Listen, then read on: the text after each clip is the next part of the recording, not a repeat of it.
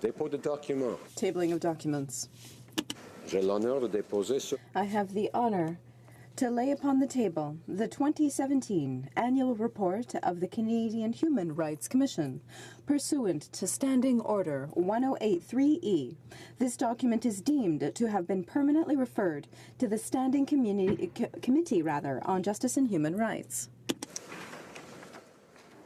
The Honourable Minister of Justice. Thank you, Mr. Speaker. It's my pleasure to table in both official languages a charter statement on Bill C-71, an act to amend certain acts and regulations in relation to firearms. Honourable Parliamentary Secretary to the Government House Leader. Yes, thank you, Mr. Speaker. Pursuant to Standing Order 36(8), I have the honour to table in both official languages the government's response to 4 petitions.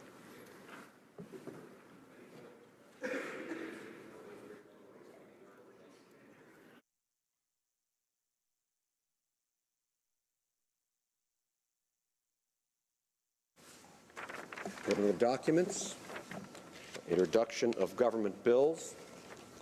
Statements by ministers. Reports from interparliamentary delegations. Presenting reports from committees. The Honourable Member for Battle River Crowfoot. Thank you very much, Mr. Speaker. I have the honour to present this morning in both official languages the 42nd report of the Standing Committee on Public Accounts, entitled Report 1, Phoenix Pay Problems, of the Fall 2017 Reports of the Auditor General of Canada, Part 1. Pursuant to Standing Order 109, the committee requests that the government table a comprehensive response to this report. Dépôt de projet de loi émanant des députés. First reading of Senate public bills. Motions. Presenting petitions. Député de Brome-Missisquoi. The Honourable Member for Brome-Missisquoi. Thank you very much, Mr. Speaker. I have a petition from the people of Magog. We have a serious problem from the Canadian side, where the waters of the lake are drinkable on our side, but not on the American side. There is a landfill on the American side which risks polluting our lake, which is the source of drinking water for all the citizens of Magog and Sherbrooke. That's 200,000 people. We ask the Minister of Global Affairs to ask the Committee on Intergovernmental Affairs to deal with these issues. Presenting petitions. Questions on the order paper. The Honourable Parliamentary Secretary to the Government House Leader. Jody. Yes, Mr. Speaker, I would ask that all questions be allowed to stand at this time. Is it agreed? Agreed and so ordered. The Honourable Minister of Justice. Thank you, Mr. Speaker. Pursuant to Standing Order 83-1, I wish to table a Ways and Means motion to implement certain provisions of the budget tabled in Parliament on February the 27th, 2018, and other measures. Pursuant to Standing Order 83-2, I ask that an order of the day be designated for consideration of this motion.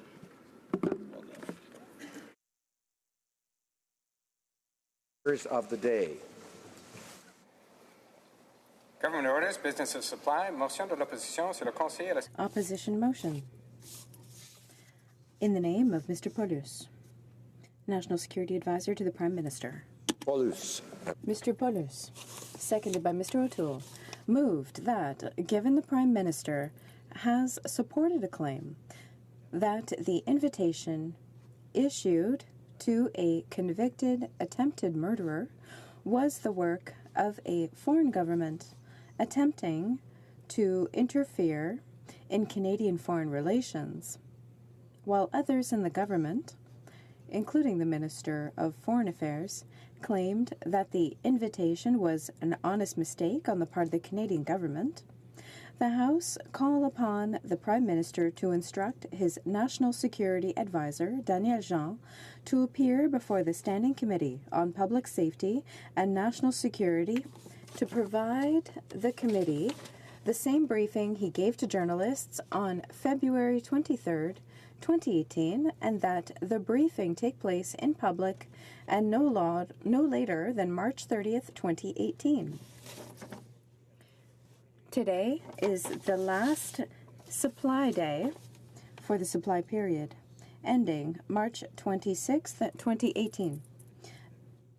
The House will therefore proceed to the consideration adoption of the bill for parliamentary votes. Do the members agree that we now distribute the bill? Je vais demander encore. I will ask again. Since today is the final allotted day for the supply period ending March 26, 2018, the House will go through the usual procedures to consider and dispose of the supply bill. In view of recent practices, do honourable members agree that the bill be distributed now? Yes. Agreed. L'honorable député de Charles. The honourable member for the honourable member for Charlebourg-Haute-Saint-Charles. Thank you, Mr. Speaker. I've shared my time with my colleague for Foothills. Mr. Speaker, I rise today in this place to talk about a subject that is both important, it is also sad and shameful. I'm talking about the infamous visit of the Prime Minister in India and the great need we have to shed light on the baseless accusations against the Indian government. The Prime Minister acted with arrogance and a lack of respect for this House and elected officials from all parties. First of all, he often informs journalists before Parliament, and that is shameful. With his arrogance, lack of judgment, and his impetuousness, that has poisoned our diplomatic relationship with India. He has also interfered with the relationship built between our two countries, which took years to build. This is unbelievable but true. First of all, we have a Prime Minister that doesn't really like to be here to answer questions. I suppose the reason is that when he was young, he dreamed of being Prime Minister, but he never thought that he would actually be accountable to Canadians as head of the country. I also suppose that when he had this dream, he never thought that leading a country wasn't like what we see in Hollywood movies, where all the decisions and problems get solved before the end. I sincerely believe that he has woken up to the reality of his responsibilities. And now the Prime Minister is in shock. He rarely comes to this place, and when he honors us with his presence, he doesn't answer questions. He says things that have no substance. During his vacation in India, the media reported that a criminal who was convicted of attempted murder was invited to an event attended by the Prime Minister of Canada. To save face, the Prime Minister's reflex was to shift the blame for his own mistake. Normally, he will accuse the former Prime Minister, Stephen Harper, but given that he was in India, he couldn't find a Stephen Harper or a Conservative government to blame. He had to improvise. And because he's not well acquainted with the truth, he committed a mistake to try to hide his original mistake. You can imagine the Prime Minister accused the government of India of trying to undermine Canada by orchestrating a plot, by putting Mr. Atwar's name on the list of guests. The Prime Minister sent a high official to a briefing to the media to try to sell this story that they had spun. Later, the Prime Minister said that he confirmed the accusations of his official against India. They never provided any proof or details to justify this accusation. Later, the Prime Minister seemed to be alone in believing the story that he himself had invented. Without hesitating, during the same day, the Minister of Foreign Affairs and the member for Surrey Centre denied what the Prime Minister said. From the beginning, the Government of India rejected these accusations, and even Mr. Atwar, with a great deal of consternation, confirmed that India had nothing to do with it. And so, who do we believe? We have two versions: the Prime Minister and his National Security Advisor, the Minister of Foreign Affairs, Mr. Atwal, the Government of India, and the member for Surrey Centre. They all categorically denied that the Government of India had anything to do with the invitation. There was no plot, and there was even an apology presented to the Government of India. The Prime Minister is working in isolation, making accusations against India. We have a Prime Minister who often uses fine words to say nothing. He seems to just like the sound of his own voice. That is why we need to shed light on this matter. All great countries are aware of the importance of having good international relationships. Year after year, elected officials, in partnership with our officials from diplomatic affairs and others, work hard to sign agreements for free trade and to increase our exports to new markets. This work is essential because it is the engine of job creation that is the most important for Canada. In a moment of impetuousness and carelessness, the Prime Minister ruined everything when it comes to possible opportunities for the Indian market. For all those reasons, we need the testimony of the official who could bring to this House all of the truth on this infamous file. Why has the Prime Minister forced Daniel Jean to tell an unbelievable story to members of the media, and now the same Prime Minister is undermining the work of the committee by preventing Mr. Jean from answering the questions of elected officials? Why? Does he have something to hide? However, the Prime Minister bragged that he was transparent and that he is the cleanest leader of the entire history of Canada. He's the Obama of the North. We want explanations. We want answers. The only person, who has the person to solve this issue once and for all is the Prime Minister himself. Through you, Madam Speaker, I say to the Prime Minister, do your job. Thank you.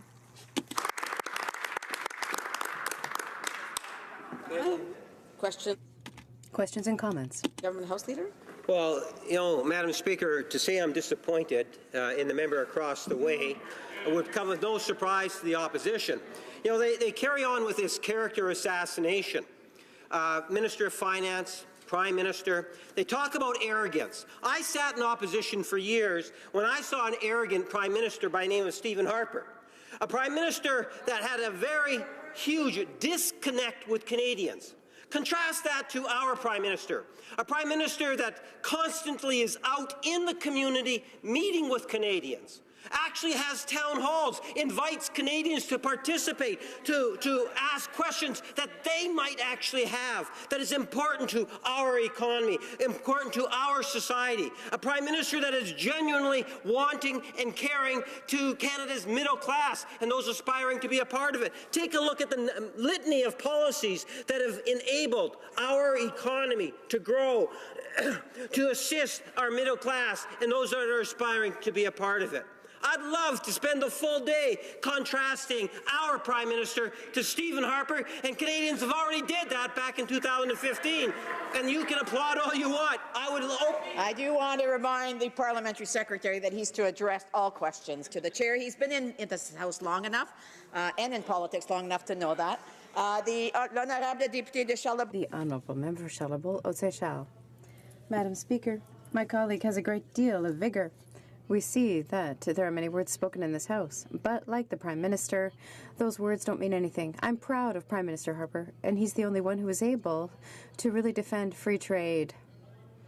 His government has treated China, India, and others shamefully. He's offered nothing to business people, and there's a story that's been invented to hide this most recent problem.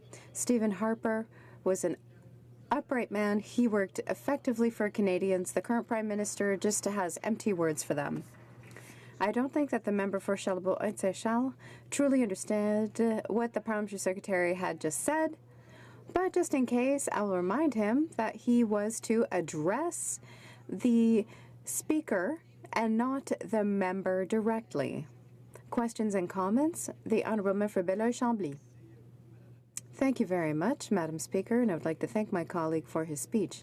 Like him, I sit on the Public Safety Committee, and I support his efforts to have Mr. Juvin appear before the committee. I would like us to hear the same briefing that the media got.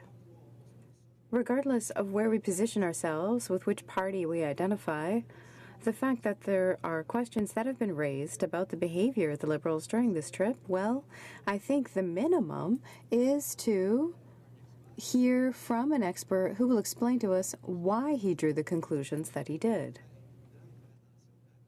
We need to be careful when we hear people who work in national public safety, but I think that there has been a public statement made. I would ask my colleague, why is it the Liberals don't even want to debate the motion? In committee, they didn't reject the motion, they adjourned the debate. They don't want to talk about it at all. Why does he think this is so? The Honourable Member for Charlebourg, Haute-Saint-Charles.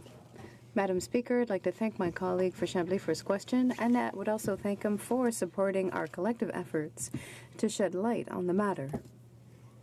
Why do the members of the Liberal Party on the government side vote against it? Perhaps they're receiving orders directly from the Prime Minister's office. They should know that in committee and in this House, as elected officials, in their minds, in their hearts, if they want to shed light, they have the right to vote for us, to vote with us, to represent their citizens. Canadians want to know what happened. Citizens want to know if this Prime Minister made up a story or if his Minister of Foreign Affairs and member of his government are reporting inaccuracies. That is what is essential. Members of Parliament need to be informed. Resuming debate. Thank you very much, Madam Speaker. It's a pleasure to rise and speak on this issue. And I'm going to be taking a bit of a different tact on what we're discussing today. And we're certainly asking with our motion for the Prime Minister to come clean with the conspiracy theories he's putting forward. But not only is this an issue for Canadians across the country who want to ensure that their Prime Minister is being honest, especially in his dealings with countries around the world and with trusted allies and certainly one of the largest democracies in the world. But I also want to touch on the very real consequences on some of the decisions or I would say lack of judgment on the Prime Minister's part with his actions in India and the ramifications that we are certainly feeling here at home. What should have been one of the top priorities for the Prime Minister when he went to India is try to address a significant trading issue that we have with what was one of our most significant trading partners when it comes to Canadian agriculture, certainly with our pulses, with lentils, peas, chickpeas. Under the Conservatives, we grew Canada's pulse industry to a more than $4.5 billion industry.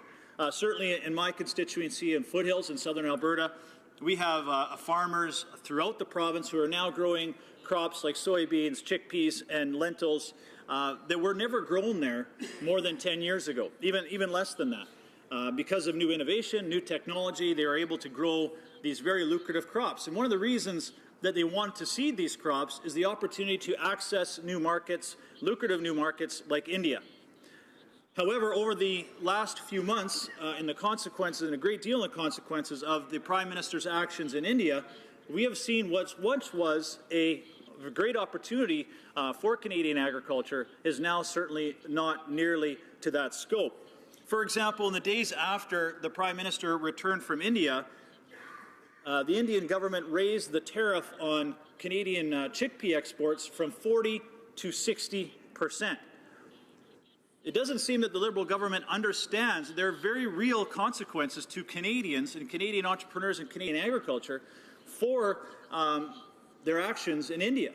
Not only is this a question of the Prime Minister's embarrassing performance in India, but it is also having an impact here at home. And I just want to give you some stats here in terms of just how profound this impact is. So the Prime Minister goes to India to hopefully trying to address some of these issues. He comes back, not only is the issue not addressed, but it is substantially worse. To put that in perspective, the price Canadians were getting for a bushel of lentils prior to the fall was about $9 a bushel. Now we're getting just over $6.80 or $6.90 a bushel. That is a substantial decrease in the price that Canadians are getting for their product on the market, and a great deal of that can be directly attributed to the Prime Minister's performance in India. The fumigation issue is one that we were hoping that the Prime Minister would be able to address on that trip. He said over there that they were able to bring that issue to the table, and I appreciate that. But they didn't come home with any agreement. They didn't come home with anything signed that the fumigation issue is going to be addressed. In fact, there's no agreement. Just maybe something they will discuss further as they go through 2018. But we have to understand the financial consequences of that. When we are talking about a shipment of these products that are going across from Canada to India, because we don't have that exemption on the fumigation, which we used to have, which sunsetted it in last fall in December, and the Indian government did not extend that exemption, it is now costing Canadian producers $700,000 per shipment of these products being sent to India. They're not asking us to necessarily fumigate it, but they're charging us the fee when we send our products over there.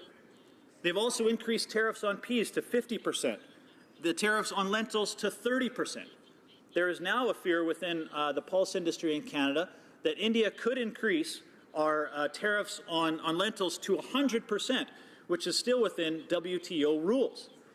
So my concern, and I think the concern that is shared by our producers across the country, is increasing these tariffs, and the latest one, increasing the tariffs on chickpeas from 40 to 60%, is just a shot across the bow, just a warning shot, saying to Canada, you must come clean with your actions when it came to Jaspal Atwal, your claims that this was a conspiracy put forth by the Indian government, and until you stand up and take responsibility and responsibility for the consequences, we are going to be continuing to take this out on Canadian farmers. And I certainly don't believe that is fair in any way, shape, or form, when our farmers, our Canadian producers, are the ones that are paying the very real consequences for the Prime Minister and his antics in India. And even every single day here in question period, he continues to send mixed messages. Even in one single answer, he's giving two different responses that simply do not mix. One cannot happen without the other. Either it was a conspiracy by the Indian government, or it was an honest mistake, as the Minister of Foreign Affairs has said. It has to be one or the other, and it can't be both. And until the Prime Minister steps forward and takes responsibility and it shows some accountability for his actions, we're going to be continuing to be facing some of these consequences, and it could simply be getting worse. For example, there is a company in Saskatchewan who just recently signed a fertilizer agreement with India to be supplying India with potash. And what makes this agreement so unprecedented, it is the first potash mine in Canada that is being done in strong partnership with a First Nation in Saskatchewan. The potash mine is actually on First Nation land. This is something that the First Nations community in northern Saskatchewan will benefit from.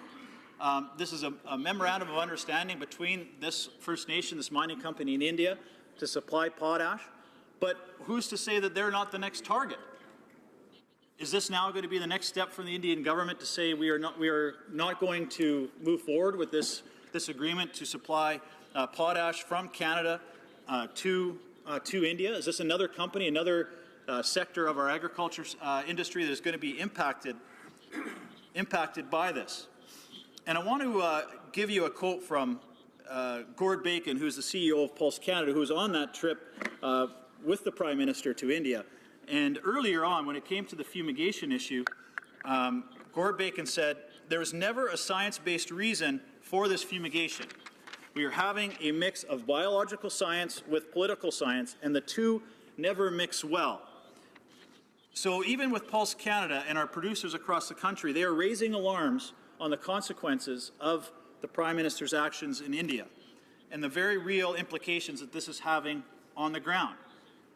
And we are asking the Liberal government to quickly take action on this. Now, I have to be honest, I am not expecting them to take quick action because we have certainly seen over the last several months that when it comes to Canadian agriculture and it comes to rural economic development, they are certainly not a priority for the Liberal government. In fact, when a lot of these issues were going on, our agriculture minister was nowhere to be found.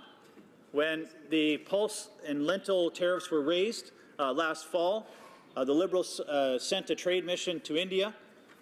The fumigation and the trade issues with our pulses wasn't even raised. Not to mention the agriculture minister was not even part of that delegation that went to India to discuss possible free trade agreements with that country, with that trading partner.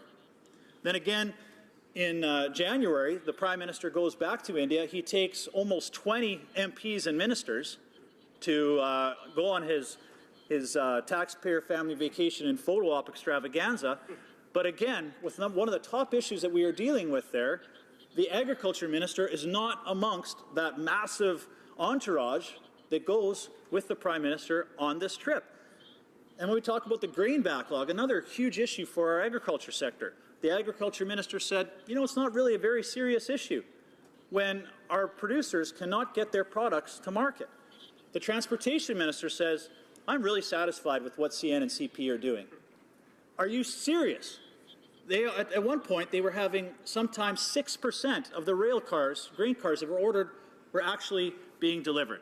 This is telling me that when it comes to agriculture and rural economy, the Liberal government is more than happy to sacrifice our rural Canadians for their antics. And we need a Prime Minister who is going to take our global relations and our trading partnerships seriously. Canadian agriculture depends on it. The Honourable Member for Rivière-des-Mille-Îles. Thank you very much, Madam Speaker. My colleague referred to international trade. Well, last week there was a conference on international relations in Montreal, and the two experts invited were the High Commissioner of India and the High Commissioner of Canada. These two people were speaking about the trip to India. I went to listen to the conference. This is an article that's in La Presse on the 14th of April. Alexis Riopel wrote the article, and so feel free to go and read the article. It says that the trip to India of the Prime Minister was very important, and yet it was in the news for the wrong reasons. Canada and India are complementary. Canada has technological resources and financial resources that India needs, and India has a 1.5 billion market, a market that represents 1.5 billion people. So we have to be there, they have to be here, and India's market is a market also that speaks English. So it's not only a Commonwealth market, but it's a market that understands our market. So I would like to know what you think about finding solutions together. I can't tell you what I think. However, I would like to remind the member to speak through the speaker. 3 times today I've had to remind you of this, so I hope everyone will do that. Thank you very much, Madam Speaker. I want to thank my colleague across the floor for the question. But once again, in that discussion between Canada and India, agriculture was never even discussed. From this wonderful meeting, was any agreement reached on fumigation? Was any agreement reached on reducing the tariffs on lentils and peas? No, none of those things were done. In fact, absolutely, it's a great market. When we were in government, $1.4 billion in pulses from Canada was sold to India. Since 2015, we have seen those numbers drop 75%. That is the consequences of a Liberal government that doesn't take our international relationships seriously, and the antics are costing us trusted trading partners. The Honourable Member for Abitibi-Témiscamingue. Thank you very much, Madam Speaker. When the Conservatives were in power, the member for Outremont, who at the time was the leader of the official opposition, asked about issues regarding national security. And he was involved with the leaders of other parties on these issues. So now that the Conservatives are in the opposition, are the official opposition, I'd like to know if my colleague feels that the official opposition is informed enough by the government about national security issues or not, and if they feel they're getting the information they need in order to be able to analyze and examine any national security issues. For Foothills. Thank you very much, Madam Speaker. And that's a great point. And, my answer is no. But I want to bring it back to what I've been talking about, if that's okay with my colleague. And my answer is no. But there is a very significant difference between when we were in government as Conservatives and the Liberal government. And I want to bring that back to agriculture and agricultural, and especially with trade issues. When we were in government, we went from free trade agreements with 5 countries to 51. And when we were doing CETA, trade agreements with South Korea, TPP, our agriculture minister and our trade minister, after all of those meetings, came back to Ottawa and offered to have debriefs with any opposition shadow ministers, any opposition members who wanted to have information on how those meetings went, and to have that kind of information that is critical when we go back to our constituents and we make these types of decisions. Since the Liberals have now taken government, they have not one time offered to have those debriefs when it comes to TPP, NAFTA, finishing up with CETA. They talk about our time with Prime Minister Harper, but there's no question the Liberal government is more secretive, more untransparent than any government that we've had in decades. Reprise de débat, resuming debate. The Honourable Parliamentary Secretary to the Minister of Public Safety and Emergency Preparedness. Thank you very much, Madam Speaker. Madam Speaker, in response to an invitation from Indian Prime Minister Modi, the Prime Minister of Canada concluded his first official visit to Canada last month. He was accompanied by 6 ministers in the official delegation, 14 members of Parliament who participated in key elements of the program. Recognizing that the relationship is underpinned by people-to-people ties, the Prime Minister incorporated a strong focus on education and youth in the program, reflecting Canada's 1.4 million Canadians of Indian heritage, and cognizant of Canada's geostrategic and commercial interests in the Indo-Pacific region. The Prime Minister's objective was clear: to reaffirm that Canada stands with a united India. Recognizing that the relationship between Canada and India is based on shared commitment to pluralism, diversity, and democracy, the Prime Minister visited cultural and religious sites of significance to people in Canada, India, and around the world. During the visit, the Prime Minister met with the Indian Prime Minister, India's President Kovind, the Minister of External Affairs, business executives and entrepreneurs, civil society advocates, academics, and thought leaders. The Prime Minister visited the world's most populous democracy, the fastest-growing major economy in the world, and a society on the cusp of dramatic cultural, political, and economic transformation. India's economic heft is increasing. Its middle class is expanding, and its global influence grows stronger every day. Over the past few years, Canada's relationship with India has thrived. We have expanded and deepened our traditional areas of engagement. But Canadians expect the Prime Minister to do more, to welcome more skilled workers, to attract more students to study in Canada, to facilitate the ease of doing business with and investing in India. Canada's Prime Minister took the pulse of the change afoot in India in order to guide Canadian stakeholders through this transformation. Madam Speaker, the relationship between Canada and India is strong and mutually beneficial. Two-way trade between Canada and India is estimated to have reached $8.34 billion in calendar year 2017.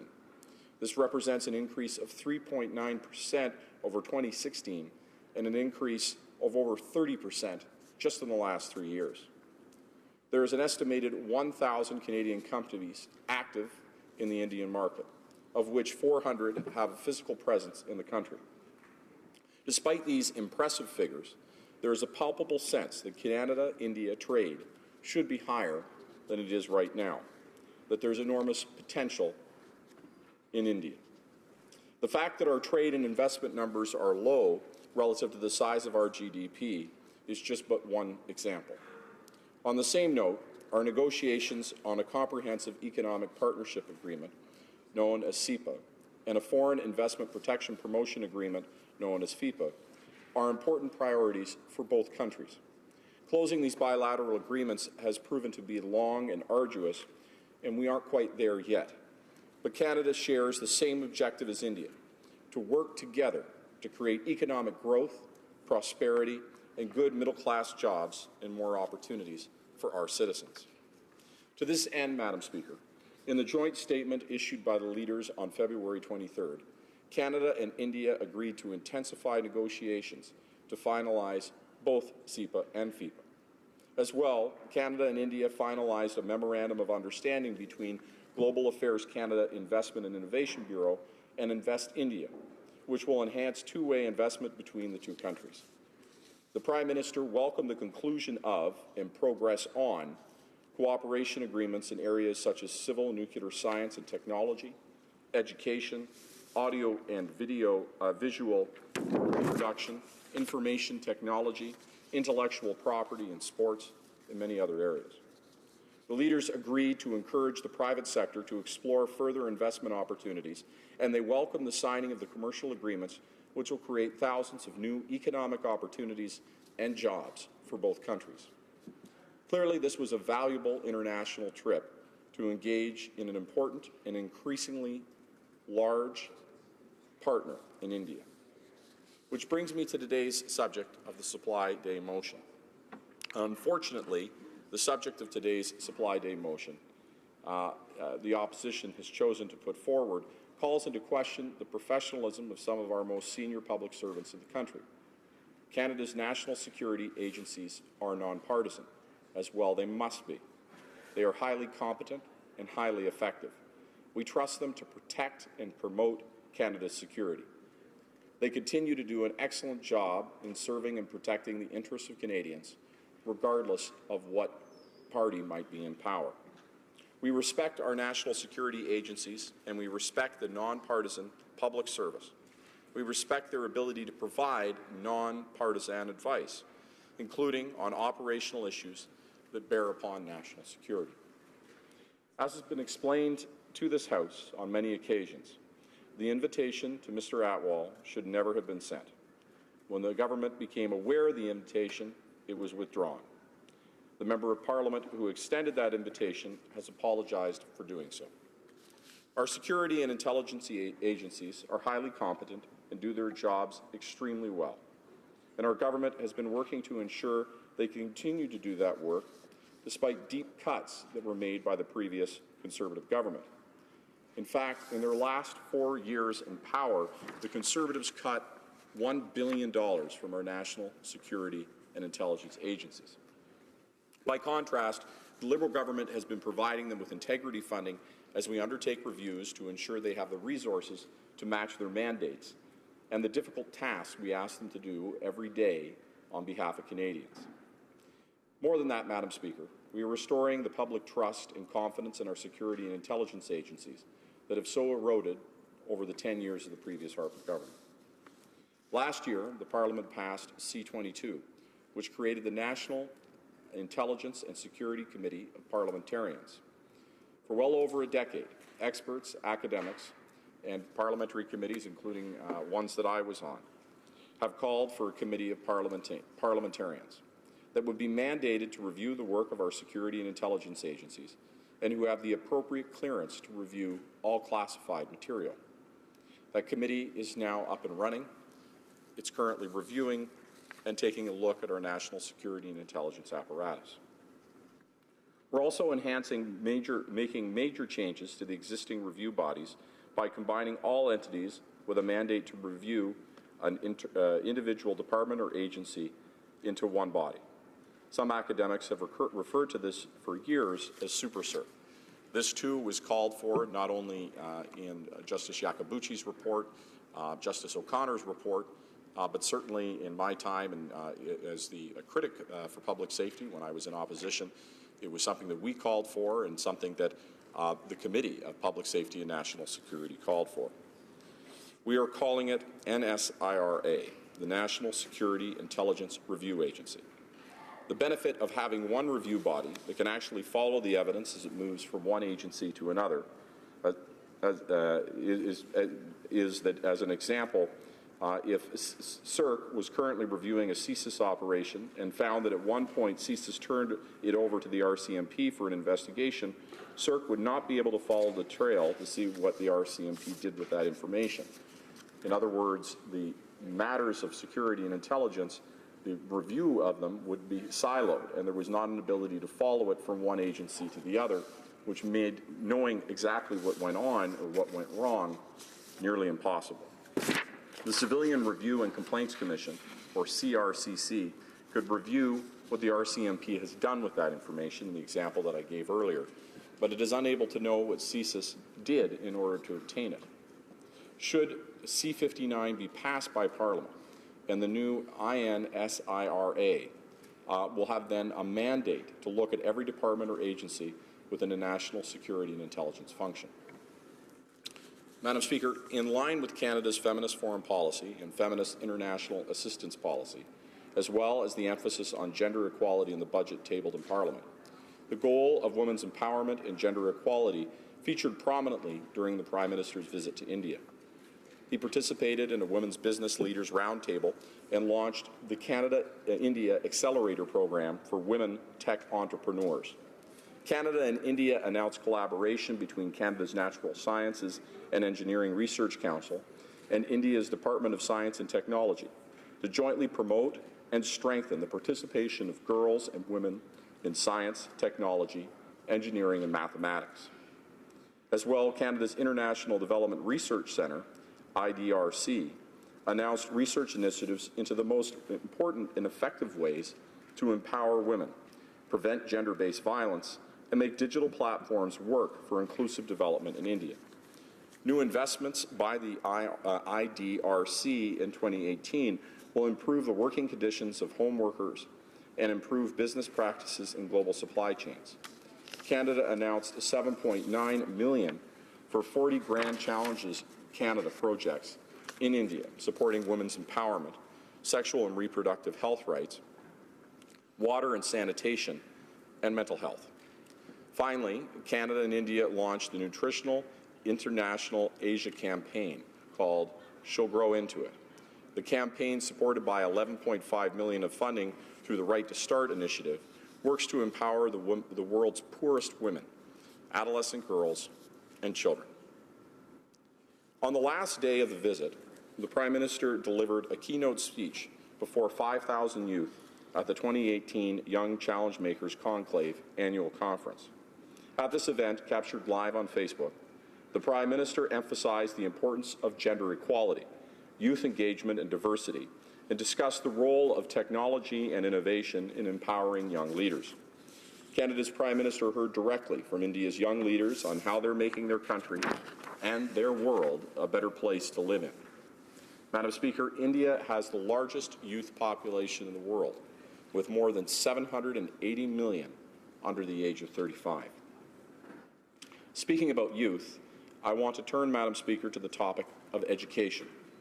India has one of the largest higher education systems in the world. With over 30 million students enrolled in higher education every year, demand far exceeds supply.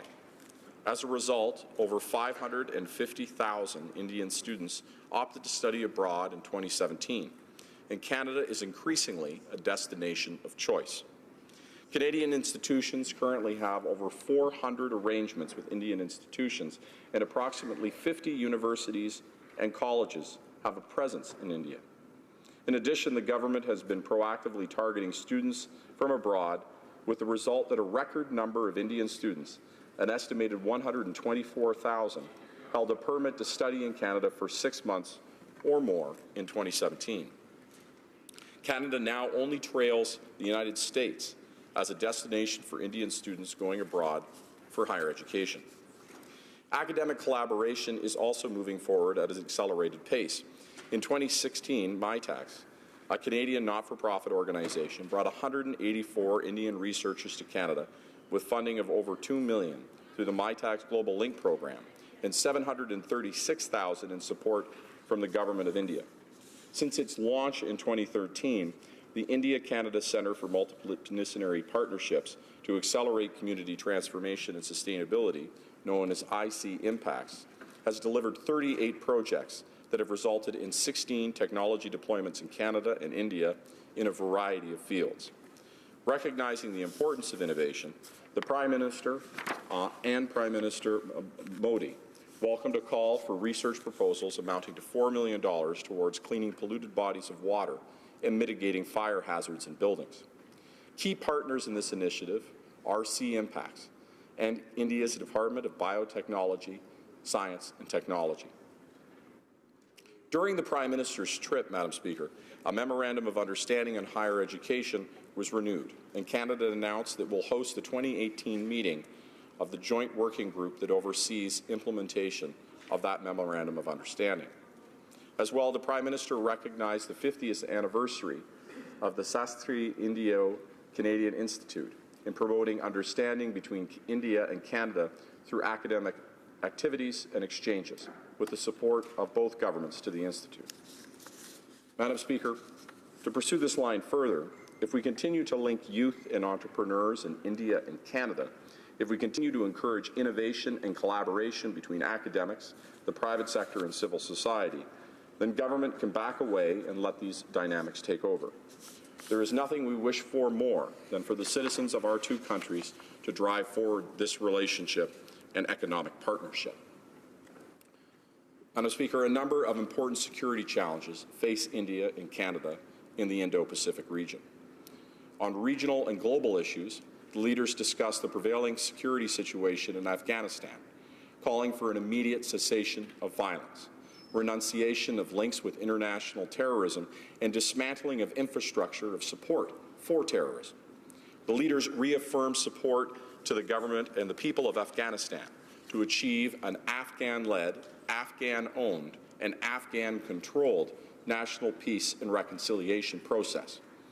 The leaders called upon the Democratic People's Republic of Korea, the DPRK, to abide strictly by its international obligations and commitments. They called on all states to implement rigorously the relevant UN Security Council resolutions relating to the DPRK. The leaders deplored the current state of the Maldives and urged the government of the Maldives to allow democratic institutions, particularly the judiciary, to function independently in a fair and transparent manner. The two leaders discussed the humanitarian and security crisis in the Rakhine state of Myanmar, and across the border in Bangladesh, and called for the voluntary, safe, and sustainable return of the people displaced, while stressing the importance of ensuring law and order and respect for human dignity in the process. Leaders also called for the restoration of humanitarian access for relevant UN and other international organizations to facilitate the return process. In short, Madam Speaker, Canada and India resolved to work together bilaterally and multilaterally to promote a stable and rule-based Indo-Pacific region that will not only benefit Canada economically vis-à-vis India, but will serve to broaden our interests in the region and move us towards greater connectivity. To promote and sustain collaboration, Canada's national interests call for a stronger relationship with India. To this end, the Prime Minister of Canada and India reinforced the architecture of our security partnership. A dialogue of national security advisors was institutionalized. Canada's National Security and Intelligence Advisor met with his Indian counterpart in New Delhi just prior to the Prime Minister's visit and concluded a framework agreement on countering terrorism and violent extremism. This framework agreement reaffirms the shared resolve of India and Canada to combat terrorism and violent extremism in all their forms and manifestations. Canada and India agreed to step up bilateral collaboration under a newly formed National Security Advisors Dialogue, the Joint Working Group on Counterterrorism and its expert subgroup. Both leaders agreed to work collaboratively to address the threat posed by cross-border and state-sponsored terrorism, stop sources of terrorist financing, dismantle terrorist infrastructure, and prevent the supply of arms to terrorists, and to counter violent extremism and radicalization to violence. On broader defense and security issues, Madam Speaker, the leaders committed to develop bilateral defense cooperation by exploring possibility in diverse fields, including cold climate training. They agreed that Canada and India would coordinate on cybersecurity and address cyber crimes at a bilateral and multilateral fora going forward. India sent a high-level delegation to the Vancouver Peacekeeping Defence Ministerial meeting in November 2017 and is the world's third-largest contributor to international peacekeeping operations. The two leaders decided in India to enhance cooperation on peacekeeping to provide an effective response to global challenges. They stressed the importance of integrating gender perspectives into peace and security activities and interventions in line with women, peace, and the security agenda, including the prevention of conflict-related sexual violence. In conclusion, Madam Speaker, taken as a whole, this visit reflects an important step forward in Canada-India's relationship. There is much our two countries can offer each other in commercial and security terms and the fruits of collaboration at international fora. To recognize the future of this commercial partnership, Canada and India announced a new dialogue on innovation, growth, and prosperity. This is a collaboration between Canada's Centre for International Government's Innovation and India's Gateway House. It will convene subject matter experts, government officials, and business leaders to promote economic growth and innovation in today's digital economy. It's unfortunate, Madam Speaker, rather than celebrating all of the accomplishments that the opposition is using today to attack public servants and question their nonpartisanship.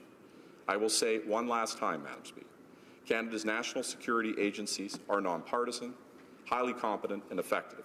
We trust them to promote and protect Canadian security. That is why I will be voting against this motion. Questions et commentaires? Questions and comments? L'honorable député de Louis-Saint-Laurent. The Honourable Member for Louis-Saint-Laurent. Thank you very much, Madam Speaker. And I'd like to go back to the comments made by our colleague who just ended his speech, just saying that we need to have confidence in the public service.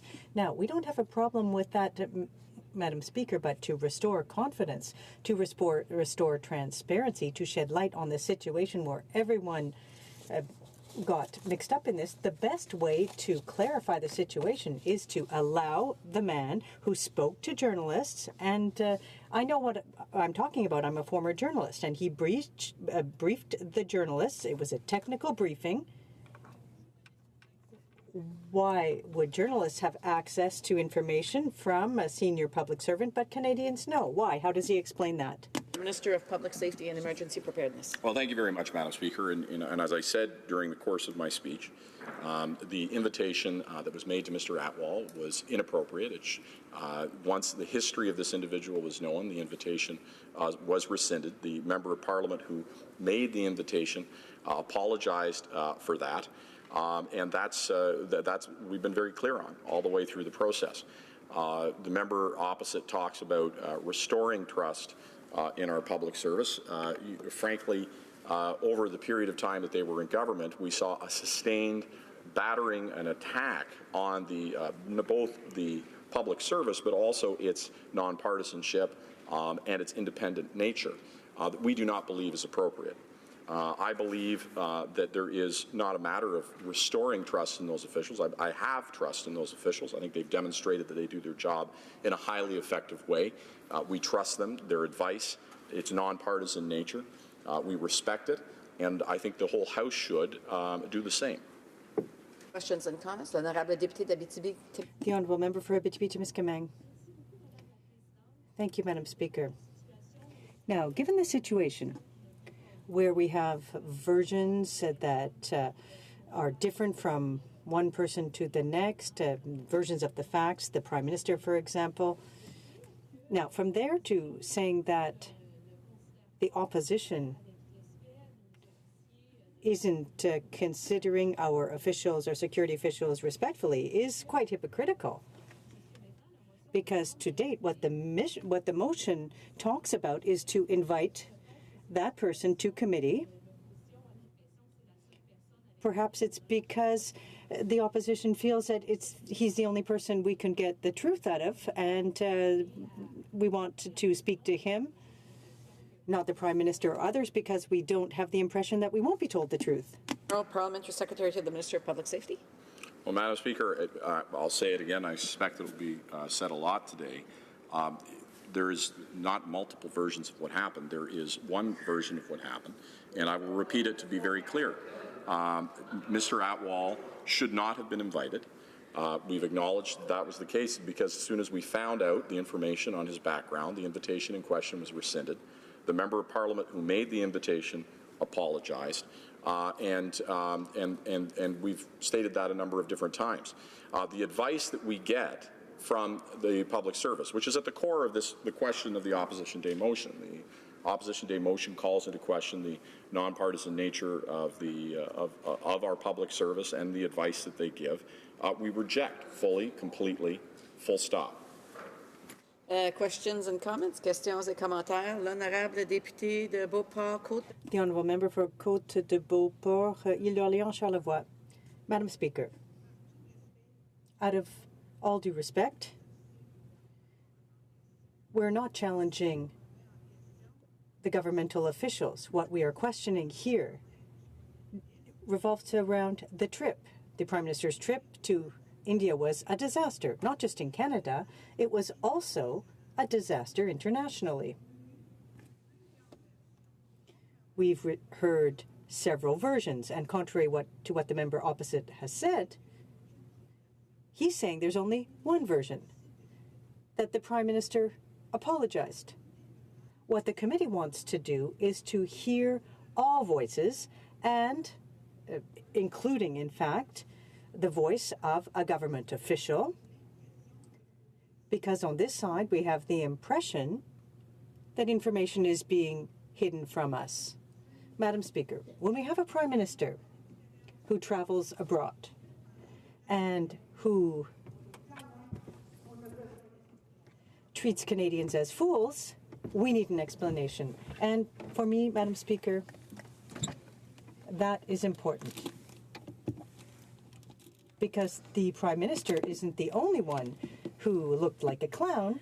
He made all of Canada look bad. So out of respect for all members in this House, regardless of the side they're on, we need an explanation.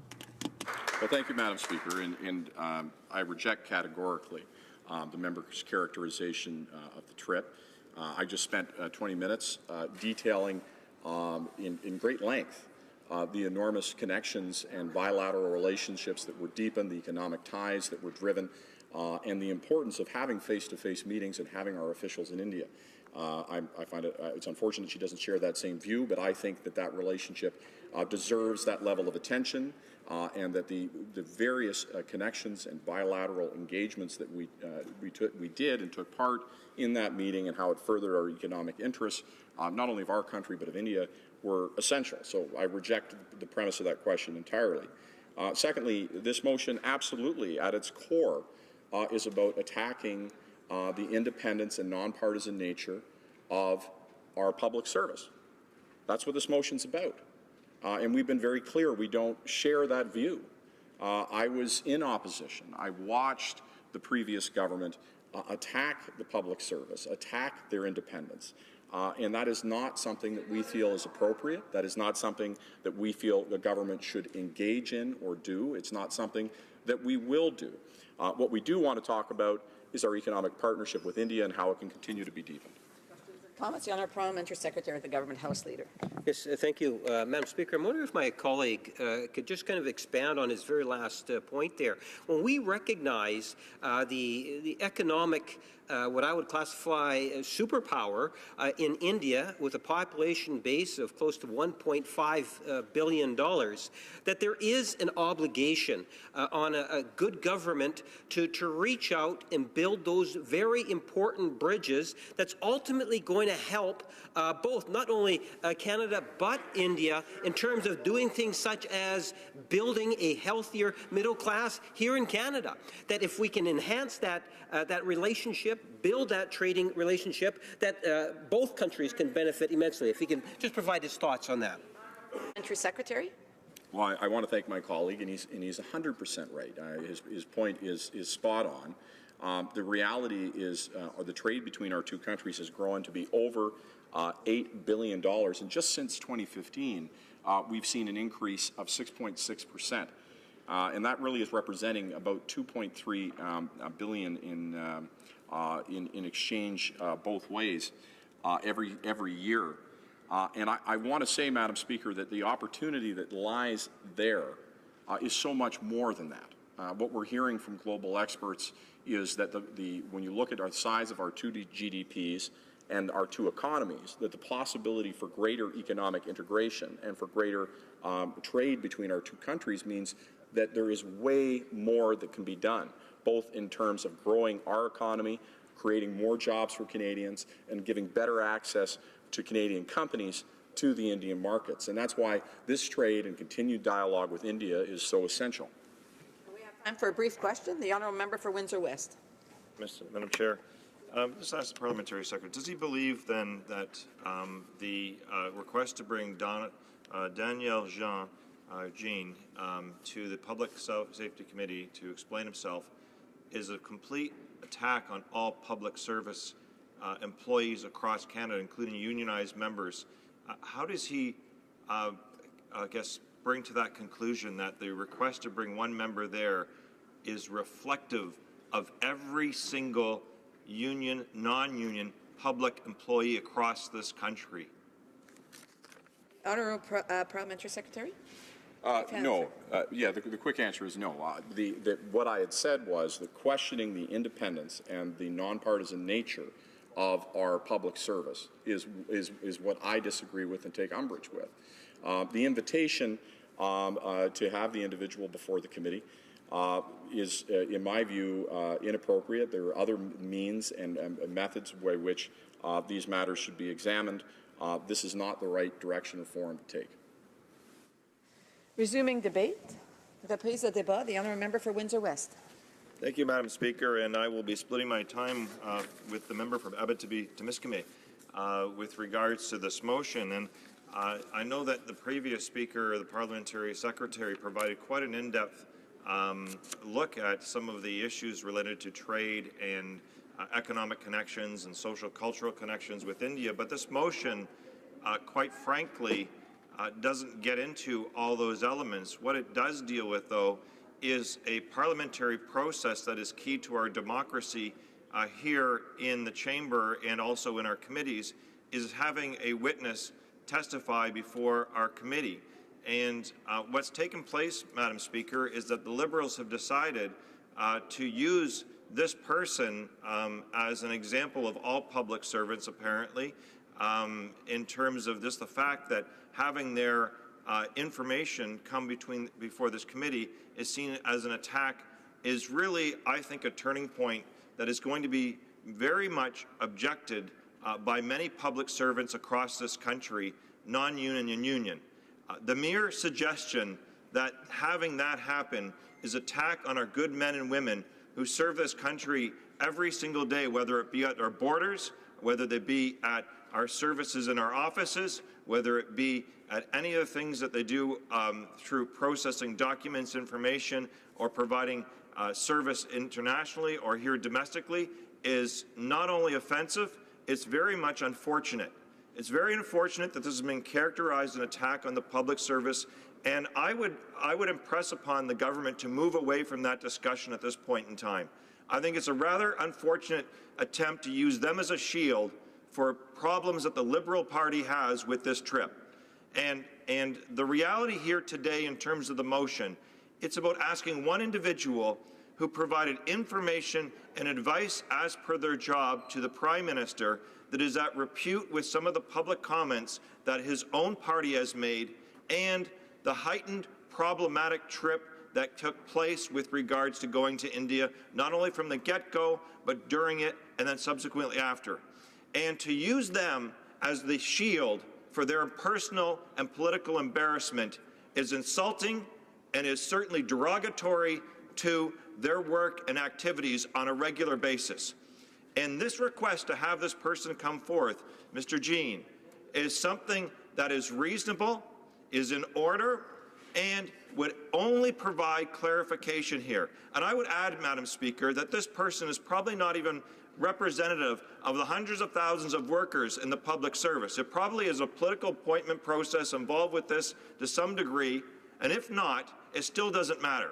And I think the Liberals should be ashamed of this in terms of their general practices, and I think this will be a watermark moment that they would actually politicize the collective work of our workers and put them basically at their expense. Because what's happened here, Madam Speaker, is the Prime Minister's trip to India has gone off the rails.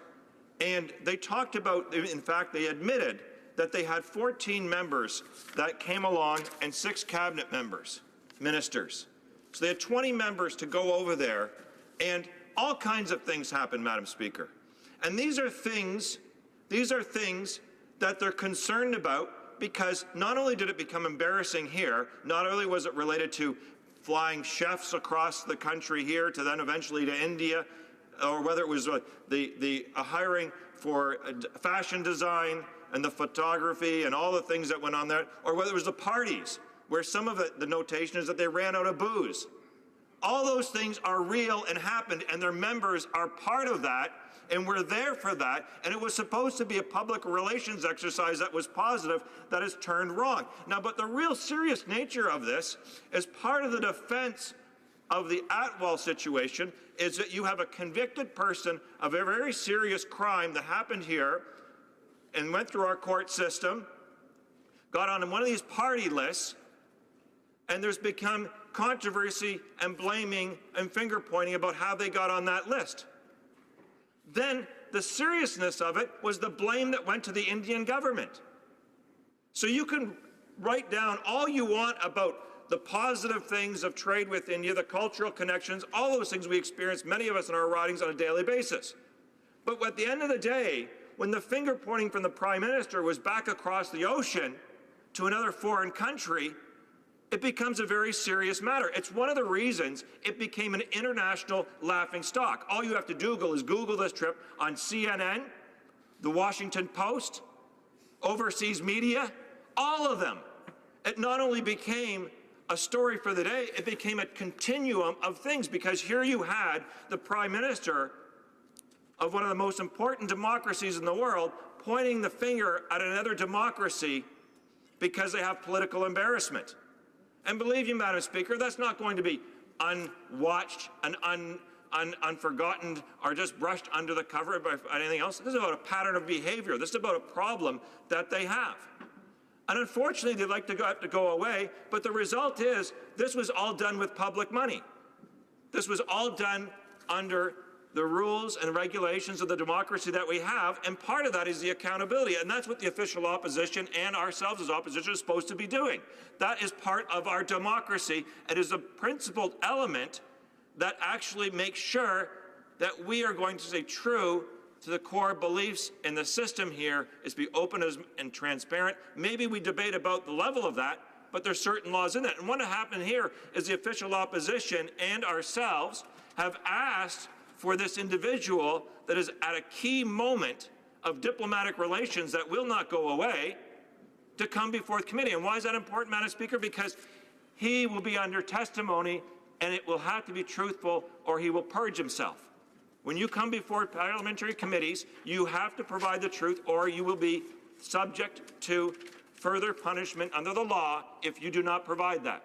And what the concern for the Liberals of that is that that person then loses their cover, and they lose, most importantly, their cover on something very embarrassing, but more importantly, Madam Speaker, it's very serious.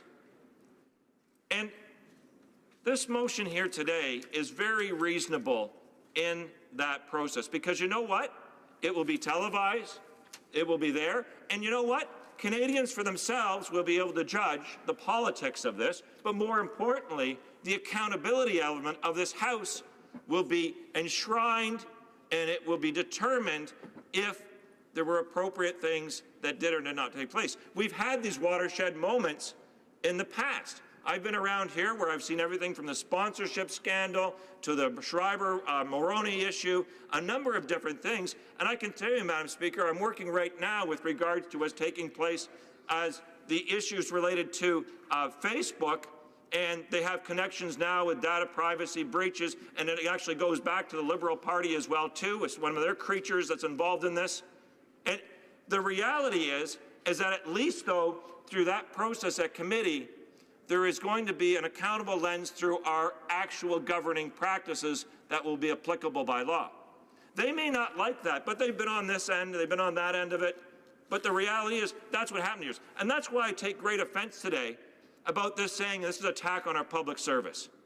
We all understand that under the previous administration with the Conservatives, they had practices that I did not like, I do not support, and they needed to take some serious stock about how that was happening, from scientists or a series of other different things. And we've seen some of that maybe perhaps change. I don't think so, very little of it. But to suggest that they are actually doing this as a broader attack on the people that get up every single day to provide services for Canadians is shameful, disrespectful, is harmful, and is further the erosion of why you should be involved in the public service to begin with. You're talking about a senior position here that reports to the ministers and the Prime Minister that is expected to provide information and intelligence to the best of their ability, and the Prime Minister and the ministers, they decide what they do with that. That is something that is now being reputed by their own members, in fact, in part of this whole situation, with the Atwell situation being particularly the core of it, whether he gets an invite, doesn't get an invite, who's really at fault, who isn't at fault.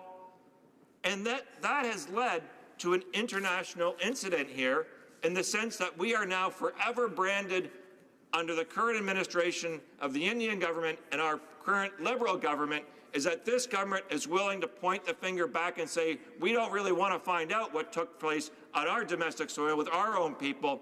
We'll just say it was your fault. Madam Speaker, that's not a way to go about work. Questions et commentaires? Questions and comments. Cypress Hills Grasslands.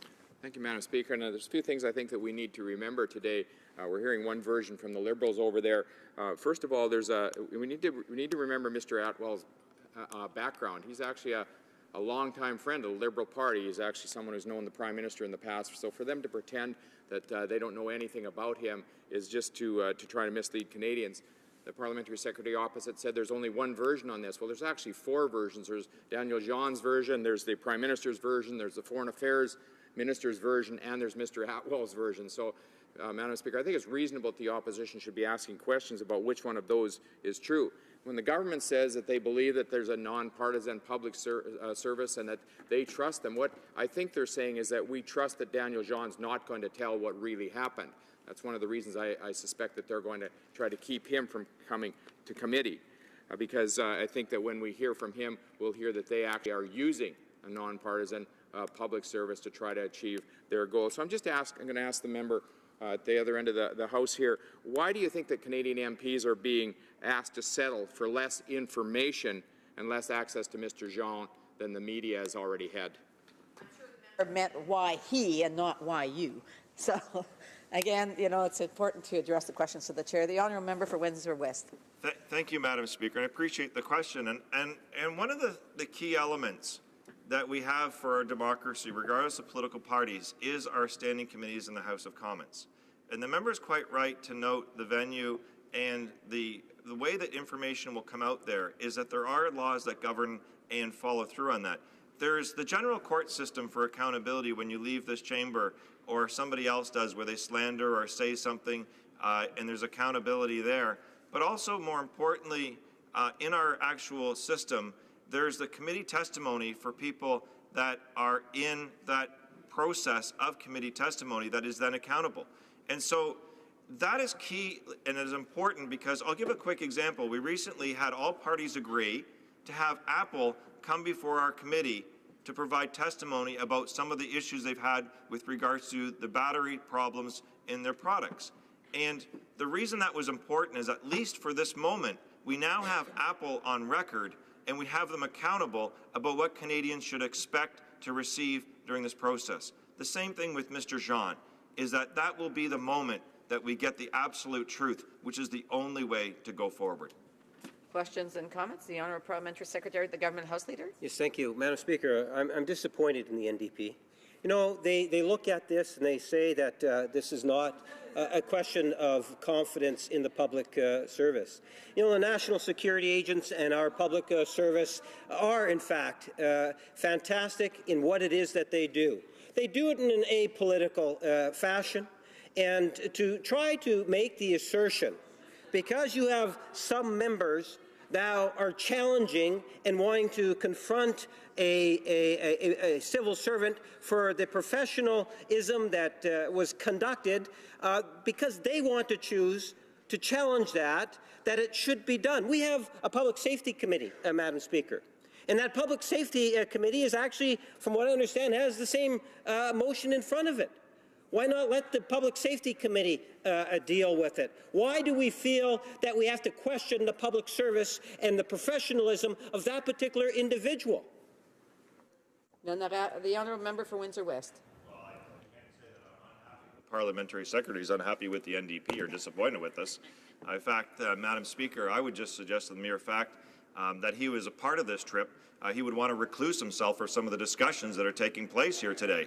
But having that been said, we're talking about one individual, and you can see in his remarks, and you can follow this through later on by looking at them, is how he's trying to lump them up together. We're talking about one person here in the motion right here today coming forth. What he refers to now is the entire public service. And Madam Speaker, I would just suggest that having that openness, that transparency shed on this adventure for them, but more importantly, a debacle for the rest of us, is important. And if you don't think it's just, and it's not just the NDP, just Google Washington Post, CNN to see what the world is saying about this trip by the Prime Minister. Reprise de débat. Resuming debate. L'honorable député. The Honourable Member for Abitibi-Témiscamingue. Thank you very much, Madam Chair. Today, we're discussing a motion that wishes to have a witness appear before a committee to try to shed light on a situation that we've heard a great deal about.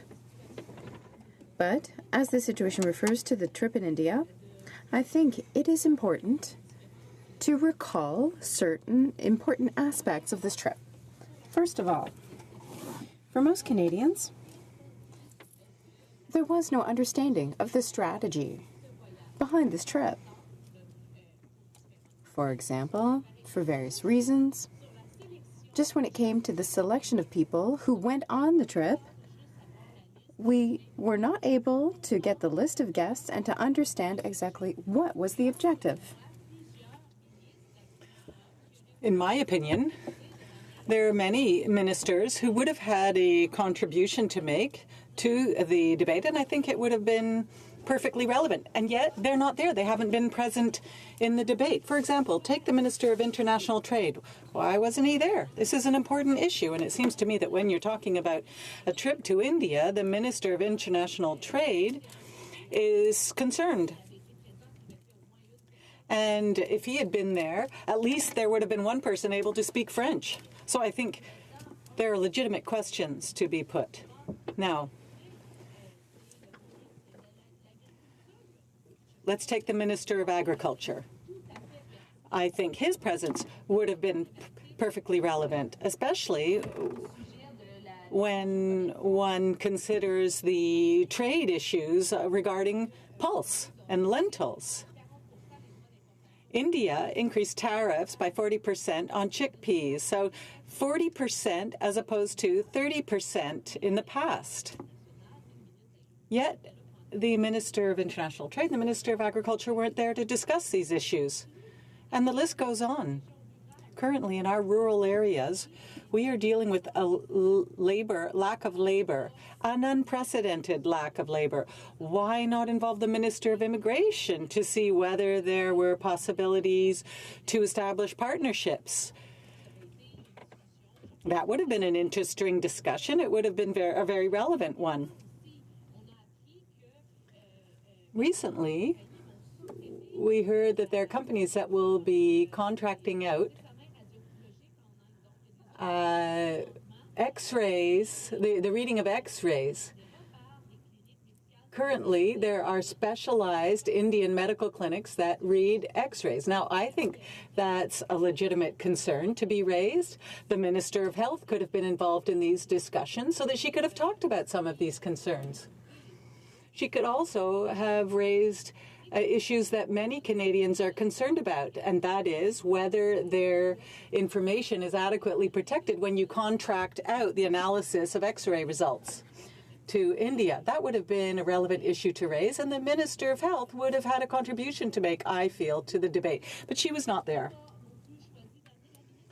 And the Minister of Status of Women was not there. And yet India is a country where there are very, very difficult living conditions for women. There have been gang rapes in India. We've seen it in the news. And these are horrible events. I think the Minister of Status of Women would also have been able to have some very interesting discussions with the Indian government to understand what is happening and what can be done for the lives of women and how we can work together. What kinds of resources we could perhaps share with India to improve the living conditions of women. But she was not there. So there are many questions surrounding the choice of ministers who went to India. What was the strategy? What was it they wanted to accomplish? Now, I'd like to talk a little bit about the agenda. As members of Parliament, we often have to travel abroad to speak to various issues. Now, when I've traveled abroad, I always have a very, very heavy agenda. So we have, for example, a day of work to do, but then there may be a dinner organized for the evening. So often, we rarely have time to just change clothes to be able to get from one event to the other. So I don't understand why the Prime Minister had so much time to do so many visits. It looked more like a tourist trip than a trip of a Prime Minister. I would expect travel abroad would involve meeting after meeting with very few opportunities to do sightseeing trips. Or I would at least expect these events to be very short. You know, when a Prime Minister goes abroad, one expects that the purpose is to meet businesses, meet officials, and undertake very serious work with very specific goals in mind. But from what we could see, well, I can't say we saw very many photographs of the Prime Minister meeting with officials. We did see the Prime Minister visiting various tourist attractions with his wife and his children. And so that raises the question, what was the purpose, especially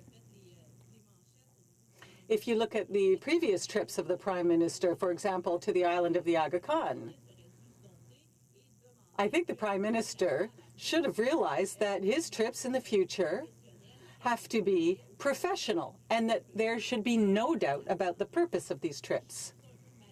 So I think it's rather unfortunate that it didn't look like there was a specific framework and a specific agenda with specific goals. Now, the catastrophe in question. There was an invitation extended to Mr. Atwal, and he attended an official event. This was after the second event, actually, that his invitation was withdrawn. We've heard various versions, depending on who you listen to. For example, the Prime Minister, the Minister of International Trade, Mr. Atwal, the member who decided to take the blame, and the Indian government. And nothing seems to fit. Yet, the non-partisan senior civil servant is not being allowed to appear before a committee. It makes no sense. If there's anyone who's in a position to be able to give non-partisan and detailed information, it would be that person. And yet he's not being allowed to appear. It doesn't make any sense. I think light has to be shed on this issue, especially when you look at the situation this has led to. We have diplomatic relations with India that have been affected because the Prime Minister accused India for being responsible for the invitation. It's ridiculous. And he did this without providing any concrete evidence that that's what happened, and that makes it even worse. At least if there were some sort of concrete evidence, well, we might have found it passing strange, but at least there would have been proof. But not only did the Prime Minister imply that this is what happened, he didn't provide any evidence. And this is very troubling. This is a country that's a member of the Commonwealth. This is a country we have a relationship with, and yet they're acting in this way without making any attempt to correct the situation. The same version is being presented over and over again, even though it undermines our relations with this country. The trip was catastrophic enough without this happening, and I think it's high time that this ridiculous situation was brought to an end and that we're told what actually happened, and that apologies are provided for giving incorrect and misleading information, and that we get back to rebuilding our relationship with India. But because people are sticking to these contradictory versions, because people are sticking to disallowing others to shed light on the situation, we could see an impact not only over the coming months, but over the coming years. An impact, for example, on the governments that will follow this one. So allowing Mr. Jean to appear before the committee would be the least thing they could do to correct the situation that the Prime Minister has put us in. Thank you. The Honourable Member. Thank you, Madam Speaker.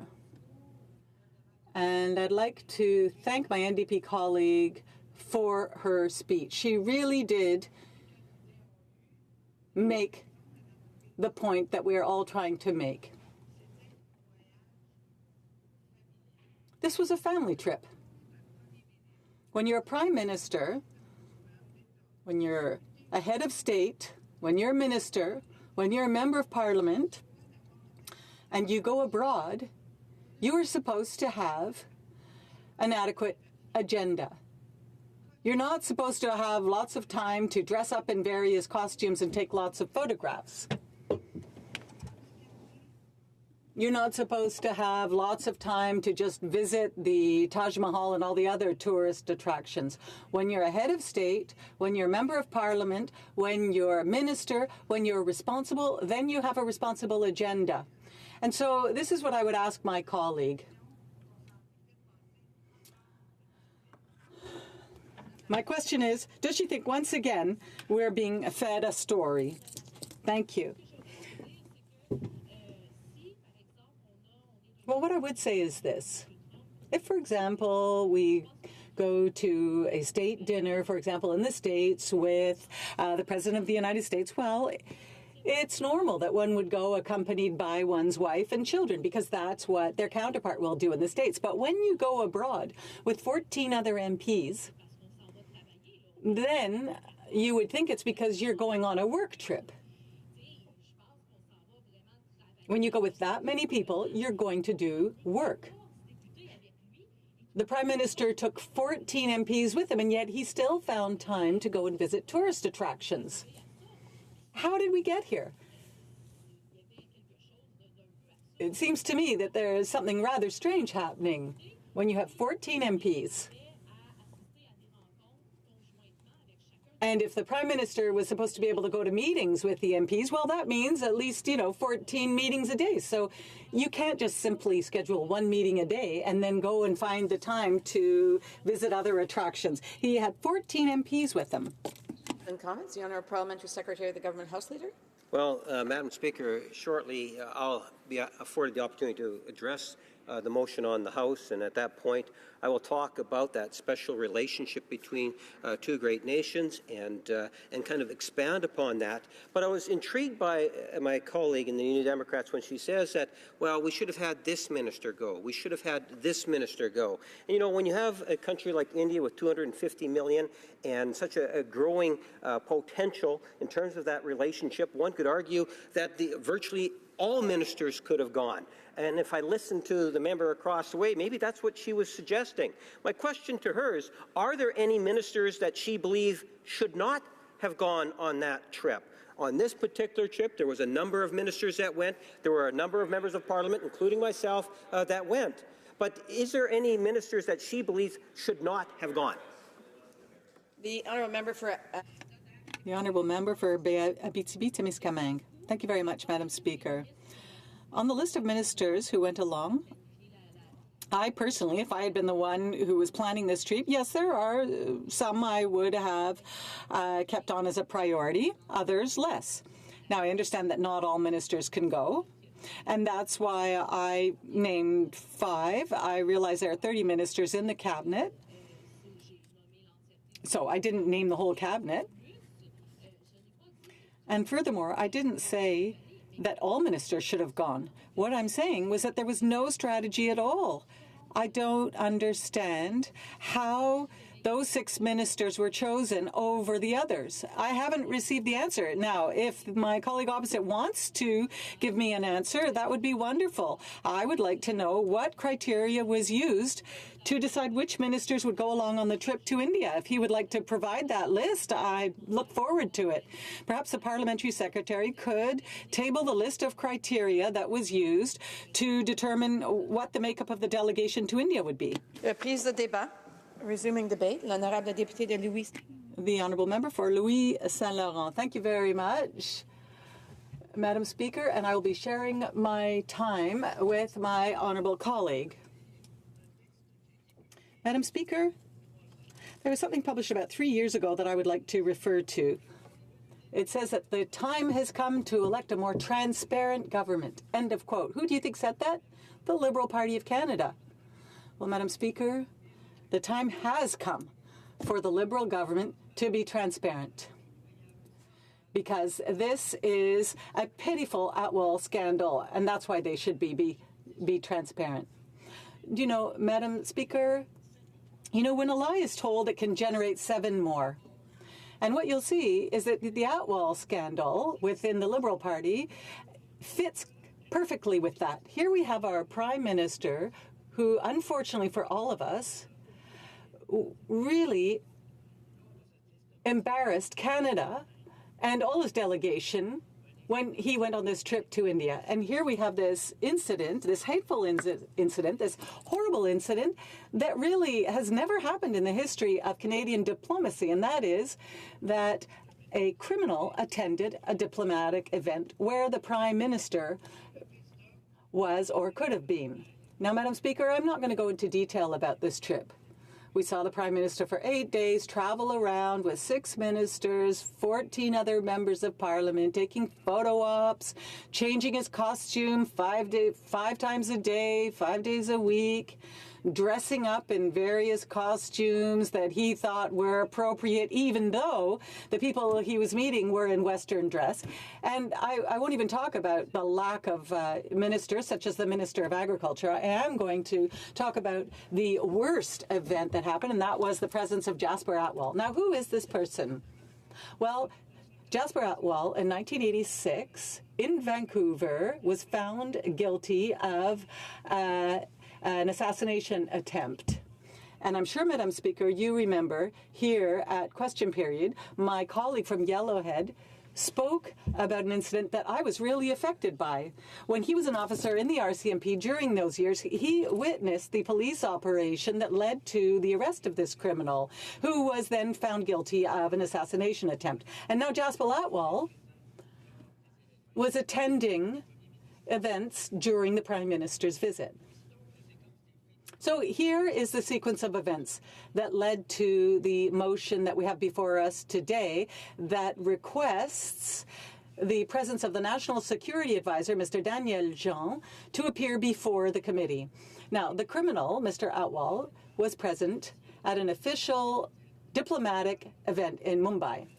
And it is then that suspicions were raised. Mr. Atwell had his photo taken with many people, including the wife of our Prime Minister. Now, I say our Prime Minister, Madam Speaker, because he is the Prime Minister of all Canadians, but unfortunately, he really wasn't up to the task and the dignity that requires. So, Mr. Atwell was present at an event in Mumbai, and this was a diplomatic event. CBC started raising questions and uncovered this. They identified the person and they asked, what is this criminal doing at this kind of event? And it is then, Madam Speaker, that the Prime Minister had to provide an explanation.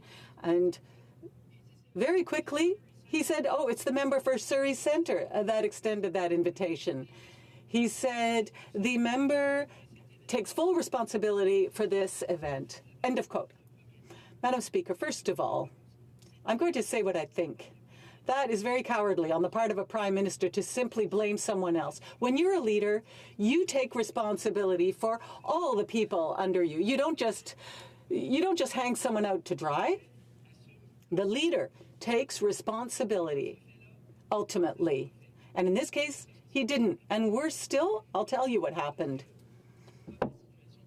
So the situation was unfolding and getting worse. And the National Security Advisor, Mr. Daniel Jean, then met with the media. There was a technical briefing to tell reporters and journalists about the situation. Now, I was a journalist for 20 years. And when you have technical briefings, well, I've attended hundreds of them, and they're always interesting because you get specific details, numbers, data, information, which isn't necessarily available to the public at large, but allows us as reporters to understand the situation. Well, during that technical briefing, they didn't talk about, they were talking about percentages. It was political. What the media reported was that during that technical briefing, the National Security Advisor of Canada said that the presence of the criminal, Mr. Atwal, was a plot orchestrated on the part of the Indian government. Madam Speaker, I like stories, I like history. I've looked through history books. I haven't been able to find such a shameful, irresponsible incident in the history of Canadian diplomacy with a country that is a friend of ours. Because, you know, India is part of the Commonwealth, and we have very positive links with India, and we need to preserve those links. But we have this situation with Atwal. It's caused a diplomatic incident, and it's damaged our diplomatic relations with a country as important as India. And to see the Prime Minister ask a senior official, the one responsible for national security, to meet with journalists, to tell them things like that, well, it has dire consequences, Madam Speaker. And there are even more contradictions. They're just piling up. In the House on February 26th, the Prime Minister referred to the version provided by his national security advisor to the journalists regarding the plot by Mr. Atwal. The next date, February 28th, India vigorously denied the allegations and stated that it was untrue, and these remarks made by our Prime Minister because he's the Prime Minister of all Canadians. Then in the House, this was repeated, that it was an Indian conspiracy. March 3rd, the member for Surrey Centre, the one who the Prime Minister pulled out and said, he's the problem, it's his, and paf, he's the one. Well, he was used by the Prime Minister, and he came out to say, no, sorry, I'm the one, it's me, I'm the one who invited him. Well, because otherwise it would have that contradicted the Indian conspiracy theory put forth by the Prime Minister. Then on March 9th, this criminal, Mr. Atwal, and we can't forget that he knows the Prime Minister, he's participated in several activities, Liberal Party activities. He said, no, I'm the one who received an invitation from the High Commissioner. India has nothing to do with it. There's another contradiction with the Prime Minister's version, Madam Speaker. And finally, on March 11th, the Minister of Foreign Affairs, Global Affairs rather, and she's not the lowest ranking minister, we're talking about the Minister of Global Affairs, she said it's an honest mistake made by Canada. Madam Speaker, who's telling the truth here? The Prime Minister, who's relying on a senior official who has told the journalist that it's a conspiracy, the member for Surrey Centre who said, no, I am the one who's responsible, I'm to blame, the senior official who says one thing, or Atwal who says, no, I went on my own, I was invited, or the Minister of Foreign Affairs who says it's an honest mistake. So, Madam Speaker, this is what I was saying. When people don't tell or set the record straight, they get mixed up in their misleading facts. So this is what led to the motion that was tabled today by my honourable colleague. This motion will enable Canadians to understand the situation. Now, Danielle Jean met with journalists, made some remarks with dire consequences, said that it was a conspiracy, that this criminal Atwal was there. Well, that was said, fine. Well, we want Canadians to be told the truth. We want them to know. But what a surprise. Here we see people, the government, elected, talking about transparency. They're refusing to be transparent, refusing to allow someone who spoke to journalists to appear before a committee. Madam Speaker, why all the obscurity? The best way to set the record straight for Canadians is to allow him to appear. Then Canadians will know the truth instead of continuing on with this cover-up by the government. Thank you. The Honourable Parliamentary Secretary of the Government House Leader. Yes, thank you, Madam Speaker. I think that the issue is actually fairly clear. You know, all sides have been saying that we recognize that the invitation should never have been sent. We recognize that. We've said that on numerous occasions. And once the government found out that the invitation was actually sent, it was rescinded, meaning that the person in question was not able to go to the second event. That is what would have been expected of any government.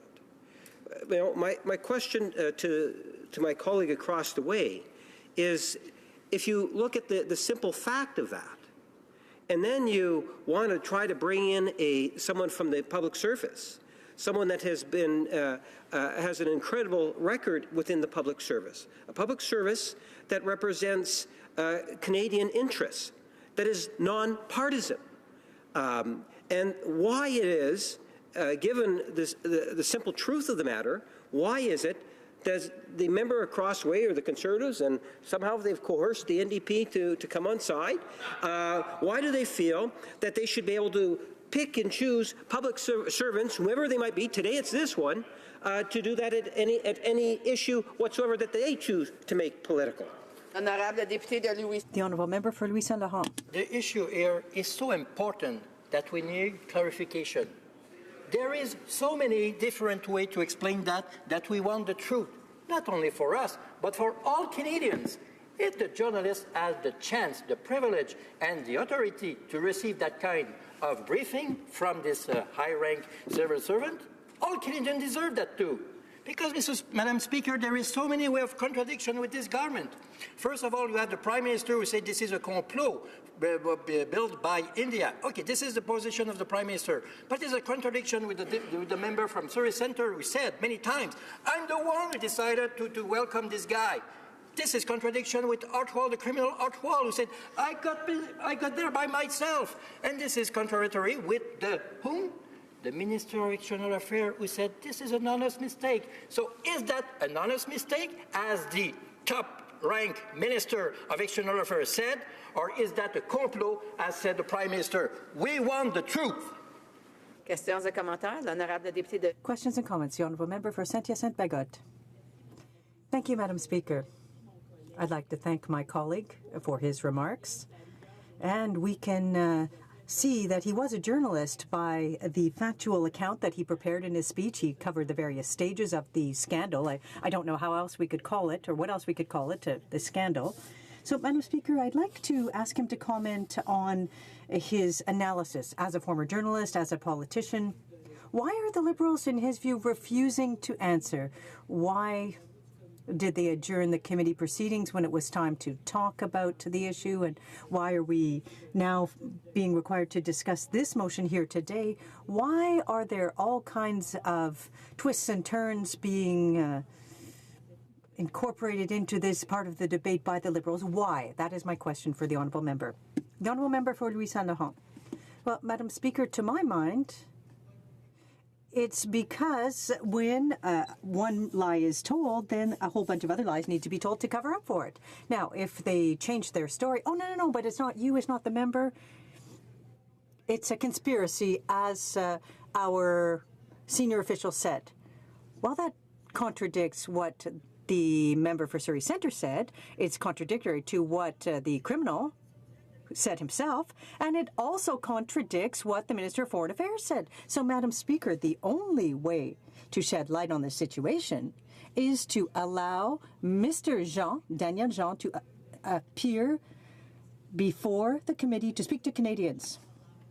The honourable member for Cypress Hills Grasslands. Oh, thank you, Madam Speaker. And I pointed out earlier, there are several different stories here. My colleagues pointing out that so well that we want to find out what is actually going on here. The government's argument is that we're, somehow the public service is being impacted here. I'm just wondering if a member can tell me if he thinks that the National Security Advisor to the Prime Minister is just one more public servant. I'm wondering if he can tell me also why he thinks the government is refusing to allow the National Security Advisor to come into an environment where he can speak freely to members of We Parliament. have to allow him to answer. There just wasn't a lot of time. L'honorable député de Louis Saint-Laurent. Honourable member for Louis Saint-Laurent. The journalists had the chance to have that kind of briefing. All Canadians must have that kind of briefing. Thank you, Madam Speaker. Resuming debate, reprise au débat. The honourable member for Edmonton, Wetaskiwin.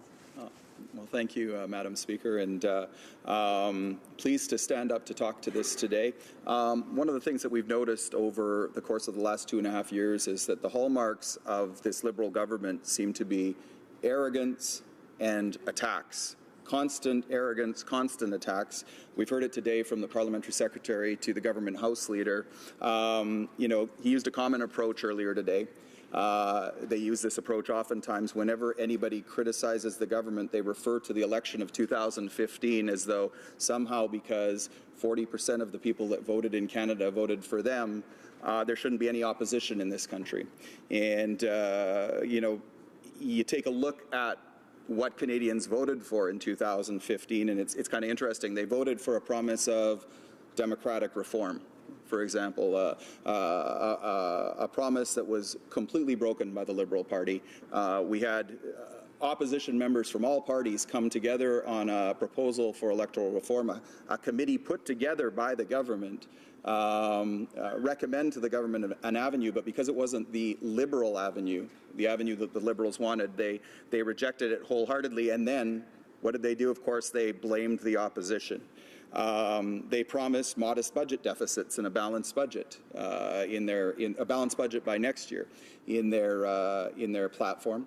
Of course, we're nowhere near balanced budget. We're going to be running deficits for decades to come.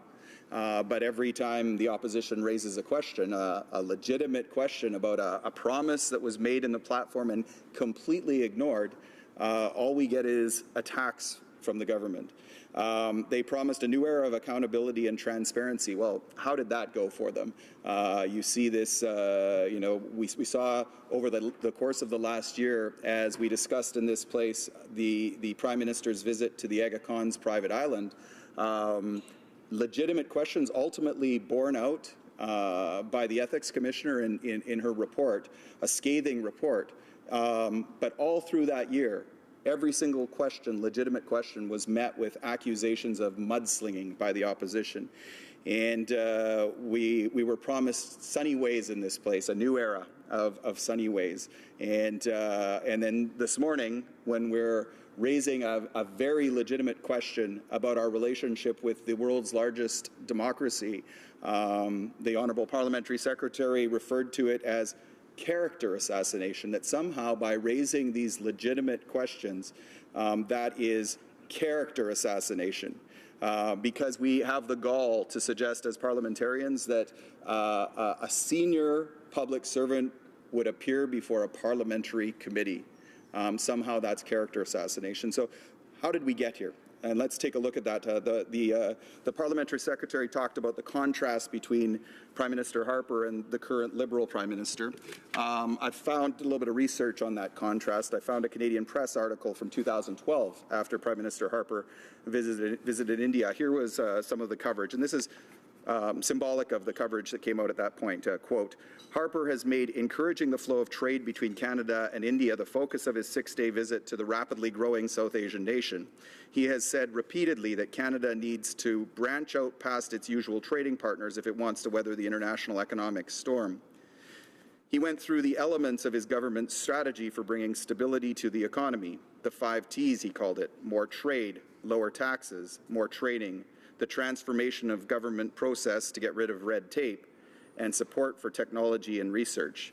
Those were the good old days, Madam Speaker.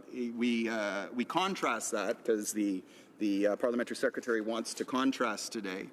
We contrast this with a CNN article following the current Liberal Prime Minister's trip to India. And here's what CNN had to say. This is how Canada's Prime Minister is viewed on the world stage.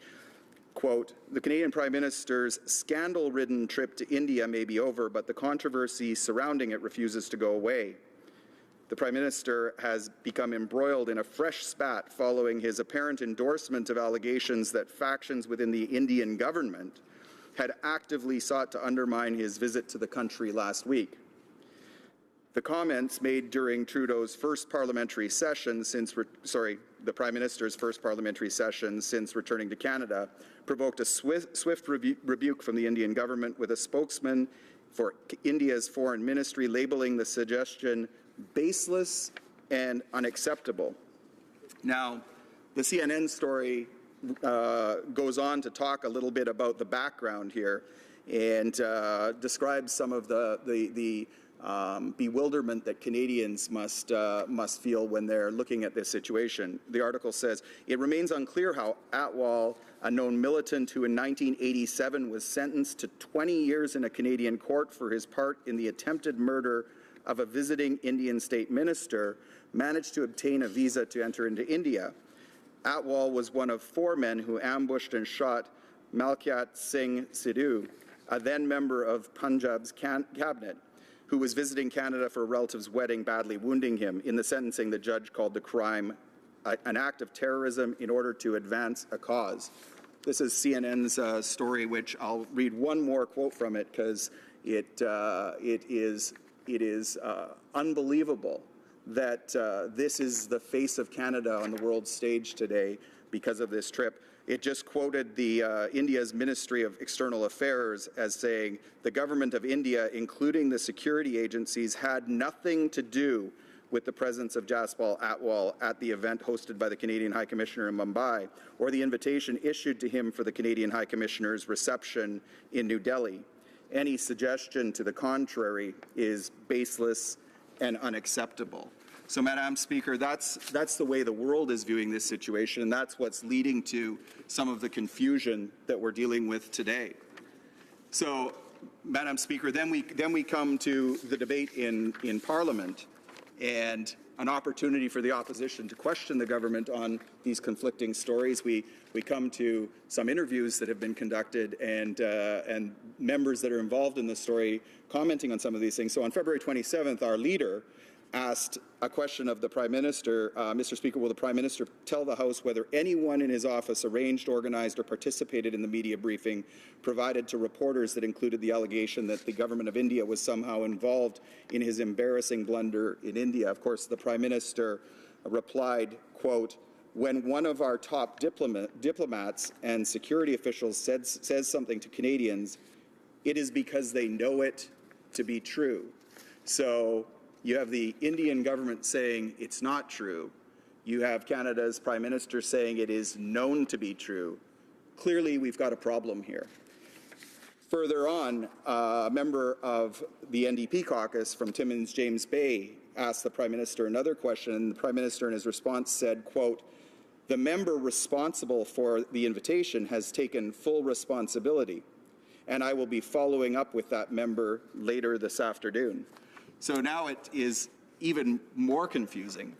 You know, we've got the Prime Minister in the same day in question period saying that the story told by the senior diplomat is true, but also that the member for Surrey Centre is fully responsible. So 2 conflicting things. Then we move on and we've got the Foreign Affairs Minister weighing in Foreign Affairs Minister in an answer in an interview just recently. So, Evan, what I'd like to say about this is that obviously it was a mistake that Mr. Atwell was initially invited to that reception in Delhi, and it was the right thing to do to appreciate that this was a mistake and to withdraw the invitation. And you know, it's very good that we did that. I was in Delhi on that day, and I had a meeting with my Indian counterpart, the Indian Foreign Minister. This is really interesting, where she says, and I started off the meeting by saying to her that it had been an honest mistake that the invitation had been, and that the invitation had been withdrawn. So the Indian government is saying that none of what was said about said by the senior Canadian official was true. You have our Minister of Foreign Affairs meeting with her Indian counterpart and starting off the meeting by saying to her that it had been an honest mistake and that the invitation had been withdrawn. You can understand that Canadians would be rightfully confused at the situation that we're facing right now. Now, Madam Speaker, I've been a member of Parliament for 12 years, and I've sat on many committees and had the opportunity to hear from dozens and dozens and dozens of public servants on issues that matter to Canadians. I want to know from the Liberal Party, why is this case any different? Questions and comments? Questions et commentaires? The honourable member for Saint-Boniface and Saint-Vital. Thank you, Madam Speaker. It's always interesting when we hear other honourable members from the previous, who were previously in government, their recollection of the glory days of the Stephen Harper government. What they don't tell you is that during those glory days, those 10 years that Stephen Harper was in power, they had the lowest GDP growth since the dirty 30s. They ran deficits. They're vehemently anti-deficit when they're in opposition. When they're in government, they ran deficits 9 out of 10 years. And they have the worst job creation record since the 1950s. Does the honourable member realize that in the last 2 years, our country has created over 600,000 jobs? Does the honourable member realize that unemployment is at its lowest rate in 40 years? And does the honourable member realize that during the last trip to India, over $1 billion of trade arrangements were made between Canada and India, adding another 6,000 full-time, well-paid jobs to our country? The honourable member for Edmonton was Wetaskiwin. Well, Madam Speaker, first of all, in 2015, the budget was balanced. We hear constantly Liberal members of Parliament talk about how fantastic the economy is today. So my question simply is, how in the world could we be running an $18 billion deficit with no plans to get back to budget balance for decades if the Liberal government's done such a fantastic job? But that answers the question. I think I also want to highlight the ridiculousness right now of the Liberal position that we're having a debate about whether to invite a public servant to a committee on the Atwell affair, and the member of Parliament doesn't ask a question about that at all. They have absolutely no rationale for that, and this just simply highlights that. Questions and comments? Questions et commentaires? L'honorable député de Rivière-des-Mille. Honourable member for Rivière-des-Mille. Thank you, Madam Speaker. I'm going to try to ask you the question. When it comes to the visit to India that we've been talking about, I'm wondering if my colleague had the opportunity to look at the article from La Presse on March 14th, where the High Commissioner of India to Canada and the High Commissioner of Canada to India mentioned that they had a conference on international relations on March 13th in Montreal.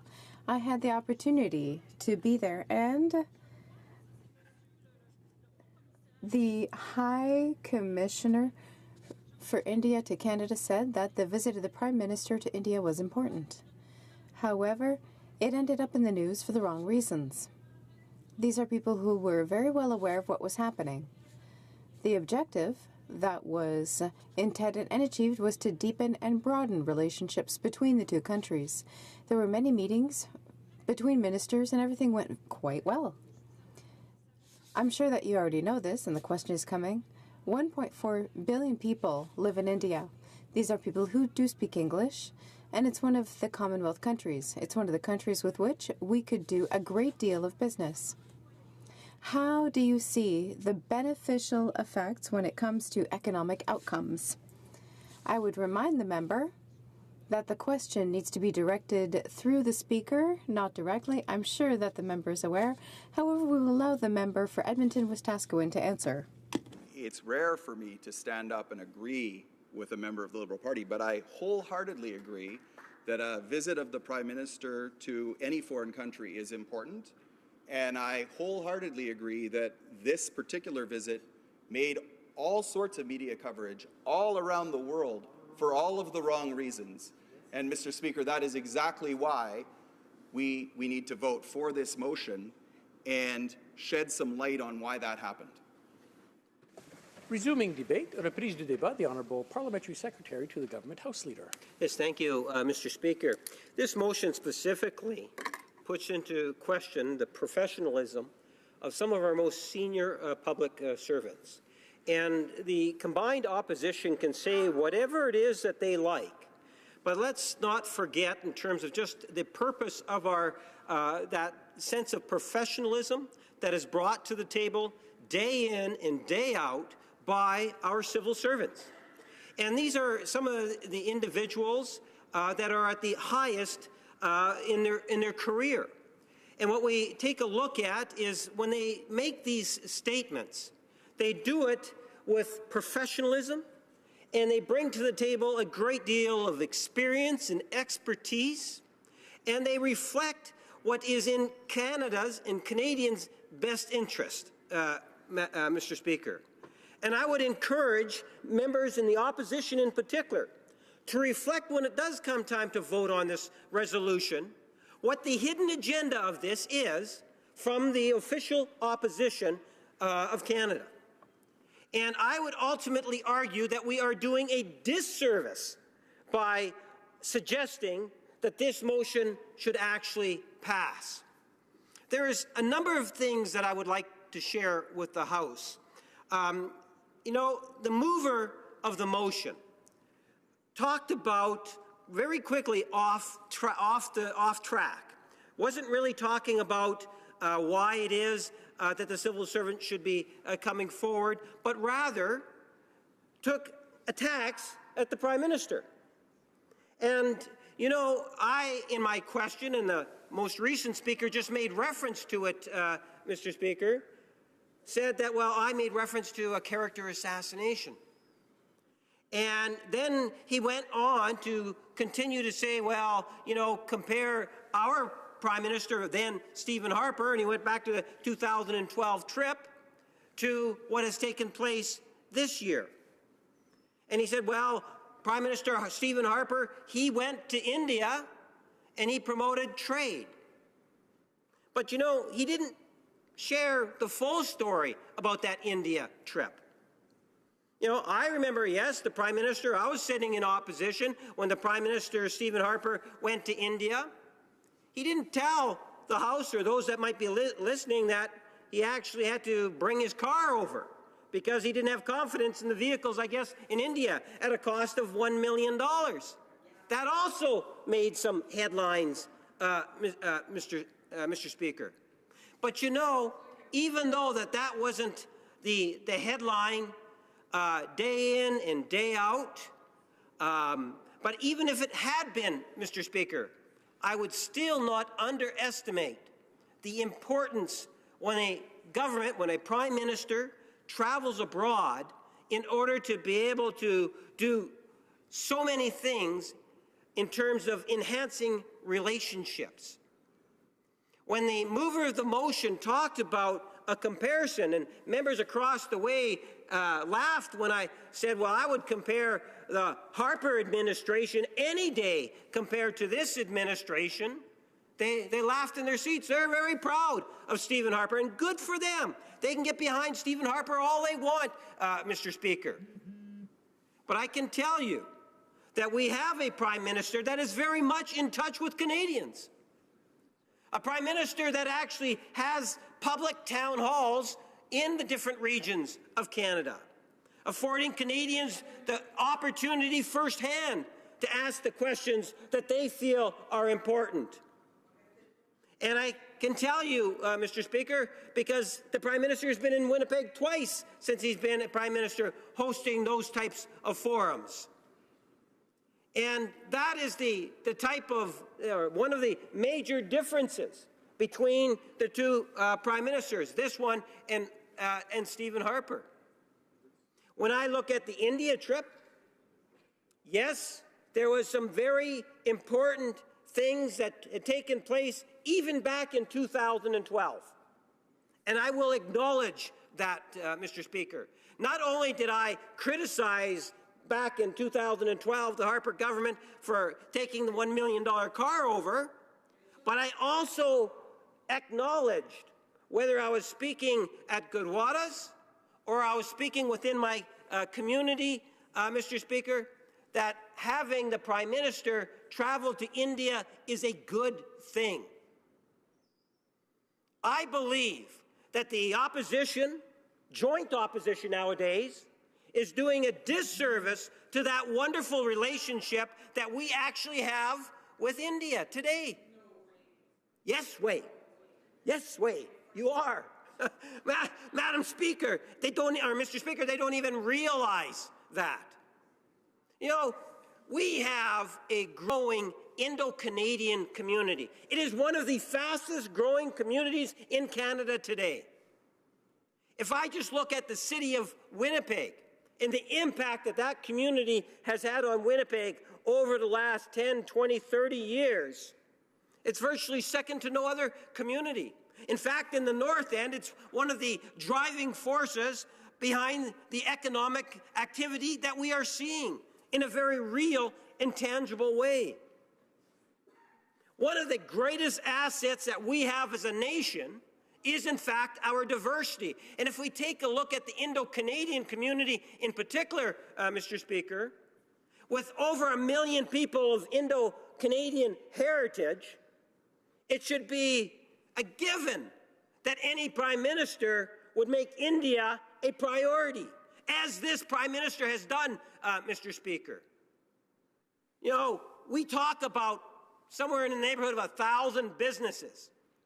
1,000 Canadian businesses in one form or another today have some sort of economic link with India. And that number is growing every year, Mr. Speaker. Hundreds of those businesses actually have a physical presence in India. Those individuals are helping create jobs both here in Canada and in India. So when the Conservatives, with the help of their NDP friends, and the NDP want to help them a lot nowadays, but I can tell you, Mr. Speaker, in their opposition, do they recognize many of the benefits that have been derived out of that trip, as they want to focus on an innocent mistake as opposed to talking about the opportunities? If they really got in touch with their constituents, they would find, Mr. Speaker, that India is a country that warrants the attention that this government is giving it, because if we continue to develop those relationships, that both countries will benefit. And that's really what that trip was all about, Mr. Speaker. Imagine $1 billion of extra activity between two countries, in good part because of that trip, Mr. Speaker. At least in part as a direct result of that trip. That will generate thousands of jobs for Canada. You don't hear opposition members recognizing that, and that's fine. They don't have to. We're not twisting their arm. You know, I would have been more encouraged by the debate if they wanted to talk about how important, if the opposition motion would have been about how important it is that Canada builds a relationship, a stronger relationship with India. You know, maybe even look in the ways in which we can enhance trade between both countries, Mr. Speaker. You know, I was at the Canada House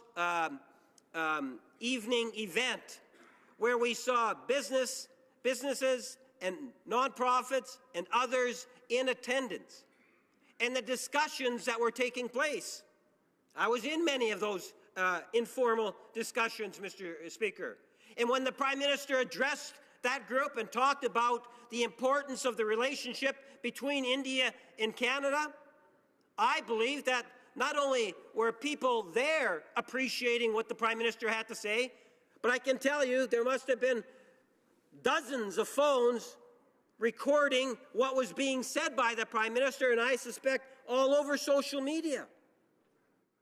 You see, when the Prime Minister of Canada makes a trip of that nature, you cannot buy that kind of advertising for Canada in India. You just can't buy that. The amount of attention that is drawn because our Prime Minister went to India is significant amongst the people of India and also back home here in Canada. And I must say, many members of the Indo-Canadian community in particular that have approached me and talked to me about the trip in a positive fashion. I can count on one hand, and maybe only use 2 fingers of that hand, in terms of the criticisms that have been brought to my attention personally, Mr. Speaker, on the issue. But I'll need a lot more than 2 hands to count in regards to the amount of appreciation that I've witnessed just from one community alone in regards to the benefits of this particular trip. I know in terms of how it is, and I understand and I appreciate just how important that trip was. And it was about building relationships. And, you know, we make reference, in particular the NDP say, well, 14 MPs went, and I believe it was 6 ministers that went. I was one of those members of Parliament that went. I paid my own way in order to get there, Mr. Speaker. But I can tell you, I enjoyed the experience and had the opportunity to meet with hundreds of individuals. I was able to speak at schools, both elementary, secondary, and college, to students, to share all sorts of wonderful, what I would suggest to you, ideas and thoughts about how important it is that we continue to build those bridges. I thought it was a fantastic experience. Most of my time was spent in the Punjab, I must say, personally. One of the states I truly enjoy being in. I've been in there before. Many of my constituents actually will spend the month of January, February, even more inside the Punjab portion of India, Mr. Speaker. These ties are something that give Canada a strategic advantage over other countries in the world. And we should be fostering it and encouraging it wherever we can. And now, when we take a look at some of those benefits, I made reference to that $1 billion. $1 billion is a significant amount of money, Mr. Speaker. At a minimum wage, based on an annual basis, you're talking about 40,000 jobs if you were just allocated out to minimum wage type of jobs here in Canada. $1 billion is a lot of money. But what's significant, more significant than that $1 billion, is the fact that if you take a look at the amount of trade between Canada and India today, I believe it's just over $8 billion. Now, in the last year or so, it has increased significantly. And I would suggest to you, if the opposition were to open their eyes and get a better understanding in terms of the potential that is there, that through an enhanced relationship between Canada and India, that number could increase dramatically. And I believe that it will. And good reason for it to be increasing is because we have a government here in Canada today that has a very proactive approach on trade and very much an interest in what's taking place in India. I was amazed. Like I say, I spent most of my time in the Punjab, and when the Prime Minister came to the Golden Temple, the banners and the thousands of people that wanted to see the Prime Minister. You know, it is truly encouraging, and we should be proud of that fact, no matter what side of the House one wants to sit on right now, Mr. Speaker. Because quite frankly, as I say, you cannot buy the type of advertising, through advertising, the public relations within the country of India. I had no sense in terms of that some of the media, international media were reporting here, but I can tell you in India, the Prime Minister was exceptionally well received from what I could see.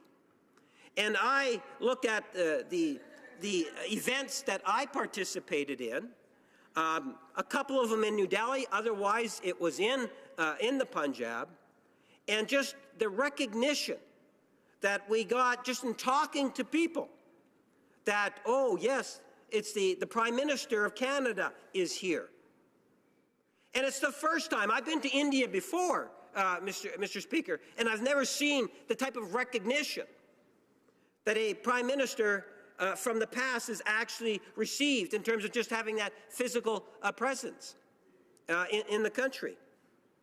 Now, when we talk about that event, and I posed it in one of my questions with regards to Mr. Atwell. You know, unfortunately, there was an invite that went out. And when it was actually discovered, it was rescinded. Rescinded means, Mr. Speaker, that it was taken away, that the individual in question didn't show up at Canada House. You know, at the end of the day, mistakes at times do happen. The government has been straightforward with that issue. But now what we see is a concentrated attempt from the opposition to be able to say, well, we want this civil servant to come before a standing committee. A couple of thoughts come to my mind right offhand, Mr. Speaker. First and foremost is I believe that you have a professional civil servant with an incredible career that acts on the best interests of Canadians, who did his job, and now because the opposition wants to stir a pot and cause other issues, they say, well, we want that person to be able to come to committee. They want to politicize it, Mr. Speaker. Yes, that is what they are attempting to do. We have a standing committee if they want, Mr. Speaker. The Conservatives already attempted to get the standing committee to deal with it.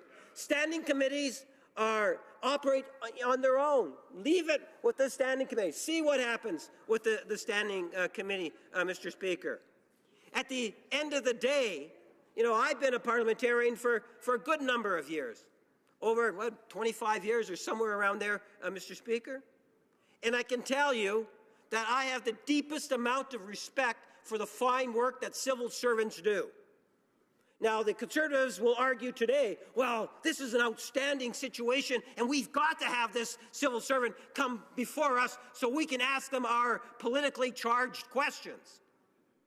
Well, Mr. Speaker, they could make that argument for every public civil servant on virtually any given day. They could be challenging civil servants to come before the House or become before a civil service. Any opposition could generate why it is they believe a particular civil servant should be called before the House. Today, it just happens to be that civil servant, Mr. Speaker. If there was any sort of an official opposition that had confidence in the public service as we do at this side, Mr. Speaker, I don't believe that we would be seeing this motion before the House today. And if the Conservatives were true to their thoughts and feelings in regards to the importance of trade, of international trade, I would have suggested to you that today would have been a better day debated about the potential trade and other related issues with India if, in fact, we could have that sort of a debate today, Mr. Speaker. I would like to hear, for example, what members across the way think that we can do to continue to enhance those trade opportunities. We have so much in common with India. Member of the Commonwealth, democracy, a free market system. Most importantly, again, from my perspective, we have an Indo-Canadian community of a great size, over 1 million people, Mr. Speaker, and I can tell you that there are so many possibilities. The sky is virtually unlimited in terms of how it is that we can continue to build those bridges between Canada and India. The relationship today is far better between Canada and India than it was 2 years ago. And it will continue to get better, Mr. Speaker, and I will predict now and make it very clear that we will continue to see more and more relationships being built, more and more trade opportunities between both great nations. Thank you, Mr. Speaker. Questions and comments. And before I go to questions and comments, I don't know what it is about this member, but everybody from the opposite side wants to help him out. When you ask a question, we wait for the answer. That's the way it works here, so I don't want to hear any yelling back and forth. Questions et commentaires. Questions and comments. L'honorable député de... The Honourable Member for Beauport-Côte-de-Beaupré, l'Île d'Orléans, Charlevoix. Mr. Speaker. Oh, it's so nice to be able to say Mr. Speaker. Mr. Speaker,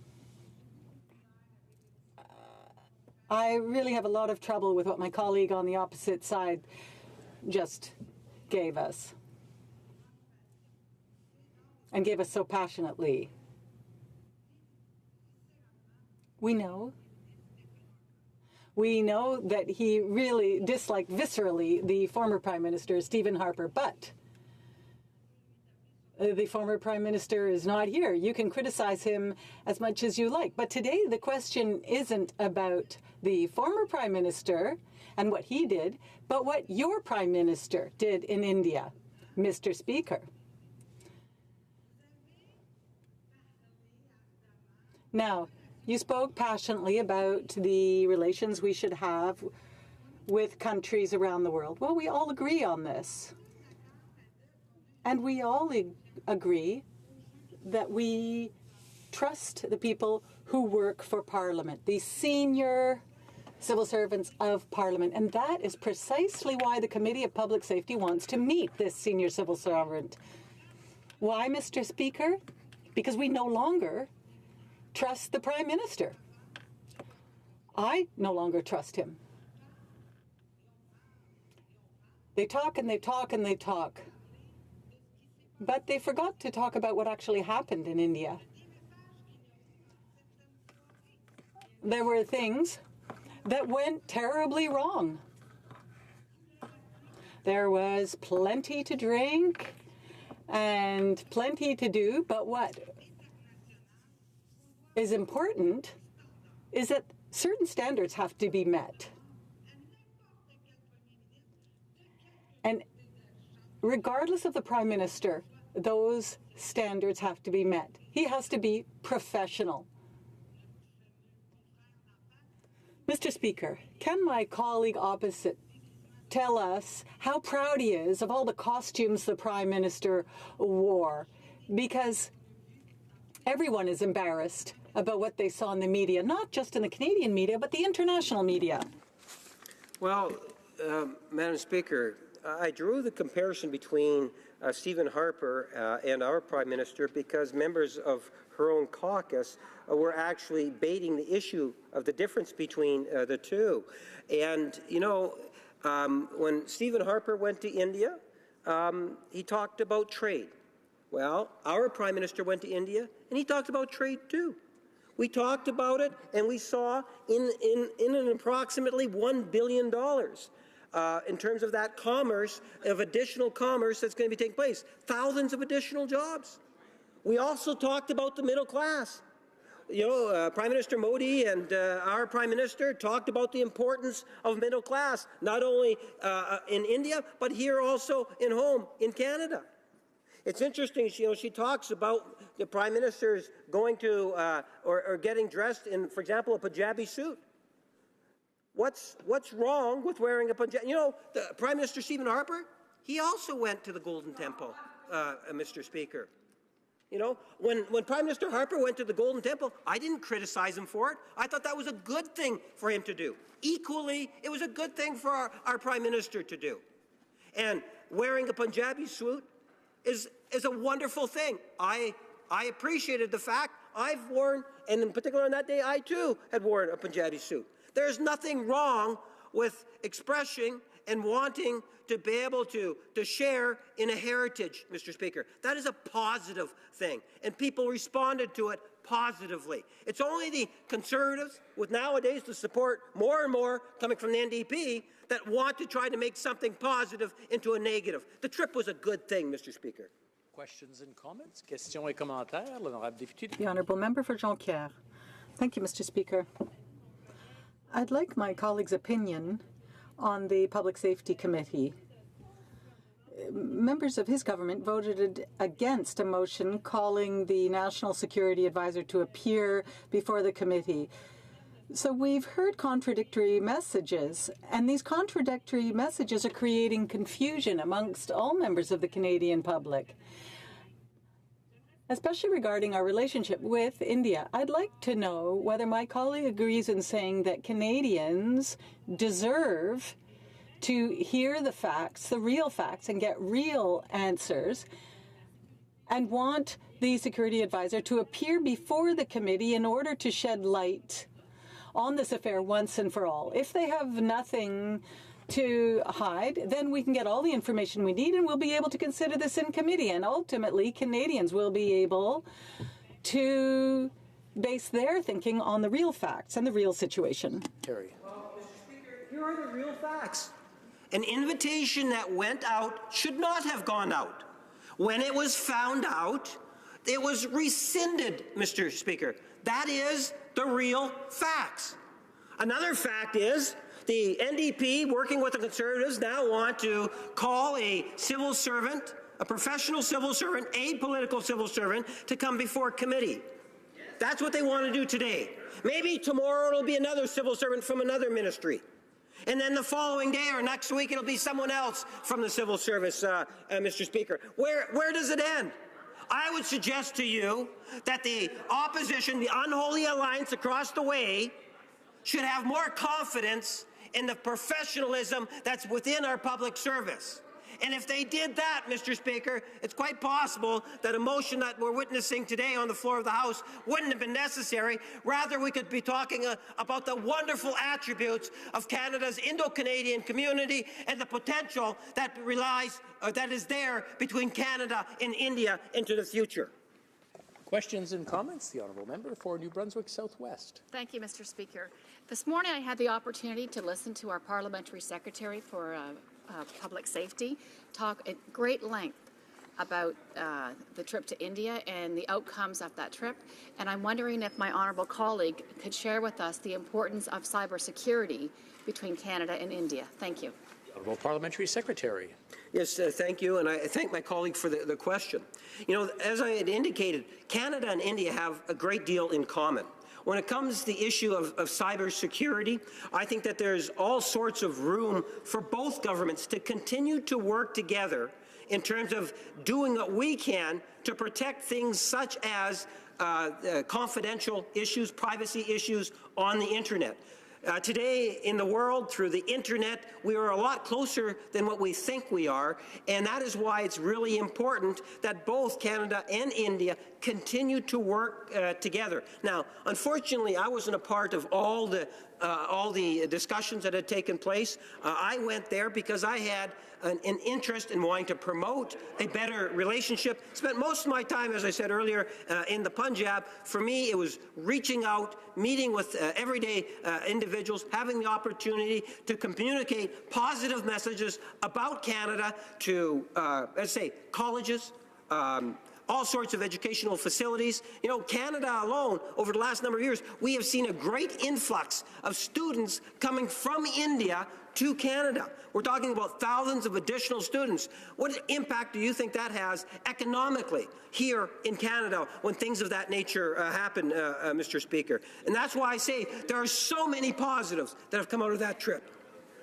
Questions and comments? We have time for a 45-second question and a 45-second answer. The honourable member for Edmonton-Wetaskiwin. Mr. Speaker, I've listened with wonder, as I often do, the honourable member, not the good kind of wonder, by the way. All morning he's characterized our very rational motion calling on a professional public servant to be allowed to do his job, which allows us as parliamentarians to do our job. It's interesting that his main concern regarding Stephen Harper's trip was regarding a security decision made entirely by our professional public service. So my question is this: what is the criteria the member uses to decide when to stand up and valiantly defend a public servant and when to throw them under the bus? The Honourable Parliamentary Secretary, in 50 seconds or left. And if the member wants a check answered, he'll find that I never raised the issue saying, let's have that civil servant come before the House. The Liberal Party didn't do that. Why? Because it was a professional civil servant decision that was made. He makes the case, Mr. Speaker. Why does the Conservative Party want to do something in which the members asked why, I didn't do it. The Liberal Party didn't do it when Stephen Harper took the advice of taking that car. So there seems to be a double standard. The bottom line is, Mr. Speaker, we need to respect our public servants for the fine work that they do, and it shouldn't be, well, today we call this one, tomorrow we call this one, next week we call this one. It's a very slippery and dangerous slope. You might have convinced the NDP to join you on this, Cliff, but I'm sure not going to. Thank you, Mr. Speaker. Resuming debate, the honourable member for Durham. Thank you very much, Mr. Speaker. I'm proud to stand in the House of Commons in this debate with my Conservative colleagues, and just seeing the degree of animation, vitriol, concern from the Liberal Deputy House Leader kind of reminds me of something an old Bomber Command veteran told me, Mr. Speaker. He said, you know you're over your target when you're getting heavy fire from the ground. So the desperate machinations of the Liberal Party on this issue show us that this, I believe, is an attempt by the Prime Minister's office to obstruct Parliament on getting to the answers on the Atwell affair or cover up the whole situation with Mr. Jean. And to illustrate that in the time I have, Mr. Speaker, I'm going to start my remarks with a quote. My friend from Winnipeg, the Deputy House Leader for the Liberals, knows that I love seeing what people said when they were in opposition and comparing that to their positions in government. And I'm going to do that right now, Mr. Speaker. In opposition, someone said, with respect to public safety and security issues for Canada, in October of 2014 said, quote, being able to ask questions is essential in a democracy, even in difficult situations, especially in difficult situations, end quote. Who said that? The person who said that in opposition, Mr. Speaker, was then the MP for Papineau, now the Prime Minister of Canada. And you know what? I agree with that sentiment. And I wonder what's happened to the Prime Minister. Difficult questions in difficult situations need to be asked when it comes to public safety and security. Remember, he said, especially in difficult situations, Mr. Speaker. Well, the difficult situation Canada finds itself in vis-a-vis the India Atwell scandal is perhaps the greatest diplomatic scandal Canada has ever witnessed. And I don't say that with hyperbole, Mr. Speaker, because India is a close friend to Canada. They are a Commonwealth partner. They are a country that bilateral trade doubled under the Conservative government that I was a part of, Mr. Speaker, and many of us remember fondly. Many Canadians remember fondly, Mr. Speaker. They're a Commonwealth partner that we're doing enhanced relationships on security, on nuclear technology, on bilateral relationships and trade. That has been all put at risk because of the careless and reckless actions of this Prime Minister, and a trip that was entirely premised upon domestic politics including with the Deputy House Leader of the Liberal Party, my friend from Winnipeg, who was on the trip, Mr. Speaker. Virtually everyone that was on the trip, virtually every event that the trip had in its plan, was based on currying favour and winning votes here in Canada, Mr. Speaker. And it all backfired. And now the denial by the Prime Minister, by the Public Safety Minister, to allow parliamentarians to ask questions has led to the Atwal India affair and the cover-up that I'm concerned about and that's brought us here today. And Mr. Speaker, for the Canadians watching at home, let's see if we're being unreasonable here. Let's do that check, because my friend, the Deputy House Leader, foaming at the mouth almost, suggesting we're not bringing an appropriate debate, we're overstating the scandal with the Prime Minister's trip to India. Let's see what our request is. All the opposition is asking for, Mr. Speaker, is that Daniel Jean, the National Security Advisor to the Prime Minister of Canada, provide members of Parliament with the same briefing and the same ability to ask questions that Daniel Jean gave to members of the media. So Canadians, through their members of Parliament, deserve the same right to hear from Mr. Jean on this wild India conspiracy theory. Suggestions by the Public Safety Minister that this material is somehow confidential is wrong, Mr. Speaker. Why? Because their own conduct shows that. By putting forward the National Security Advisor to select members of the press gallery who write stories that thousands or millions of Canadians read, they were directly saying that anything Mr. Jean was saying was not top secret, was not confidential, because he was briefing people who tell things for a living. That same basic right belongs with each member of Parliament. And I have before you, Mr. Speaker, a privilege motion saying my privilege as both a member of Parliament, as the Foreign Affairs critic, to hold them to account for the most disastrous foreign trip in the history of our country.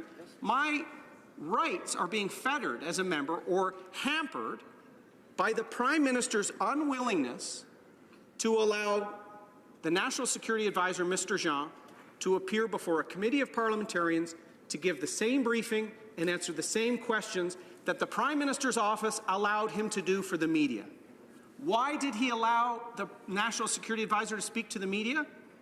It was to save face in the midst of the disastrous India trip, where Prime Minister was being mocked internationally for having no agenda, for having multiple elaborate costumes at events that even made Indian politicians and members of the arts community feel uncomfortable, Mr. Speaker, for not taking the Trade Minister and the Agriculture Minister to India when, at the moment, the most pressing bilateral issue was a potential tariff increase to chickpeas and pulse products, Mr. Speaker. He didn't bring people to do work.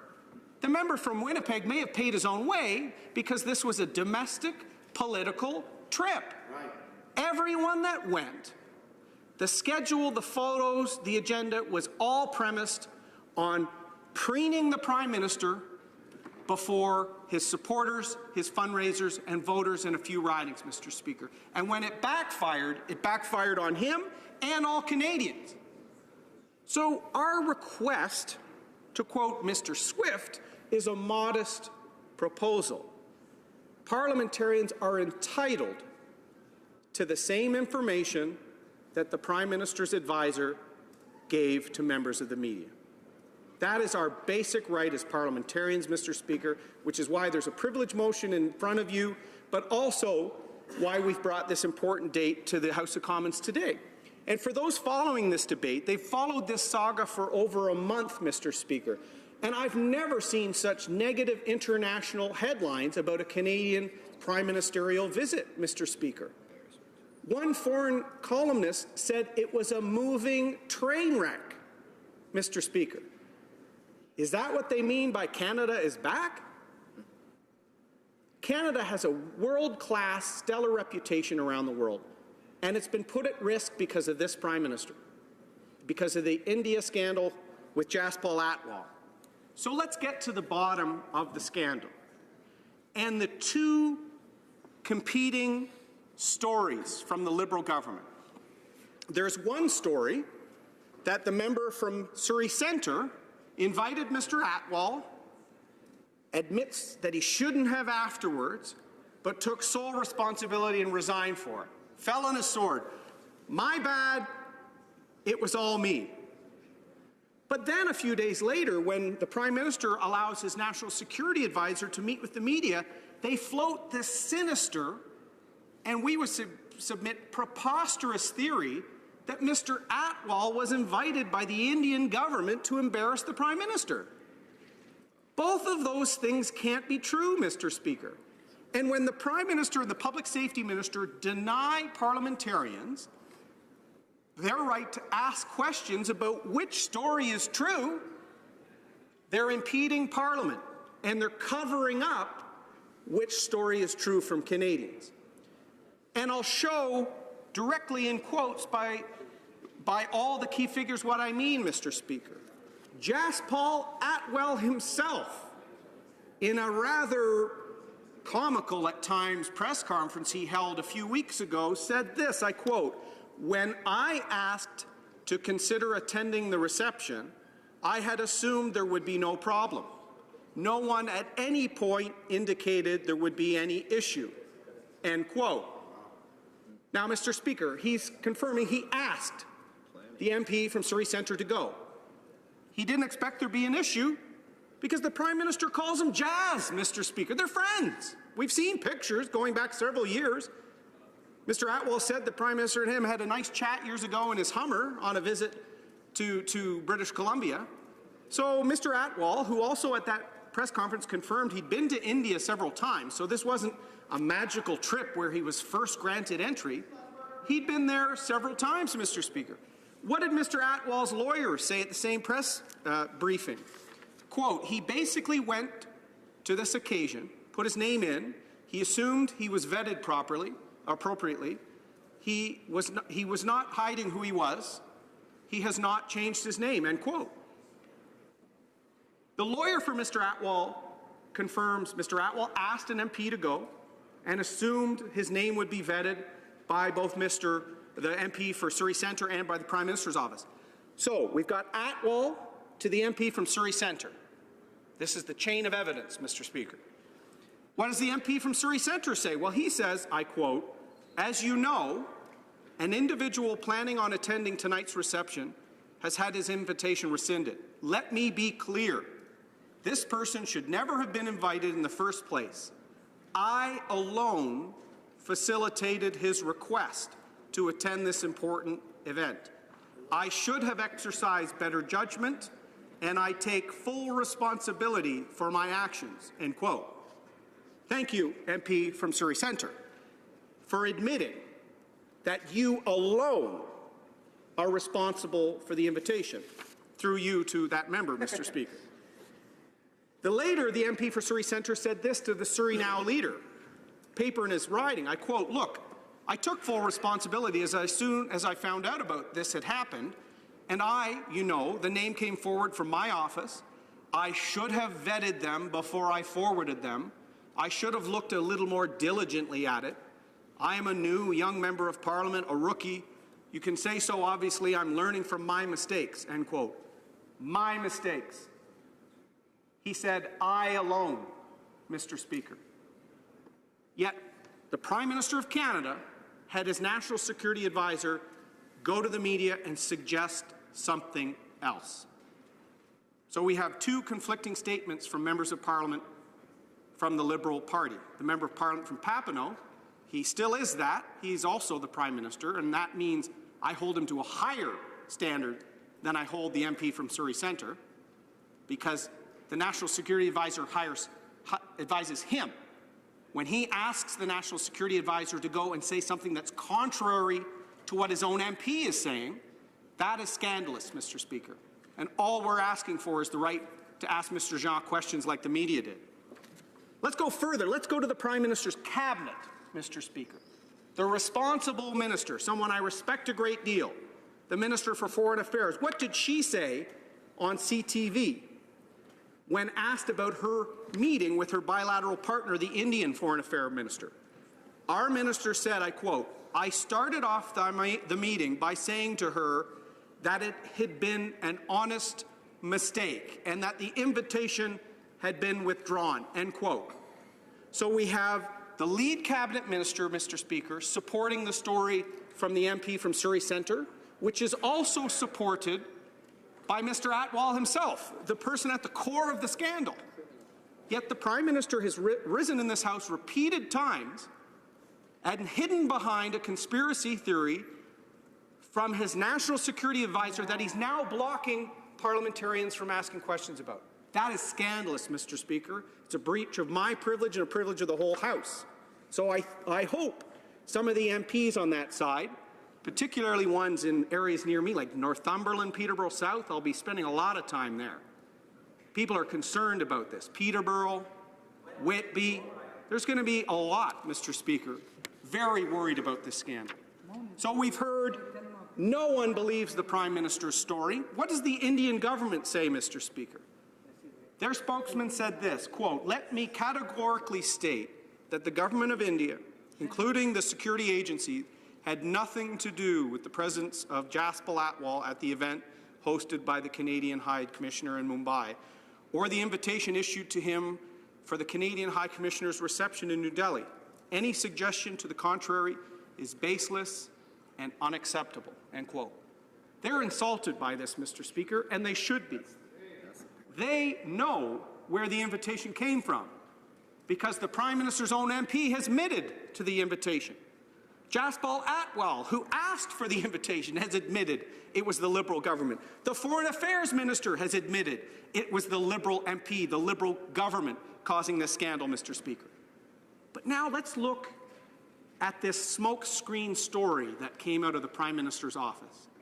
Through a civil servant I respect, Mr. Jean has had a great career for Canada, and I'm upset that officials in the Prime Minister's office has sullied his reputation by forcing him to go to the media to concoct a story. Here's what CBC wrote after attending this briefing by the National Security Advisor. They wrote, after speaking to Daniel Jean, quote, "A senior government official with knowledge of the Prime Minister's security protocols is suggesting rogue political elements in India may have orchestrated the embarrassing invitation of a would-be political assassin to a formal dinner with the Prime Minister in an attempt to make the Canadian government appear sympathetic to Sikh extremism," end quote, Mr. Speaker.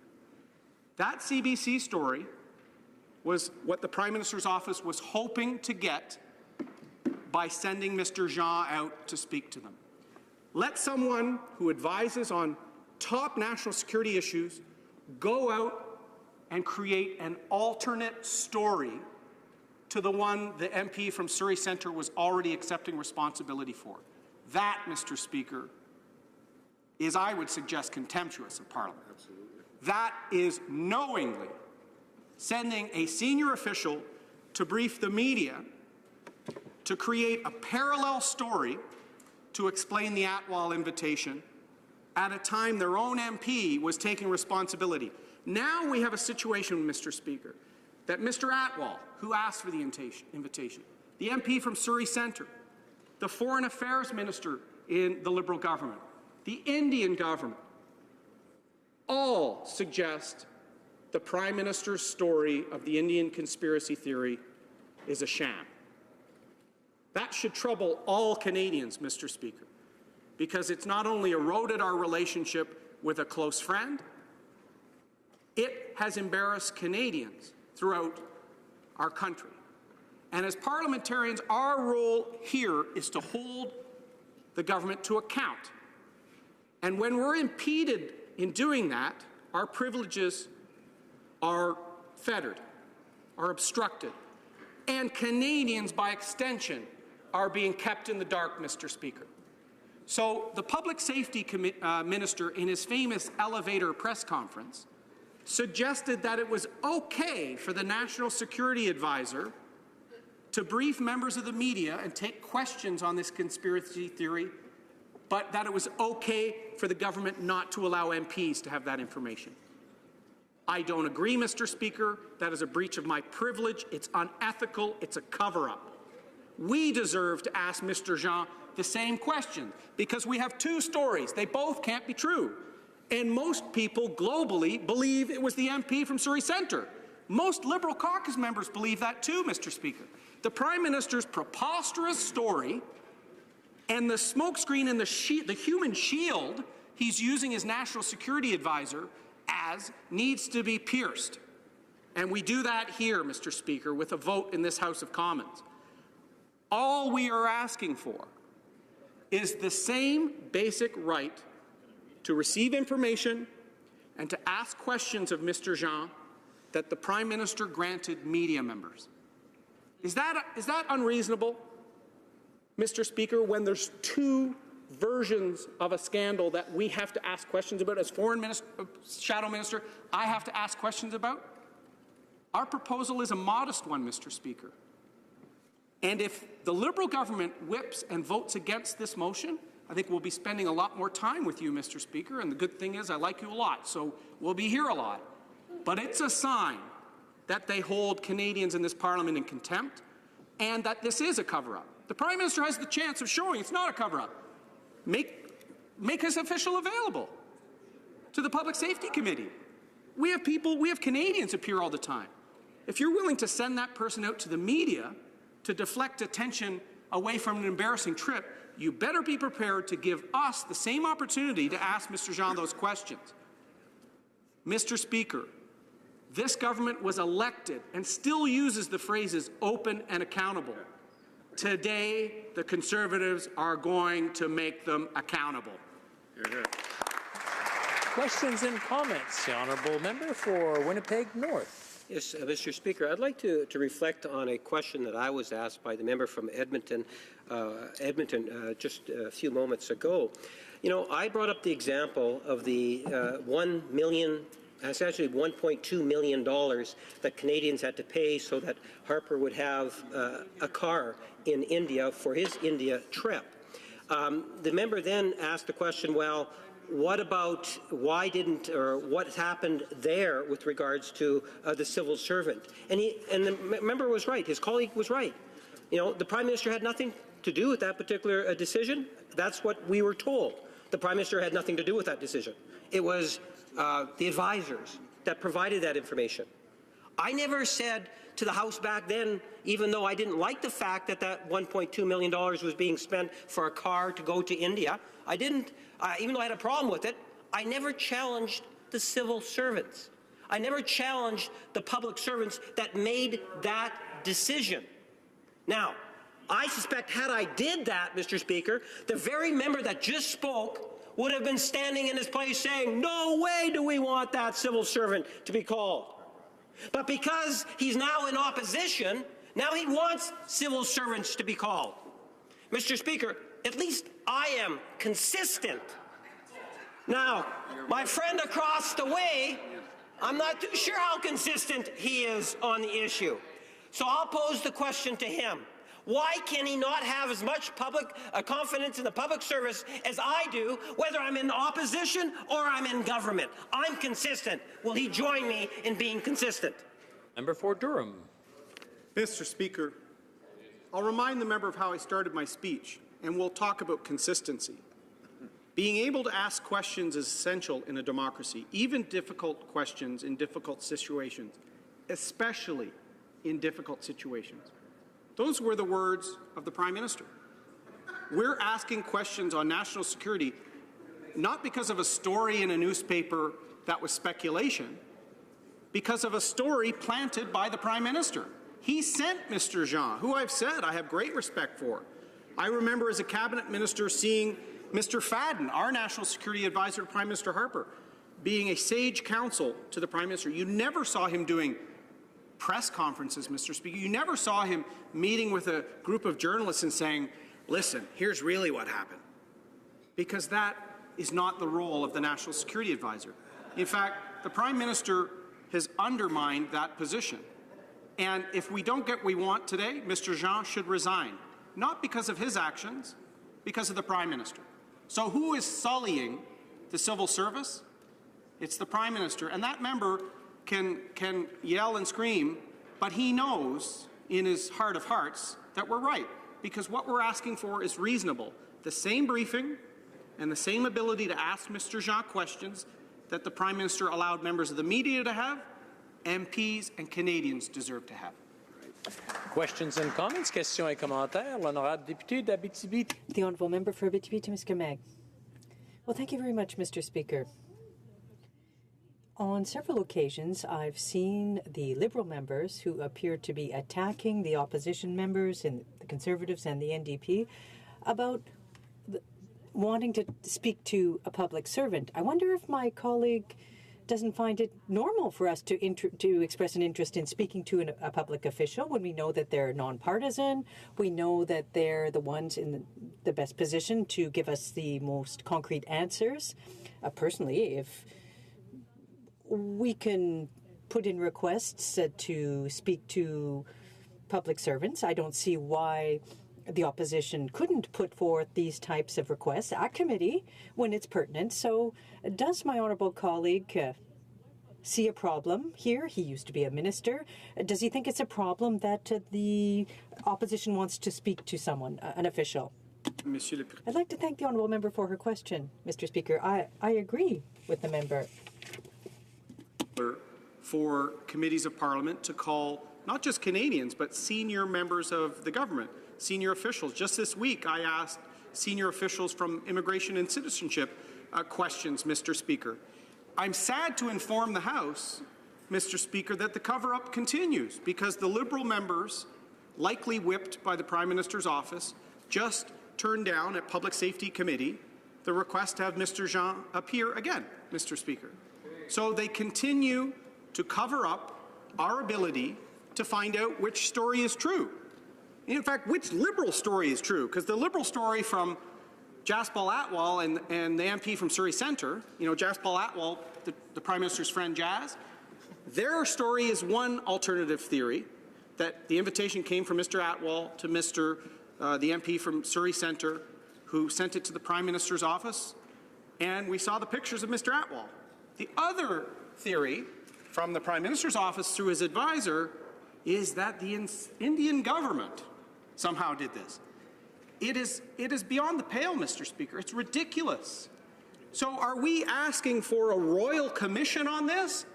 No, we're just asking for answers, Mr. Speaker. We're just asking for that official the Prime Minister allowed, actually encouraged, to speak to the media to answer our questions.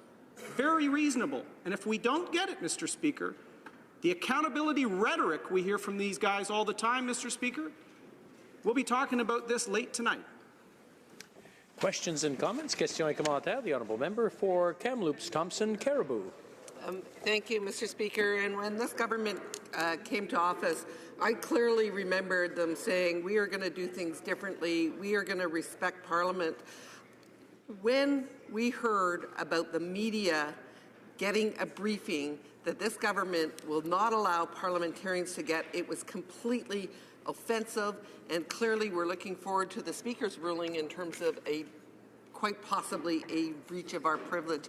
So I would like to ask my colleague, you know, is he living up to the standards that he told Canadians he would live up to in terms of respect for Parliament, or is this simply another fail? The honourable member for Durham. Thank you, Mr. Speaker. I'd like to thank my colleague for that question. I think this is the biggest diplomatic fail the Canadian government has ever seen, Mr. Speaker. And world headlines have been written about it. As I said, a moving train wreck was a description, I think, by the Washington Post.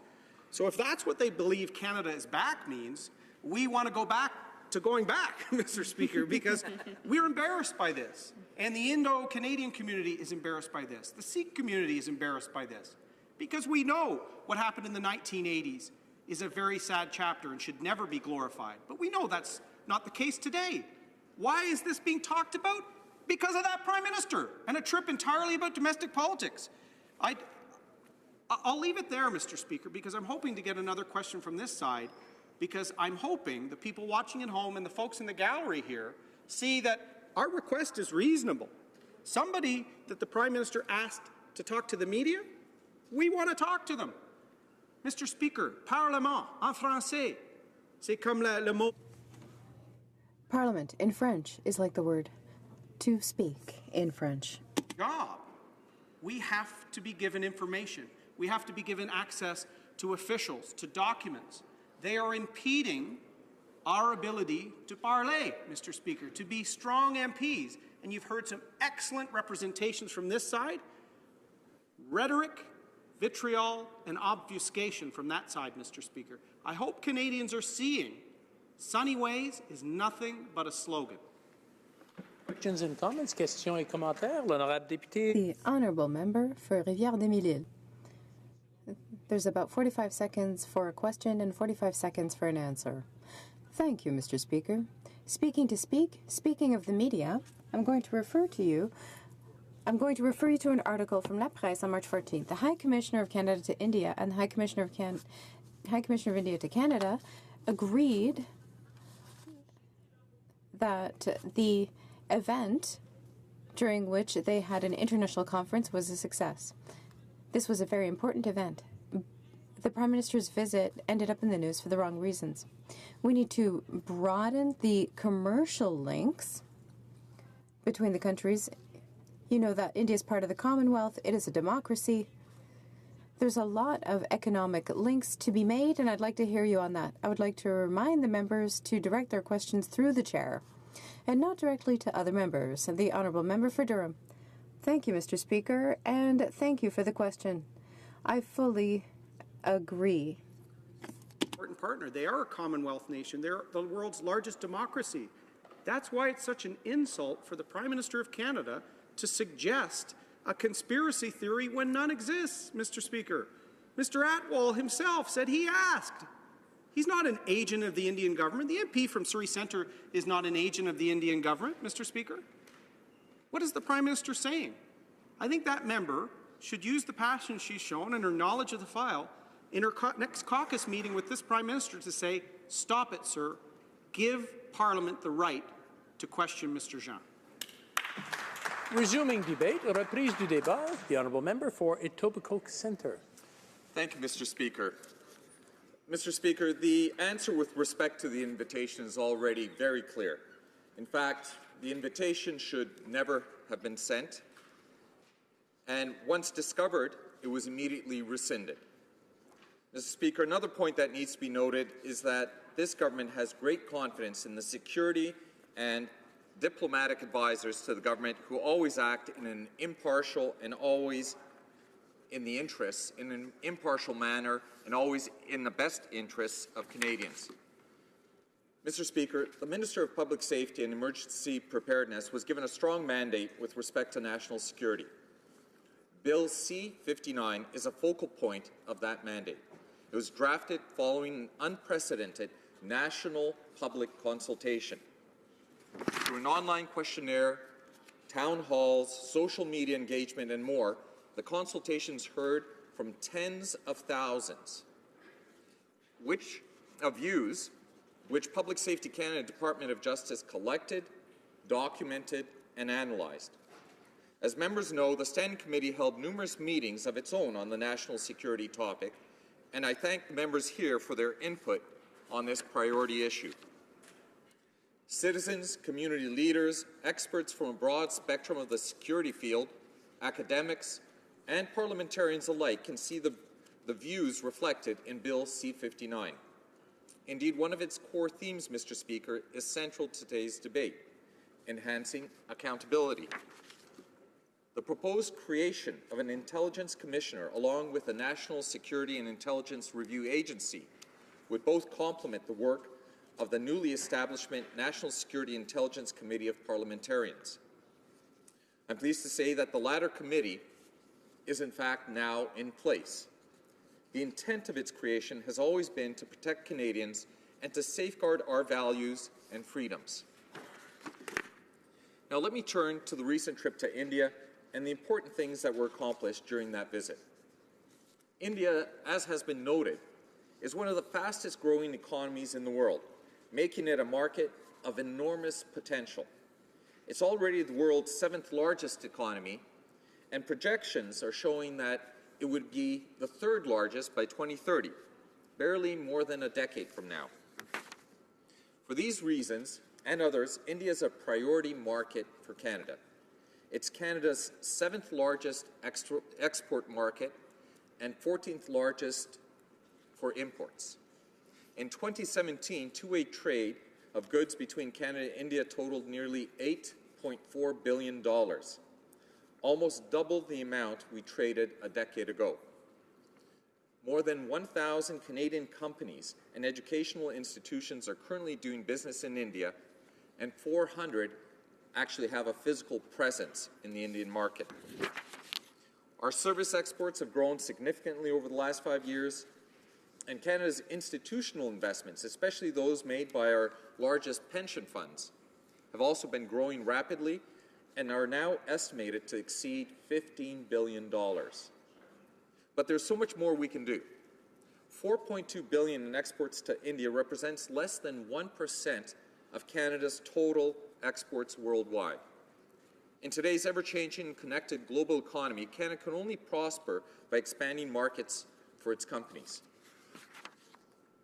But true success in building strong and lasting commercial relationship demands sustained effort and long-term commitment from all stakeholders, whether government, business, or civil society.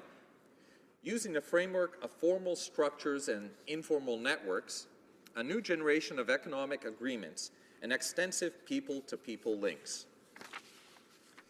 This is all the more true when it comes to developing a mutually beneficial commercial relationship with an emerging economic power such as India. During the recent visit to India, the Prime Minister led a range of efforts to expand and diversify bilateral economic and commercial relations and efforts to promote Canadian interests. The strengthening of the government-to-government commercial framework was demonstrated through the conclusion of several MOUs and cooperation agreements, with significant progress being made on many others. These covered areas as wide-ranging as civil and nuclear science and technology, education, audiovisual co-production, information technology, intellectual property, and even sports.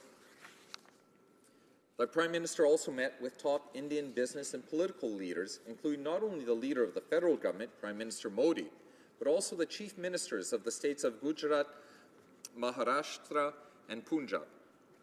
These states are populous, enjoy a large degree of autonomy, are immensely influential economically, and buy large quantities of Canadian products and services. The Prime Minister interacted with hundreds of Indian and Canadian business leaders through his participation in business-focused roundtables and forums. At every opportunity, he encouraged them to continue to explore all avenues for increasing trade and investment between our two countries. During his meeting with Prime Minister Modi, the Prime Minister secured a commitment from India to work closely with Canada on finalizing an arrangement before the end of this year to enable the continued export of Canadian pulses to that country. As the world's largest exporter of pulses, Canada plays a critical role in providing India with a long-term supply of this very important dietary staple. Additionally, the Prime Minister announced commitments from business worth more than $1 billion, which will help to expand both of our economies. And these include a commitment from Indian companies to invest close to $250 million in Canada, leading to the creation of more than 5,000 good, well-paying middle-class jobs for Canadians. These investments are made by global innovation leaders who have confidence in Canada and understand the long-term advantages of doing business here. A commitment from Canadian companies to invest close to $750 million into India. As is often the case with Canadian investments in India, a significant portion of this amount will go towards large projects aimed at earning long-term stable income for Canadian investors and pensioners. In addition to the increase in direct company investment, the overall level of investment from Canada's institutional investors and largest public pension funds has surged in recent years, further demonstrating the wealth of opportunities that exist in India. A commitment to provide opportunities in business for women. Reflecting one of the same imperatives found in Budget 2018, Canada and India will work together on initiatives that help women in both countries build thriving businesses by providing new access to funding, talent, mentorship, and potential customers. An agreement to increase the level of creative collaboration between Canada and India. The cultural sector has huge potential. It will create good jobs in the creative sector, among other ways, and will also potentially help Canada's film industry grow. An agreement to increase people-to-people ties even faster through education. India is Canada's second-largest source country of international students, with an estimated 124,000 Indian students holding a valid study permit for 6 months or more at the end of 2017. Canadian universities and colleges are very active in India, and increased collaboration in education stimulates increased people-to-people ties, encourages joint research and development projects, and spurs entrepreneurship and innovation in the decades to come. A renewed emphasis on fostering innovation ties between Canada and India. There's an immense demand and enormous potential for innovative solutions, whether in agriculture, food processing, skills development, financial technology, transportation, health sectors, clean tech, and aerospace. Canada has a long tradition of finding these innovative solutions and is ideally suited to filling this demand from India. In conclusion, Mr. Speaker, Canada is and has been and always will be a nation that depends on international trade and investment to prosper. This trade and investment are critical to Canada's prosperity, fueling economic growth, supporting good jobs here at home, raising living standards, and helping Canadians provide for their families with affordable goods and services. As Canada challenges itself to retain and advance its place among the world's most progressive, innovative trading nations, the strength that comes from collaboration cannot be overstated.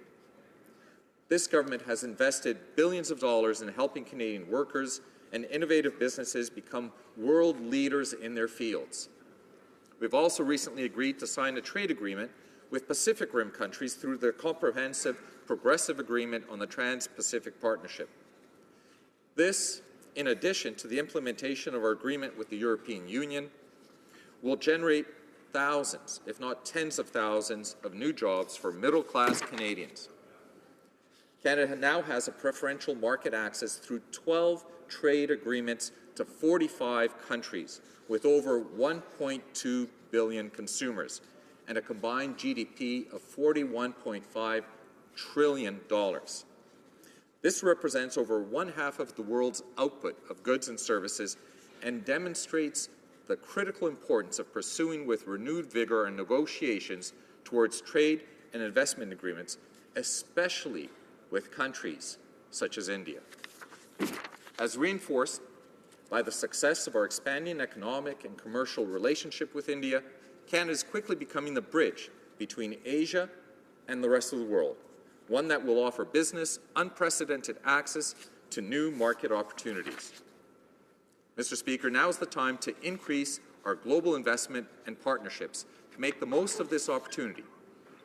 Trade keeps our economy open, dynamic, and competitive, and helps ensure that Canada continues to be the best place in the world to do business. We must emphasize to the world that Canada remains open for business and is committed to expanding international trade and investment. India is and will remain a very significant part of that commitment. Thank you, Mr. Speaker. Questions and comments? The honourable member for Barrie Innisfil. Thank you, Mr. Speaker. Nobody's questioning the interest in India-Canadian relations and the potential that exists. The basis of the debate today and why we're here is because of the Prime Minister's attempt and his office attempt to use the National Security Advisor to inform the media that somehow the Jaspal Atwal affair was a rogue conspiracy among the Indian government to make the Prime Minister's trip look bad. That's the basis. It's not about the infomercial that the Honourable Member just mentioned here. So I want to ask the Honourable Member, does he believe that the media is more privileged to receiving information than members of this Parliament? Because that's the basis of what we're talking about today. To have the National Security Advisor appear before the Public Safety Committee and answer the questions, the same answers he gave to the media. Does he believe that parliamentarians have that same privilege? The Honourable Member for Etobicoke Centre. Mr. Speaker, as has been stated numerous times, the invitation should never have been sent, and as soon as it came to light, it was rescinded. But the member noted that nobody's challenging the importance of our business relationship. So the question should be asked, how is this debate benefiting that business relationship? Should we not be spending more time and efforts in our Committee on International Trade looking at some of the results of the trip in regards to the meetings with business leaders in various sectors? As was noted, India is not just the most populous of countries, it has one of the fastest growing economies. And what an incredible opportunity to focus in on, for instance, those 124,000 students from India studying in Canada. Building strong, good relationships between our two countries in the business sector on a human level, such as that, will serve us well for generations to come. And I would say that those debates are the ones that should be taking place. They will bring benefits to both India and Canada. Questions and comments? Questions et commentaires? The Honourable Member for Winnipeg North. Yes, thank you, Mr. Speaker. And I'd like to continue what it is that my colleague was just making reference to. If we take a look at the trade between Canada and commerce and India, it's roughly about $8 billion today. And here we've got hundreds of millions of dollars that have been added in good part because of the trip that was made by the Prime Minister. But when you take a look at the last couple years, we have seen significant increases in that trade. I would ultimately argue that the potential is truly amazing if we can enhance that relationship, continue to grow that relationship between the two countries. And the biggest benefactor will be Canada's middle class, those who want to be a part of it, and even the middle class in India. And maybe ask my colleague for his comments on that. The Honourable Member for Etobicoke Centre. Thank you, Mr. Speaker, and that's absolutely correct. And it's when you are the government, there's an obligation to do what's best for the Canadian people. And in this case, having a debate about the opportunities that the Indian market affords Canadian investors, the opportunities for Indians to trade with Canada. And let's also not forget the fact that we have much in common. Although India is a world away, literally, we have both our democracies, vibrant multicultural societies. We have values that we share. And our government has been focused on trade, whether it was a free trade agreement in the Asian Pacific region or with Europe. That brings real concrete results. And it would really be a hope that instead of partisan debates that won't benefit Canadians in any manner whatsoever, we could actually focus on those things that will produce good jobs for middle-class Canadians currently and for the generation to come. Thank you. Questions and comments. The Honourable Member for Calgary, Rocky Ridge. Thank you, Mr. Speaker. The previous question and the answer were completely irrelevant to the motion, but I will indulge the member a little bit in this area where he's talked about the trade relationship. Given that the only tangible and immediate reaction on the trade relationship was an increase in the tariff on pulse products from Canada from 40% to 60%. Does this member think that this trip, which caused international headlines and embarrassment for Canada and has increased the tariff on a product that Canada exports to India, was this trip a success? The honourable member for Etobicoke Centre. Yes, in fact, there was a lot that we can point to. $1 billion, $1 billion of trade bilaterally, investment in trade between our two countries. But even more importantly are those hundreds of relationships that were established. There were 4 ministers, 16 MPs.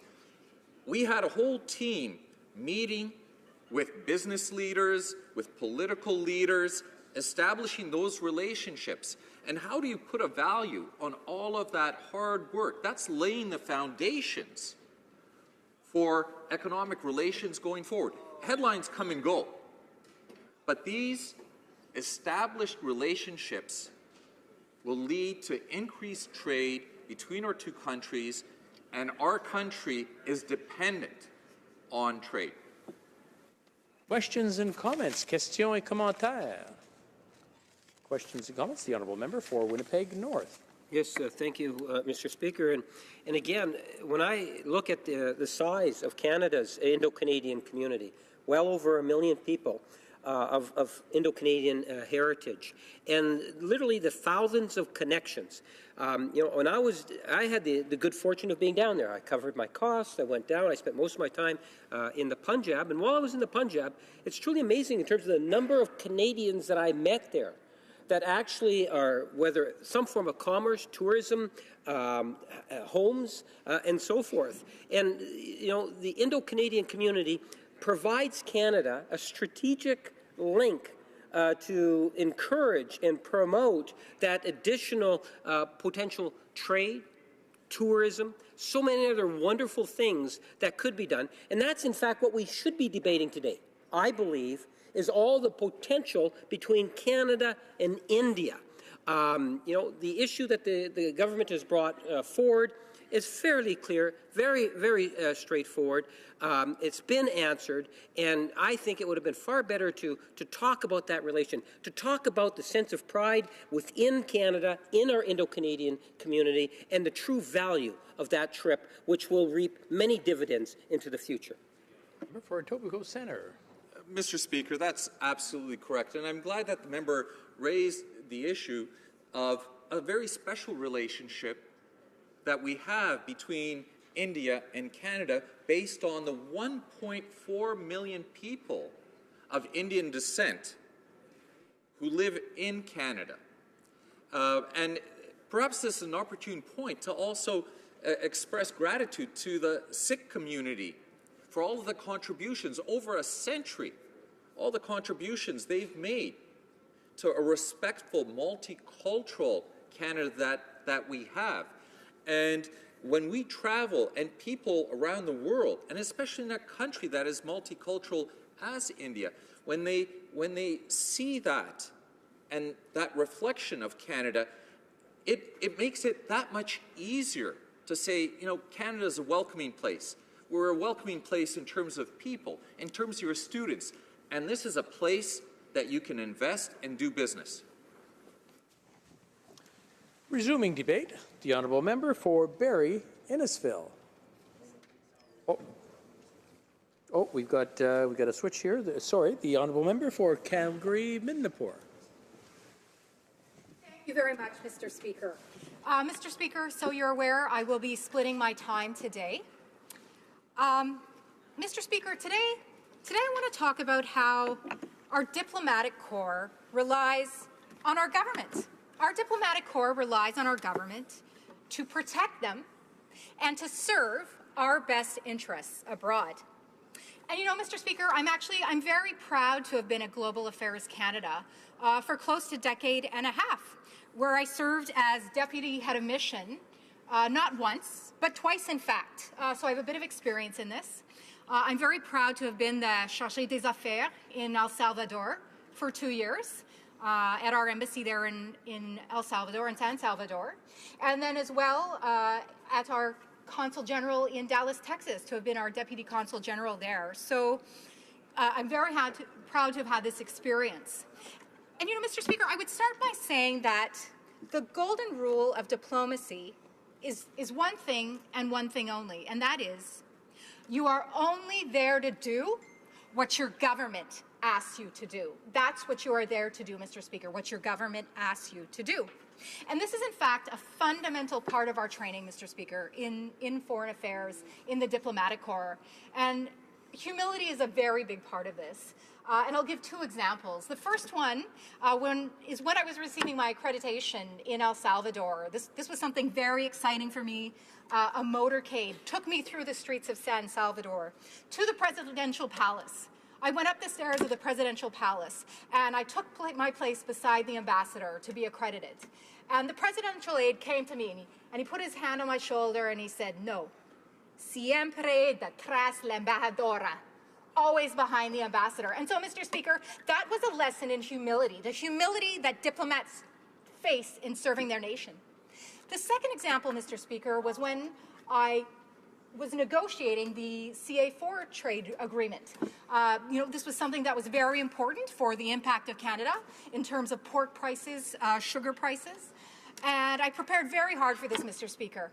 I took my communication from the classified computer at the time. I prepared my notes, and I went to go visit the Minister of Trade.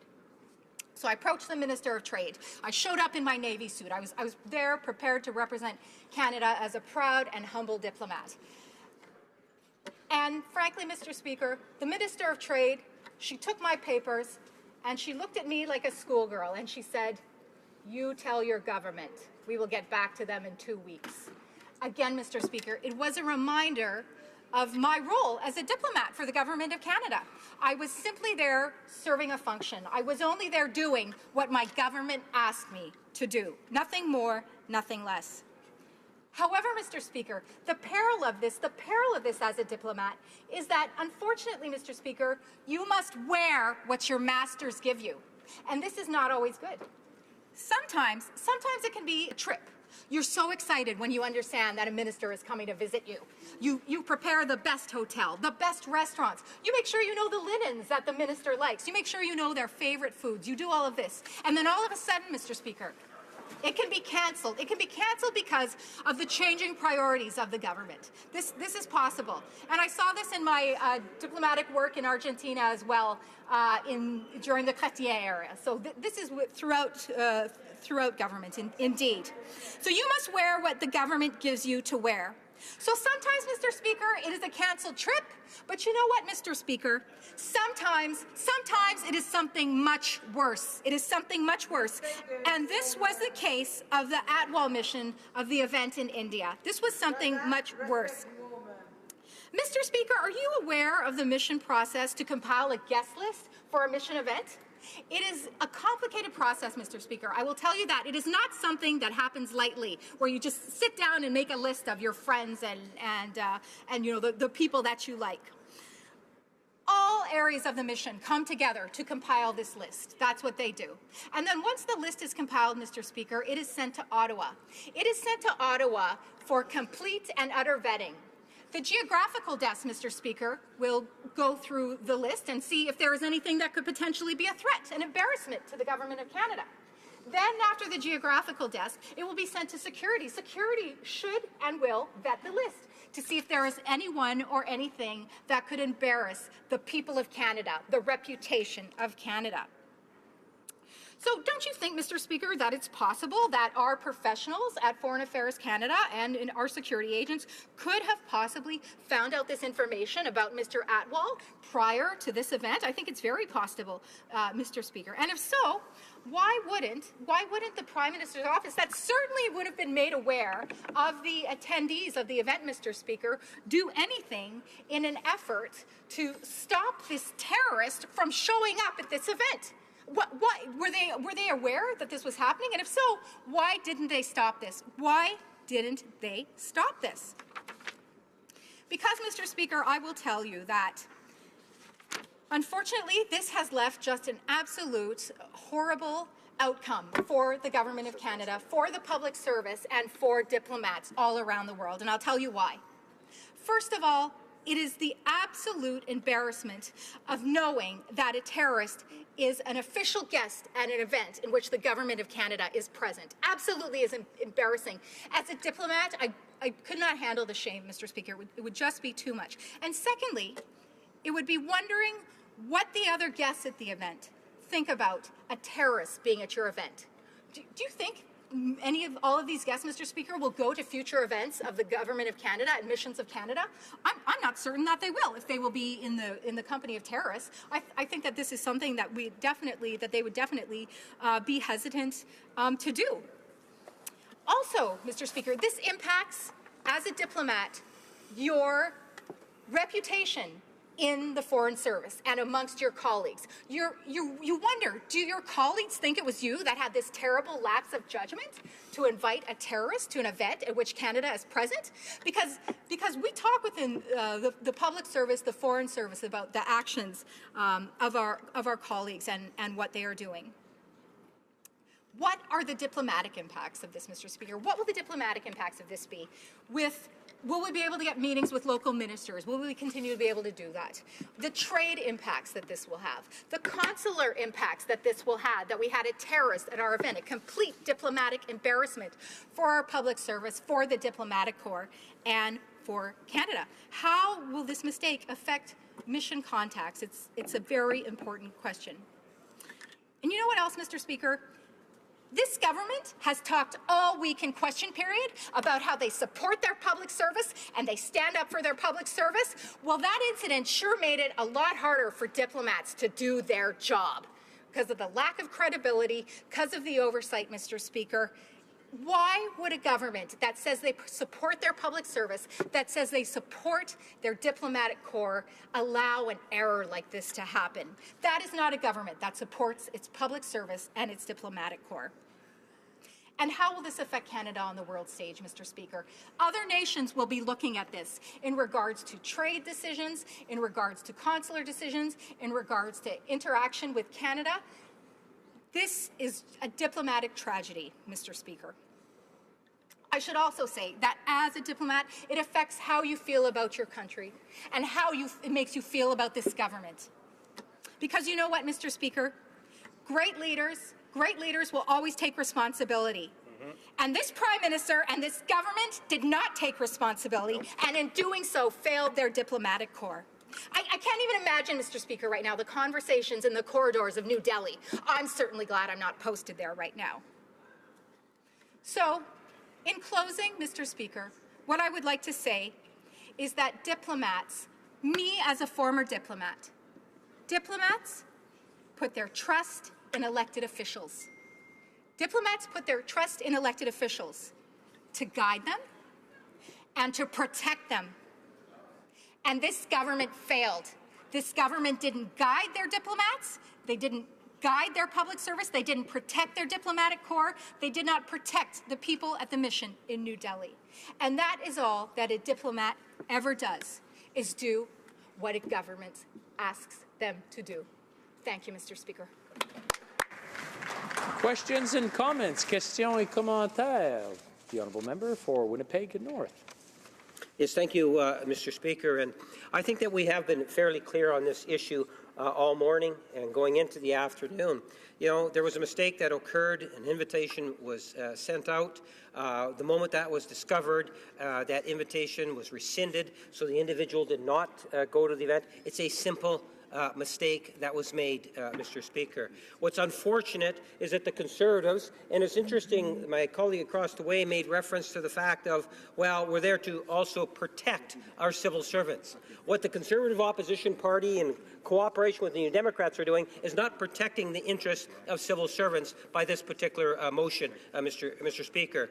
What are we to expect? Tomorrow it's going to be a different civil servant, and then 2 weeks from now another one, because they have some issues that they don't necessarily agree with the minister. Mr. Speaker, it's either you have confidence and you believe in the professionalism as we do in our civil servants, and we move forward. Today's debate should have been about the many wonderful things that relationship between India and Canada is today. We should be reflecting on our Indo-Canadian community and the ties, and a good example of that would be through education, where we have seen thousands of additional students coming to Canada, where we've seen so many other positive things. My question to the member is, does she not agree that it's time that we start talking about the positive things between Canada and India? Honourable member for Calgary-Midnapore. Mr. Speaker, I find that answer completely rich. And do you know why I find it rich, Mr. Speaker? Because we would not be having this Opposition Day motion if that government had not failed in protecting its diplomatic corps and its interests in Canada. Shame on this government, Mr. Speaker. Questions and comments. Questions et commentaires, l'honorable. The honourable member for Abitibi-Témiscamingue. Thank you, Mr. Speaker.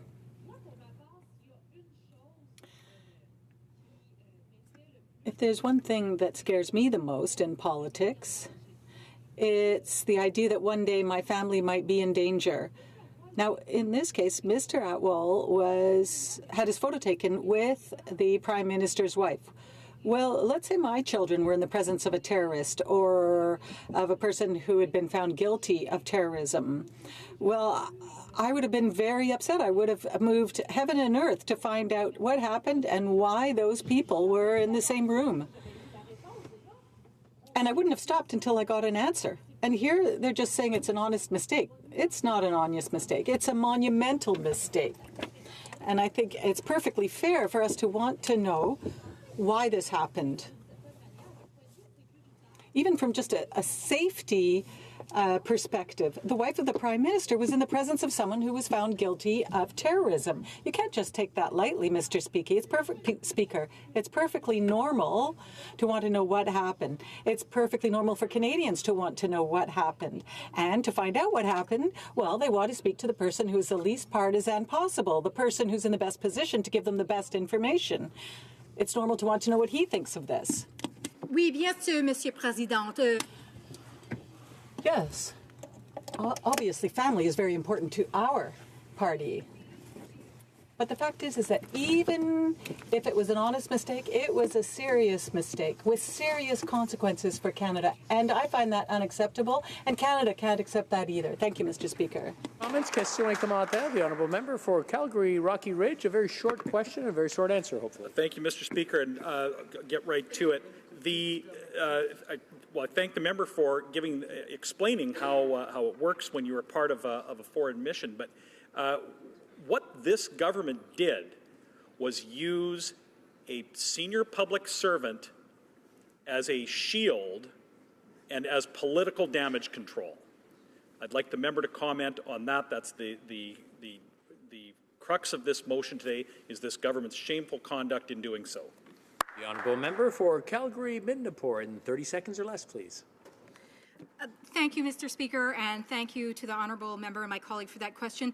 And sadly, Mr. Speaker, again, diplomats only do what our government asks us to do. And so we would take that and we would wear that and we would respond in the best, most noble way possible, as we do for the public service of Canada, for not just this government, but for the people of Canada. Thank you, Mr. Speaker. Resuming debate, the honourable member for Sturgeon River Parkland. Thank you, Mr. Speaker. I rise to speak on this important motion today. And it's important because in my riding, like many rural ridings across Canada, trade is the lifeblood of our economy. And trade is facilitated by building strong interprovincial and business relations. And when our Prime Minister creates diplomatic incidents, he undermines those relationships, and consequently trade suffers. This point leads into my final comment, which will be about disturbing actions of our Prime Minister, who seems content to throw the reputation of his own Liberal members and members of our professional public service under the bus to protect his own skin. And these are not the actions of a leader. This is shameful behavior. The Prime Minister's recent trip to India was a diplomatic disaster. It goes without saying. And this tour has undermined the confidence of the Indian government that Canada can be depended upon as both a trading partner and a trusted ally. The Prime Minister went to India with a trunk full of colorful costumes, ready to show off his dance moves, but he failed to do his #1 job as Prime Minister, to advance Canada's interests. Pulse farmers in my riding of Sturgeon River Parkland and across Canada are suffering because this Liberal government failed to negotiate a deal on tariffs with India. Consequently, prices for lentils have dropped significantly, and Canadian farmers are finding themselves increasingly shut out of global markets. The increased tariffs on lentils announced after the Prime Minister's trip illustrates his complete inability to get the job done. And prices are down for lentils across Canada. And India, one of Canada's top export destinations, continues to slap new tariff and non-tariff barriers to our world-class products. I see the impact of this in my riding. Farmers, including members of my own family, are losing out because this government has failed to deliver serious and meaningful action on this critical trade issue. Furthermore, on the issue of fumigation, the Prime Minister failed to gain an exemption from the Indian government that would prevent the use of an environmentally destructive chemical on our crops, a fumigant that is not required in Canada. Why wasn't our Minister of Agriculture doing the hard negotiations in the back rooms while the Prime Minister and his taxpayer-funded entourage posed for selfies with extremists? Since the Liberals have failed to gain Canadian farmers access to the Indian market when it comes to lentils, how can they be depended upon to ensure that Canada's liquefied natural gas resources get to market? The Indian economy is undergoing rapid reforms that will require the use of cleaner fuels in order to meet their climate change and economic growth goals. Currently, many impoverished families in India spend hours every day collecting biomass fuel that wreaks devastation on forests and burns even dirtier than coal. Biomass pollution harms the health of women and children. Canada has a solution, natural gas, or as we in Alberta call it, God's gas. Canada's environmentally responsible natural gas can provide the low carbon intensity to power India's economic expansion. It will also provide clean, reliable fuel that will ensure poor families have healthier air in their homes. India needs Canada's natural gas, but this government has failed to secure deals necessary to ensure that Canada and India can benefit from this mutual exchange. Now let's look at the record of this trip. The Prime Minister took 20 members of the Liberal Party on this taxpayer-funded junket and photo op tour. And what do they have to show for it? Supposedly $1 billion in investment. But when looking closely, it becomes apparent that 75% of this investment involves Canada investing in India. And only a few short weeks later, the President of France announced $16 billion worth of trade deals with India and was even met at the airport by the Indian Prime Minister. Not exactly a proud moment for Canada, as we struggle to attract foreign investment while this Liberal government relentlessly raises taxes and increases red tape. What else did they achieve on this trip? Recent media reports paint a disturbing picture of the Prime Minister's entourage, a Liberal member of Parliament arguing with security officials tasked with defending Canada's embassy so that he could cut in line and sneak a few friends to a party. They drank the bar dry of Crown Royal, and it succeeded in angering Indian officials who patiently waited in line. This sort of Animal House behavior belongs in the dorm room, not on international trips meant to highlight Canada's serious commitment to our relationship with India. It appears that the priority of this diplomatic visit, was for the Prime Minister to show off his fancy costumes and dance moves. The Prime Minister's reckless disregard for Canada's international reputation and the security of the delegation resulted in a convicted terrorist being invited on the trip. A terrorist who was convicted of attempted murder against an Indian politician while on Canadian soil. What kind of message does this send to our ally when we invite those who have promoted extremism and violence against the state of India on our delegations? I know Canadians would not take kindly to a foreign government inviting advocates of separation in Canada, least of all violent separation. And yet that is exactly what the Prime Minister has done. And to make matters worse, the Prime Minister failed to take responsibility for the actions of his team. A real leader understands that they have command accountability for the actions of those under their leadership. But this Prime Minister has once again abdicated that personal responsibility and laid the blame on everyone from his own Liberal member to the supposed actions of the Indian government. And I can certainly understand why the Prime Minister is frustrated. I'm sure he truly believes that he is a far superior Prime Minister to Stephen Harper. Yet globally, the evidence continues to mount against him. That frustration does not excuse his conspiratorial accusations that somehow it is the Indian government that is responsible for this disastrous trip. Even if there is a shred of truth to the Prime Minister's outlandish claim, surely it would make the best diplomatic sense not to make this claim publicly. And now we have an important ally accusing our Prime Minister of making baseless accusations. It's bad for India and it's bad for Canada. And yet the Prime Minister has recklessly gone ahead. It will take a new government to restore that trust. And it's apparent that the Prime Minister places priority on his own image and not the best interests of Canada.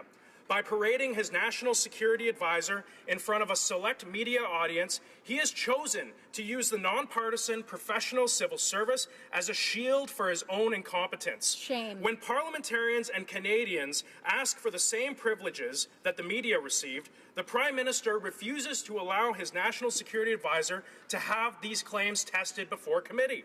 And it's clear to me that the National Security Advisor has been used by the Prime Minister to deflect from his embarrassing failure, and that is one of the great shames of this government. Despite their claims to support a nonpartisan professional public service, they are all too ready to use and abuse public servants to advance their own partisan ends. Shame. Just a few years ago, I had the opportunity to watch as Indian Prime Minister Narendra Modi disembarked from his plane on the tarmac in Ottawa. This important visit from the leader of the world's second most populous nation and one of the fastest growing economies in the world highlighted the respect held by India for Canada. A few years ago, this Liberal government declared Canada's back. But now the Prime Minister of India couldn't even be bothered to meet with our Prime Minister when his plane landed. The contrast is illuminating. Under our serious Conservative leadership, international leaders came to Canada and respected our Prime Minister. And under this incompetent Prime Minister, we have become the butt of international jokes, snubbed when visiting our most important allies. The only thing that will restore the trust for Canadians and for the Indian government will be a new government. Thank you, Mr. Speaker. Questions and comments. The Honourable Member for Brampton North. Mr. Speaker, I'm incredibly offended by the speech given by my colleague across the aisle just now. I'd implore them to stick to the facts, stick to what they're trying to achieve. This reference that I've been hearing from debate to debate to debate about costumes is incredibly offensive. I'd like to share a little story about a girl growing up here in Canada, which was me, a child of immigrant parents, who constantly tried to, it was a struggle within me every day, Mr. Speaker, to try to be proud of my culture, proud of my heritage, but you couldn't help just wanting to fit in and think, why can't they just wear Western clothing to my teacher-parent interview? Maybe I'll fit in a little bit better. Maybe the kids won't make fun of the clothing that we traditionally wear. And this reference continually made by the opposition to our clothing being referred to as costumes is outrageous. I wonder if my colleague is offended that I'm wearing his costume right now. Would you call a business suit a costume? And should I ask people from around the world about what they think about me wearing a white man's costume? Are you offended? Because I'm incredibly offended that again and again I hear reference to our clothing as costumes. It is not a costume. It is clothing that we wear every day, day in and out. Indians wear that clothing, and it is nothing compared to a uniform of a police officer. The Prime Minister respected our culture, respected our traditions, and took part and engaged in the clothing that we value so dearly. So I am so happy that my child, my son, can see a Prime Minister today that respects his culture, his tradition, and where he comes from.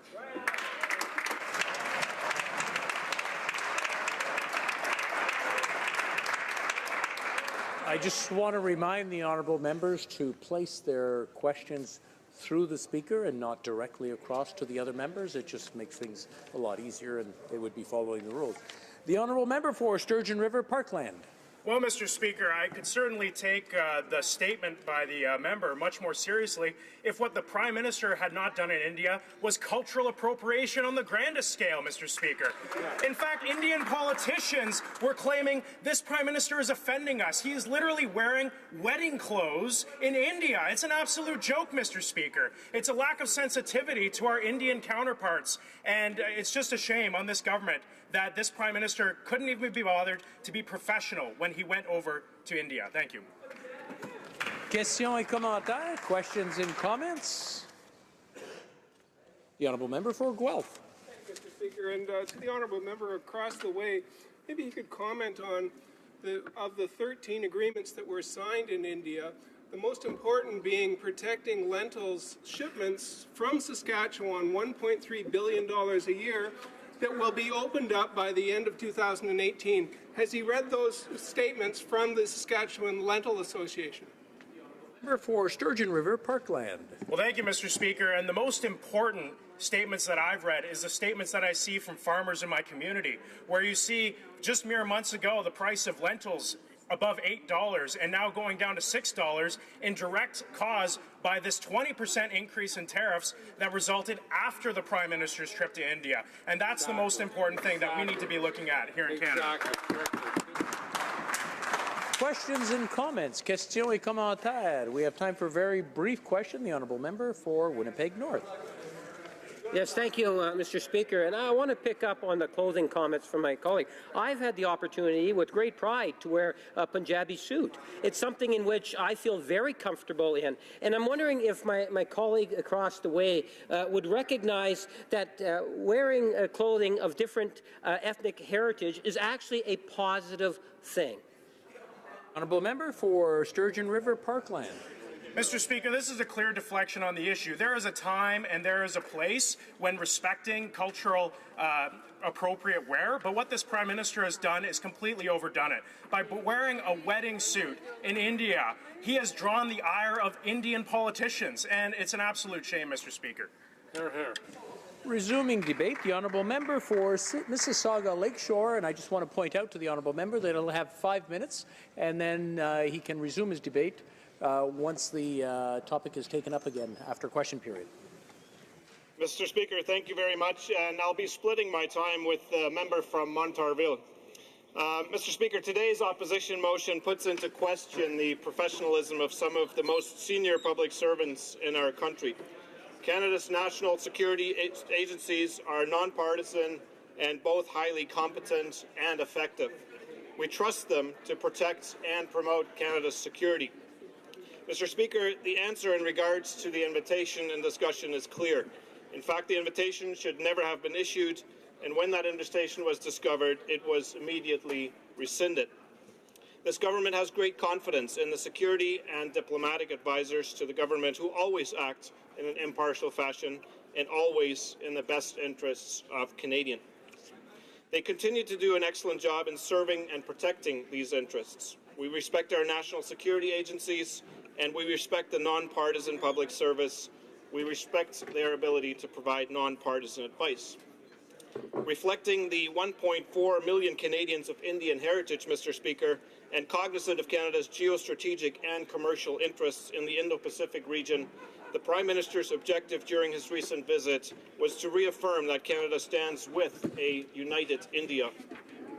Recognizing that the relationship between Canada and India is based on a shared commitment to pluralism, diversity, and democracy, the Prime Minister visited cultural and religious sites of significance to people in Canada, India, and around the world. During this debate, we are also wise to reflect again on the importance of India in regional and global geopolitics. Given Canada's own strong global bonds and priorities, there is clear potential benefit in collaborating with India in many areas, Mr. Speaker. As many Canadians clearly appreciate, India is the largest and most influential state in South Asia. It is the key actor in its immediate neighborhood with complex and important relationships with neighbors like Pakistan and China. It also plays a key role in Asia as a whole in its strategic interactions, especially but not limited to the Indian Ocean region. India is important for the pursuit of Canadian geopolitical interests across Asia. Not surprisingly, therefore, Mr. Speaker, the recent meetings between our Prime Minister and Prime Minister Modi included consideration of this very question. As a result, the two leaders resolved to work together in bilateral and multilateral frameworks to promote a stable and rules-based Indo-Pacific region that will not only benefit Canada economically, but also will serve to broaden our effectiveness and penetration as the region moves forward towards greater wealth, influence, and connectivity. A number of important shared challenges face India and Canada in the Indo-Pacific region. During the visit, for example, the two Prime Ministers discussed a number of regional and global issues of critical importance, Mr. Speaker. With respect to the ongoing situation in Afghanistan, the leaders paid special attention to security matters. Both called for the immediate cessation of violence, the renunciation of links with international terrorism, and the dismantling of infrastructure to support terrorism. The leaders also affirmed support to the government and the people of Afghanistan to achieve an Afghan-led, Afghan-owned, and Afghan-controlled national peace and reconciliation process. Mr. Speaker, our relationship with India on these matters is important in order for lasting peace and prosperity in the region to be realized. Our Prime Minister and Prime Minister Modi also called on the Democratic People's Republic of Korea to abide strictly by its international obligations and commitments. They called on all states to implement rigorously the relevant UN Security Council resolutions relating to the DPRK. Both Prime Ministers deplored the current state of affairs in the Maldives and urged governments of that country to allow democratic institutions, including Parliament and the judiciary, to function independently in a fair and transparent manner. Furthermore, the Prime Ministers also discussed the humanitarian and security crisis in Myanmar and across the border in Bangladesh, and called for the voluntary, safe, and sustainable return of the Rohingya refugees, while stressing the importance of ensuring law and order and respect for human dignity in the process. Mr. Speaker, the leaders called for the restoration of humanitarian access for relevant United Nations and other international organizations to facilitate the return process. This is a matter which remains of great concern to many Canadians, and in fact, Mr. Speaker, a number of concerned constituents in my own riding of Mississauga Lakeshore have written letters to my office about the Rohingya crisis. We have a point of order for the honourable member for Calgary Rocky Ridge. Thank you, Mr. Speaker. I know that that the time is almost up before we have to break for question period, but we're about 5 minutes into the member's speech, and he hasn't addressed the motion yet. So I know there's a lot of latitude around relevance, but perhaps when we return afterward, the member could address the substance of the motion, which is the allowing the public's head of public security to appear before the Public Safety Committee to address the comments of the Prime Minister and his conspiracy theory. Good. The honourable member is at the end of his 5 minutes, and he does have 5 minutes coming to him afterwards. Again, often relevance is a question, and seeing how it gets brought back, I'll leave that with the member. I'm sure it'll be very interesting once he returns after question period.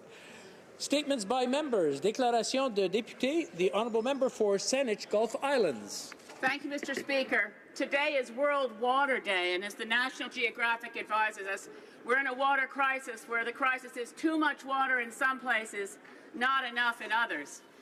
Studies by scientists have shown that between 1995 and 2015, 90% of all weather-related events, such as extreme weather events, floods, storms, heat waves, and droughts, are water-related events.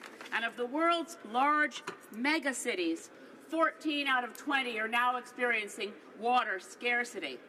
Mr. Speaker, the reality is that the water crisis runs in tandem with the climate crisis. And as we operate in a state of cognitive dissonance, we all know the climate crisis is real. There are measures being taken by this government, but they're not close to enough to avoid the climate crisis. So we need to wake up. We need to act. And we need to stand together and say, we stand with water protectors, and say, water is sacred. Thank you. Honourable member for Halifax. Mr. Speaker, it's the sloppiest, sauciest, greasiest time of the year in Halifax. It's Burger Week again, presented by the Coast newspaper, with a portion of profits going to Feed Nova Scotia. Now in its 6th year with a record-breaking 125 burgers to choose from, there's a burger for everybody. We've got burgers for vegans at Dee Dee's with a lentil and roasted mushroom patty. There are burgers for breakfast at Roby Street Station. a sausage patty with egg between 2 hash browns coming right up. Donut lovers, rejoice. Enjoy your beef in a coffee-glazed bacon donut fritter bun at Vandal Donuts. Got the munchies? The Auction House burger comes topped with mac and cheese. And what would a Halifax Burger Week be without a Donair burger, sandwiched between garlic fingers, brought to you by the king of Donair? And try to save room for a trio of tiny macaroon burgers at the Old Apothecary. So, Mr. Speaker, I call on my fellow Haligonians, grab your burger passports and your wet wipes and hit the town using the hashtag HFX Burger Week. Hey, all right. I better get a burger passport. Now, member for Prince George, Peace River, Northern Rockies. Thank you, Mr. Speaker. And this Tuesday we saw with great fanfare the Minister of Public Safety announce changes to our new firearms law. But we expected some changes that would actually keep guns out of the hands of gang members, but we saw little of that. But what we did see, however, unfortunately, adding additional red tape to lawful firearms ownership and then buying non-restricted firearms in Canada. Sadly, though, the worst of the worst happened. What we predicted, by my colleagues behind me, what we predicted was a return of the long gun registry to Canada, not just through the back door, as in the new reference system, where every non-restricted firearm is going to need a reference number and be tracked by the registrar, Mr. Speaker, but also deliberately handing through the front door a copy of the old firearms registry data to the province of Quebec. This is indeed shameful and a breach of their promise to their constituents in rural Canada that said they wouldn't re-establish a long gun registry. It is unfortunate that this PM is so uninformed about Canadian firearms law. The Honourable Member for Saint-Léonard Saint-Michel. Historic moment. Parliament sits during the first National Impaired Driving Prevention Week. Impaired driving is the criminal act that kills the most Canadians. As we are on the eve of cannabis legalization, we should all have a heightened sense of urgency in addressing this terrible scourge that kills and severely injures indiscriminately thousands of Canadians. Je partage avec vous tous ma vision. I share with all of you my vision for objective zero deaths. We need to support scientific research that will move forward progress and developments that can have a positive impact on driver behavior and provide them with the technological tools required to improve road safety. Today, I invite all of my colleagues to write to the principals of the schools in their riding to recall that every life can be saved. Member for Fort Moody Coquitlam. On World Water Day, I rise to speak about the importance of protecting Canada's lakes and rivers. In 2012, the Conservative government gutted the Navigable Waters Protection Act. During the 2015 federal election, the Liberals promised they would immediately reverse strict environmental protections and create new environmental safeguards. Almost 3 years later, the Liberals finally introduced Bill C-69, the Navigation Protection Act, which falls considerably short of what the Liberals promised during the election campaign. In fact, the minor changes introduced to the bill make little or no difference for the protection of 99% of our waterways. Instead, Canadians will be forced to fight the government on a case-by-case basis to protect each lake, river, creek, or stream. On World Water Day, I hope this government and all MPs will acknowledge the importance of water to Canadians and pledge to conserve, protect, and restore watersheds right across this great country. The Honourable Member for Oakville. Mr. Speaker, I rise today to celebrate the achievements of 2 young women in the Oakville 540 Golden Hawk Squadron. Flight Sergeants Maya Musili and Rachel Shee have received Air Cadet League Long Service Medals for their commitment to leadership and service to Oakville. Named after the world-famous Golden Hawks Precision Flight Team of the Royal Canadian Air Force, the 540 Golden Hawk Squadron is one of over 450 Royal Canadian Air Cadet Squadrons across Canada. Locally, they've been serving the youth of Oakville since 1951. Hundreds of youth each year participate in their programs and gain valuable skills in leadership, community engagement, and teamwork. It's committed and engaged young leaders like Maya, Rachel, and all the 540 Golden Hawk Squadron cadets that make me so proud to represent Oakville. I know that their futures are very bright, and I expect big things from the entire 540 Golden Hawk Squadron. Keep up the great work, cadets. The honourable member for Cypress Hills Grasslands. Mr. Speaker, the Swift Current Broncos have a remarkable history, a history of great success and tremendous challenge. A successful Junior A franchise in the smallest Western Hockey League city requires a huge community effort. And this year, that community was there. A record-setting year for attendance, an improvement of 18,000 fans from last year. All of Southwest Saskatchewan is supporting our team. And for good reason. The Broncos are rated number 4 in the country and have recorded the most points in a season since they won the Memorial Cup in 1989. They finished second in the WHL and are moving into the first round of the playoffs against the Regina Pats, a team that wants to win because they are this year's hosts of the Memorial Cup. Mr. Speaker, the hard-hitting, fast-getting Broncos are on their way, led by Captain Glenn Godden and goalie Stuart Skinner. Mr. Speaker, Swift Current area will be decked out in blue and green as the Swift Current Broncos begin the road to another Memorial Cup. Go Broncos, go! Member for Kitchener Centre.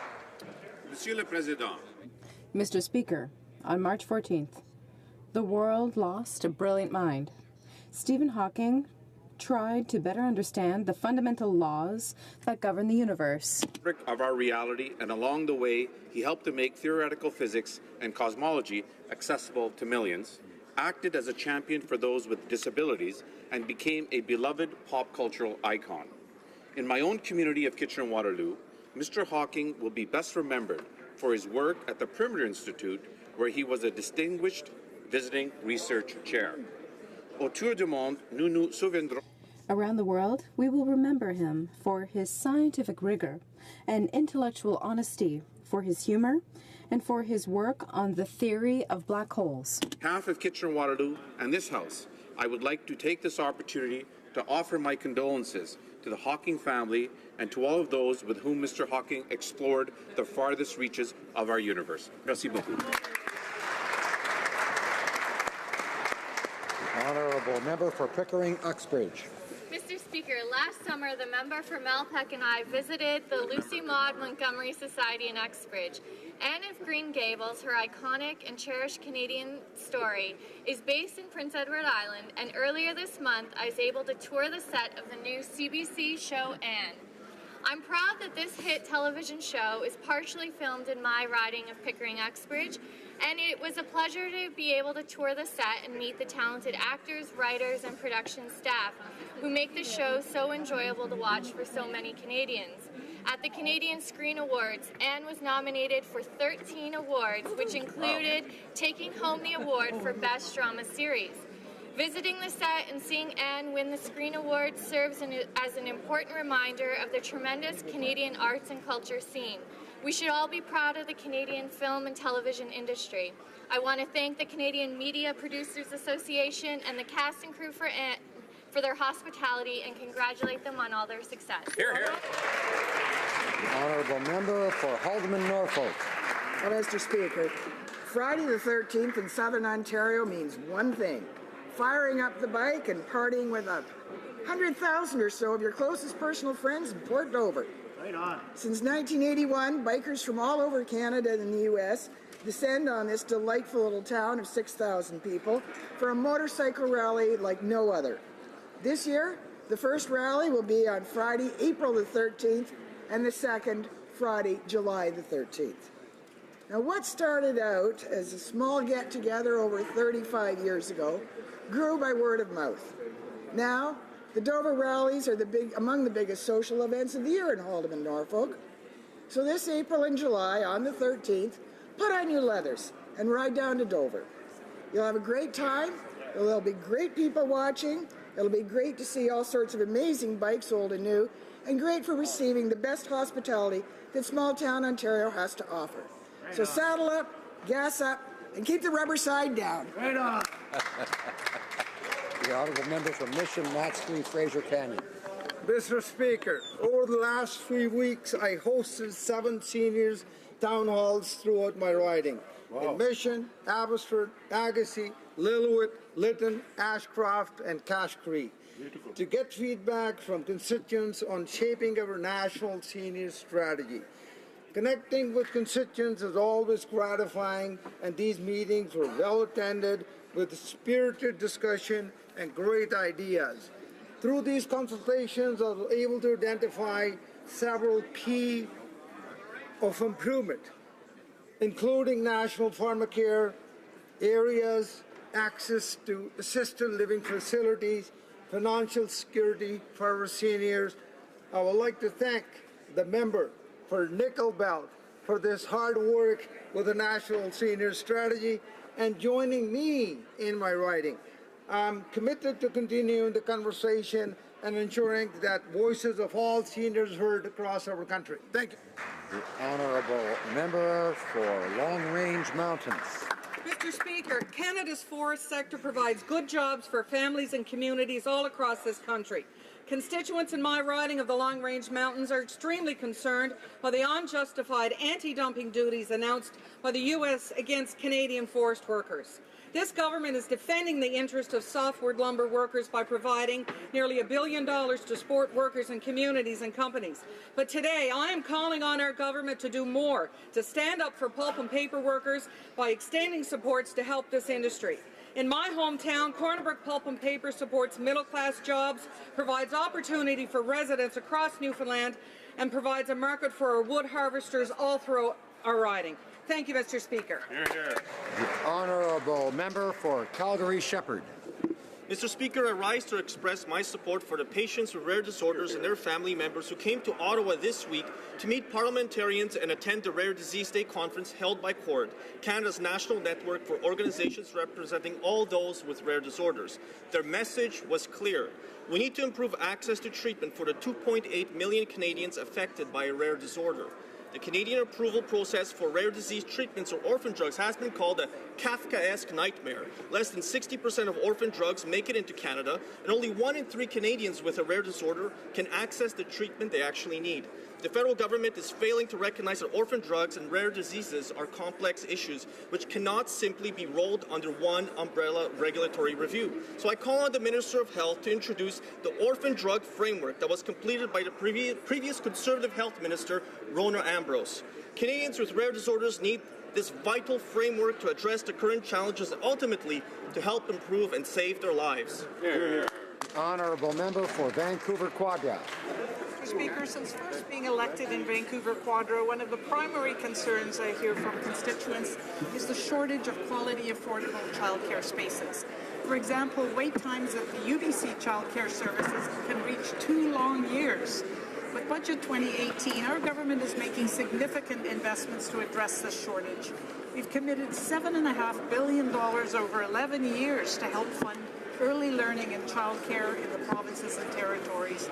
And this much-needed investment will lower the cost for parents and create an estimated 40,000 new childcare spaces.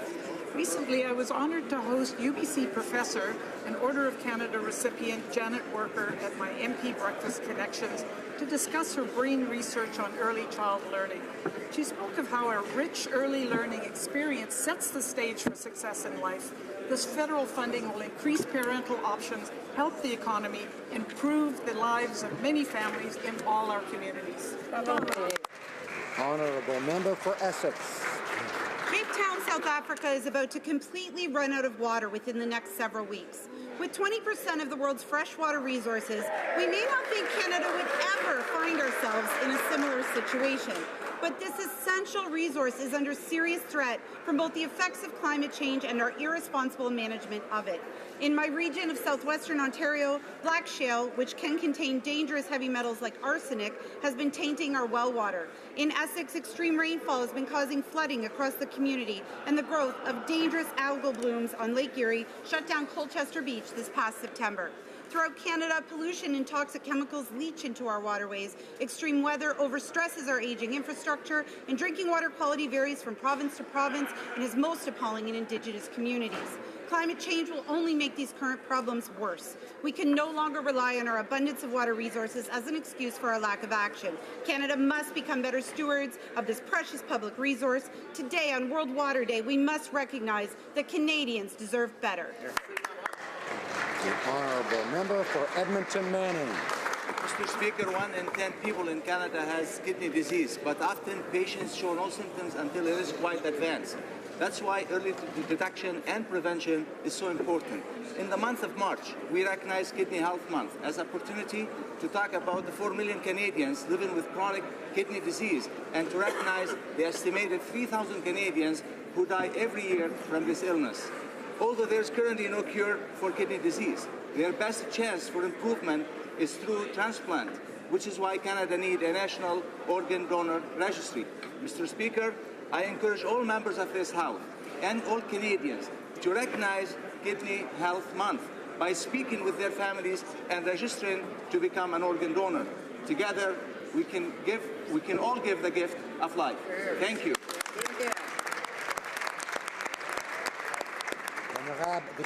The Honourable Member for Lac Saint Louis. Mr. Speaker, we all recognize the vital importance of water. We know that the most significant consequences of climate change will affect the world's water supply. We also know that women and girls suffer disproportionately when water and sanitary facilities are lacking because the situation affects their health and often causes them to miss school or work. Our nation, and we can help the world achieve water security. We have the scientists, the entrepreneurs, the engineers, and the experience in the shared governance of international waters like the Great Lakes to be a global water leader. World Water Day is an opportunity to reflect on the need to continue working on developing a multifaceted vision for water that includes contributing to water security in the world, including through Canada's feminist foreign policy. Thank you, Mr. Speaker.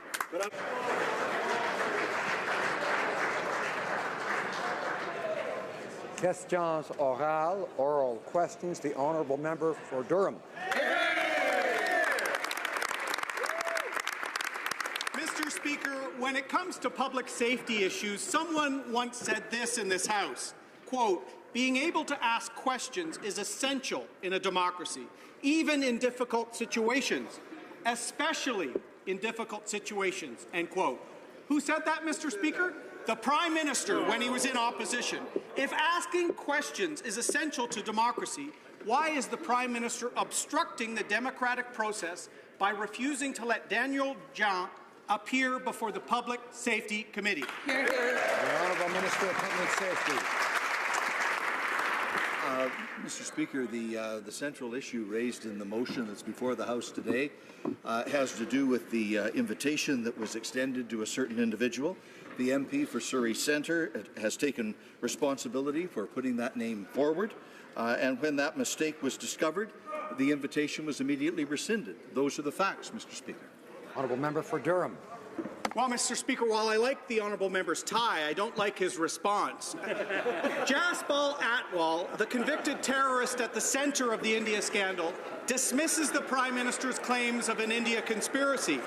The Liberal MP from Surrey Centre refutes the Prime Minister's claims by admitting responsibility. The Foreign Minister refutes the Prime Minister's claims by saying it was an honest mistake. Only two people cling to the conspiracy theory, the Prime Minister and Daniel Jean.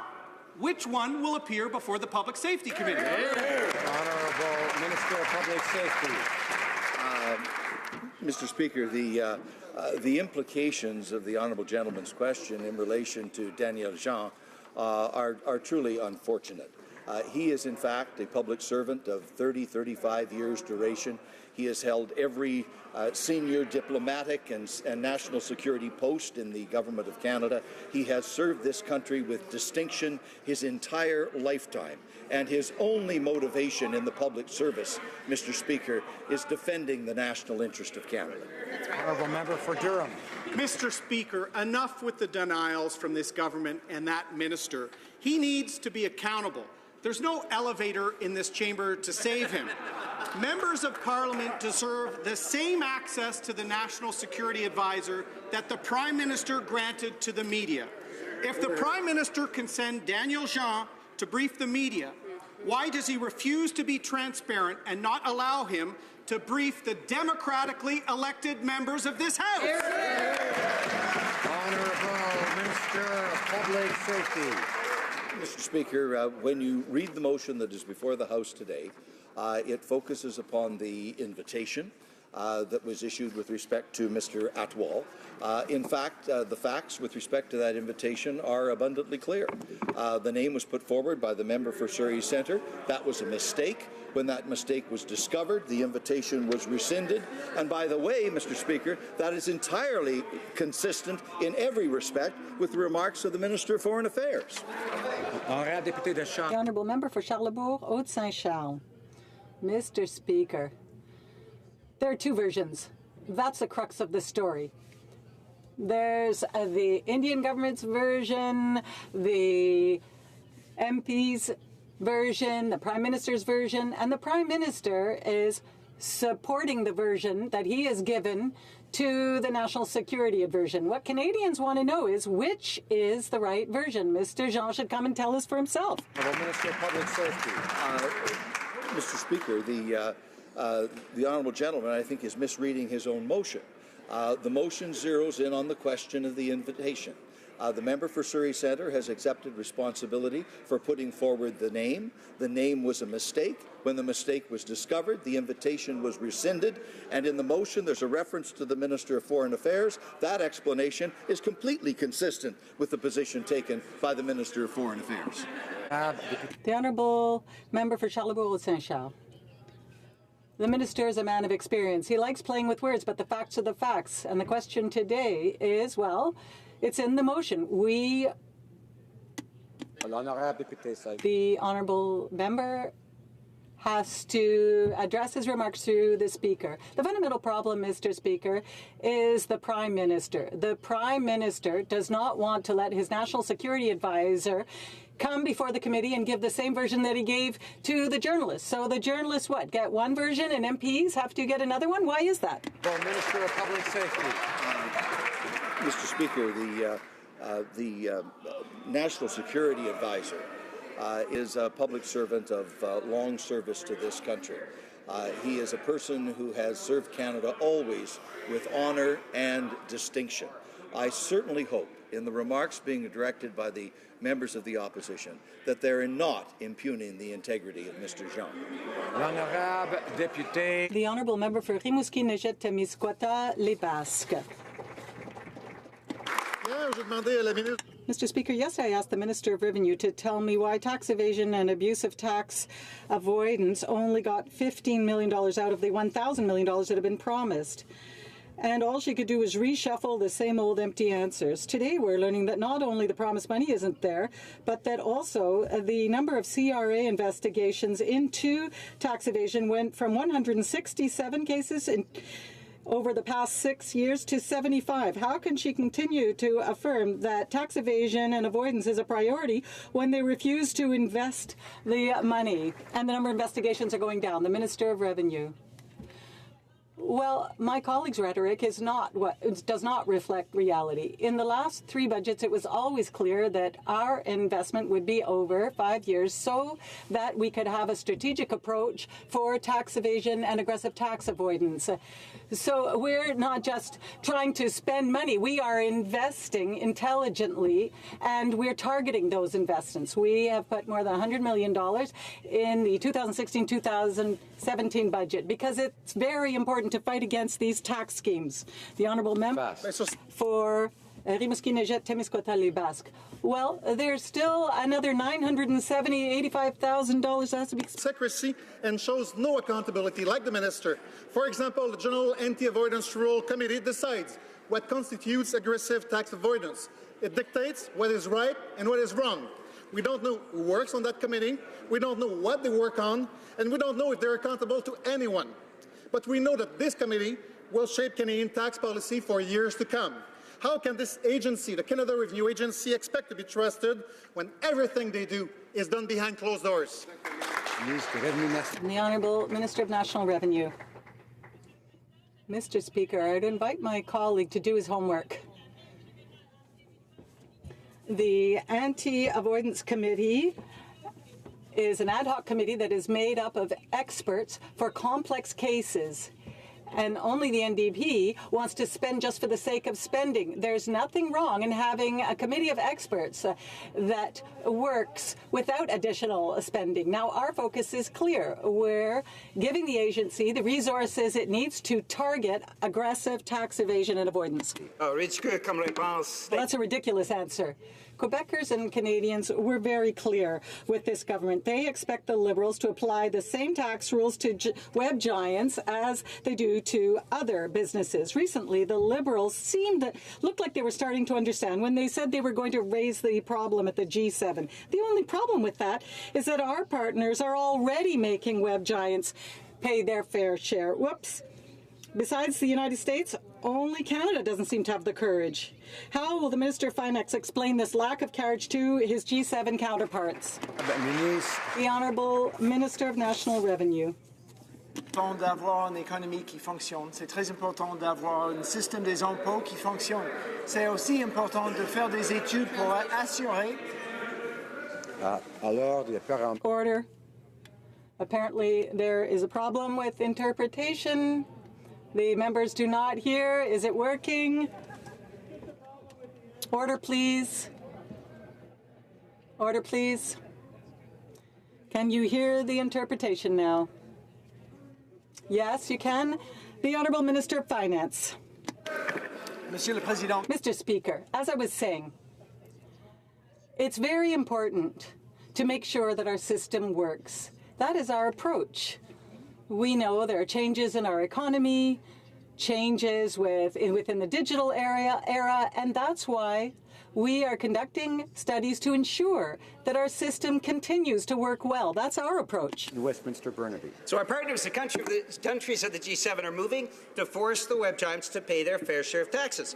But this Liberal government stands resolutely against a fair tax system. Finance Minister just said they'll study the question. Canadians know what that means. For example, Liberals have been studying pharmacare for 20 years. It means they will do nothing. Why won't this government act in Canadians' best interest and force the web giants to pay their fair share of taxes? The Honourable Minister of Finance. Mr. Speaker, as we consider the way our economy is changing with large international firms that have new business models, we're going to carefully figure out how we can assure that our tax revenues stay appropriately the way they are today, that those enterprises have to pay the appropriate level of tax. As we know, other G7 countries are working together with us and with the G20 to consider how we can do this together, because our international firms working together on an international basis is most appropriate.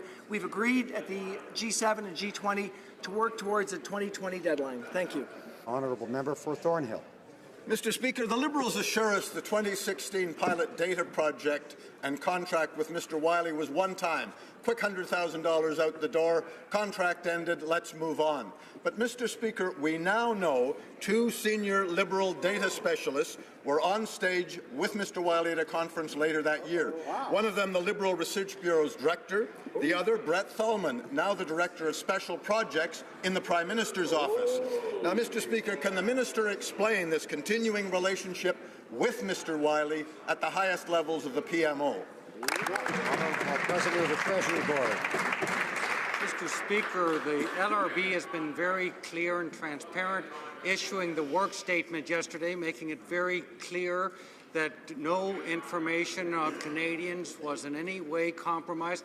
Mr. Speaker, participating in conferences is not a new thing for political staffers. In fact, at the Manning Networking Conference, the Conservative Conference, just a few weeks ago, there was a closed-book session on Facebook training. Now, we don't know, Mr. Speaker, what was discussed at that session because it was closed to the media. They didn't want Canadians to know what they were talking about behind closed doors. The Honourable Order. The Honourable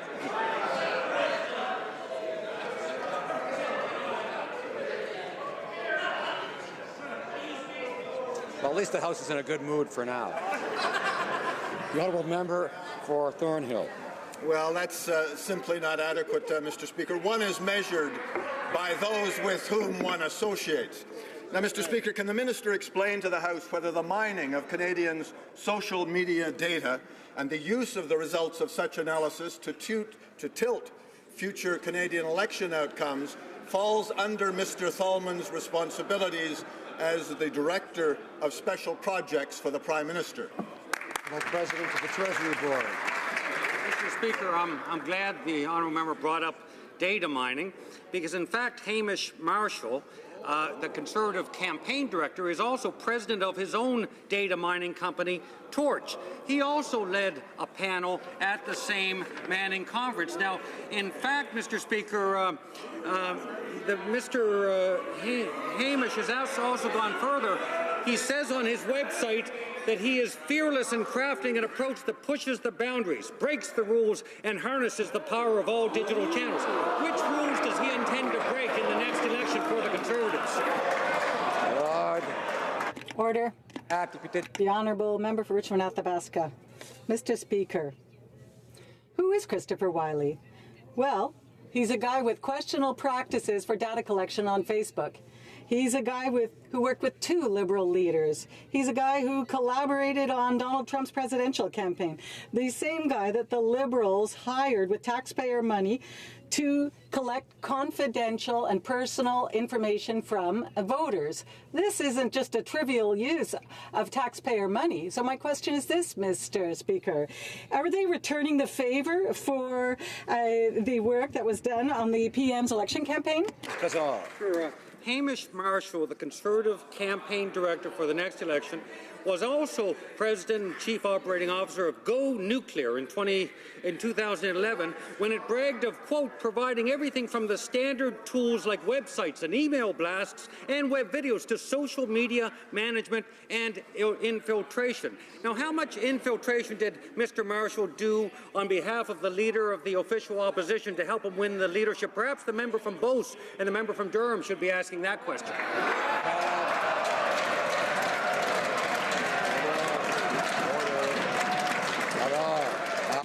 Order. Order. The Honourable Member. Order.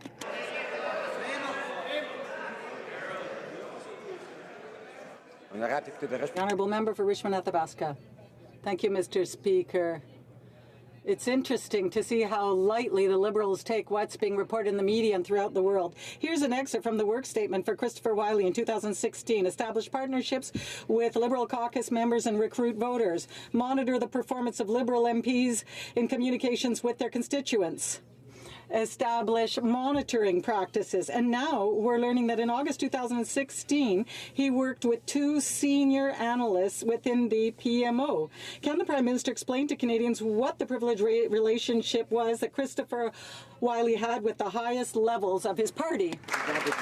The Honourable President of the Treasury Board. Mr. Speaker, I can tell the honourable member that we used a very secret strategy to win the 2015 election. And I want to share this with them. We actually put Canadians first. We focused on growing the middle class.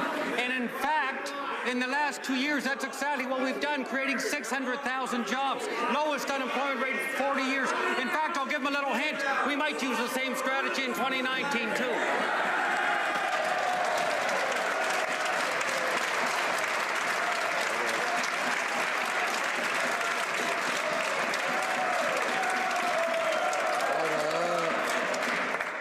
Member for Red Deer Lacombe.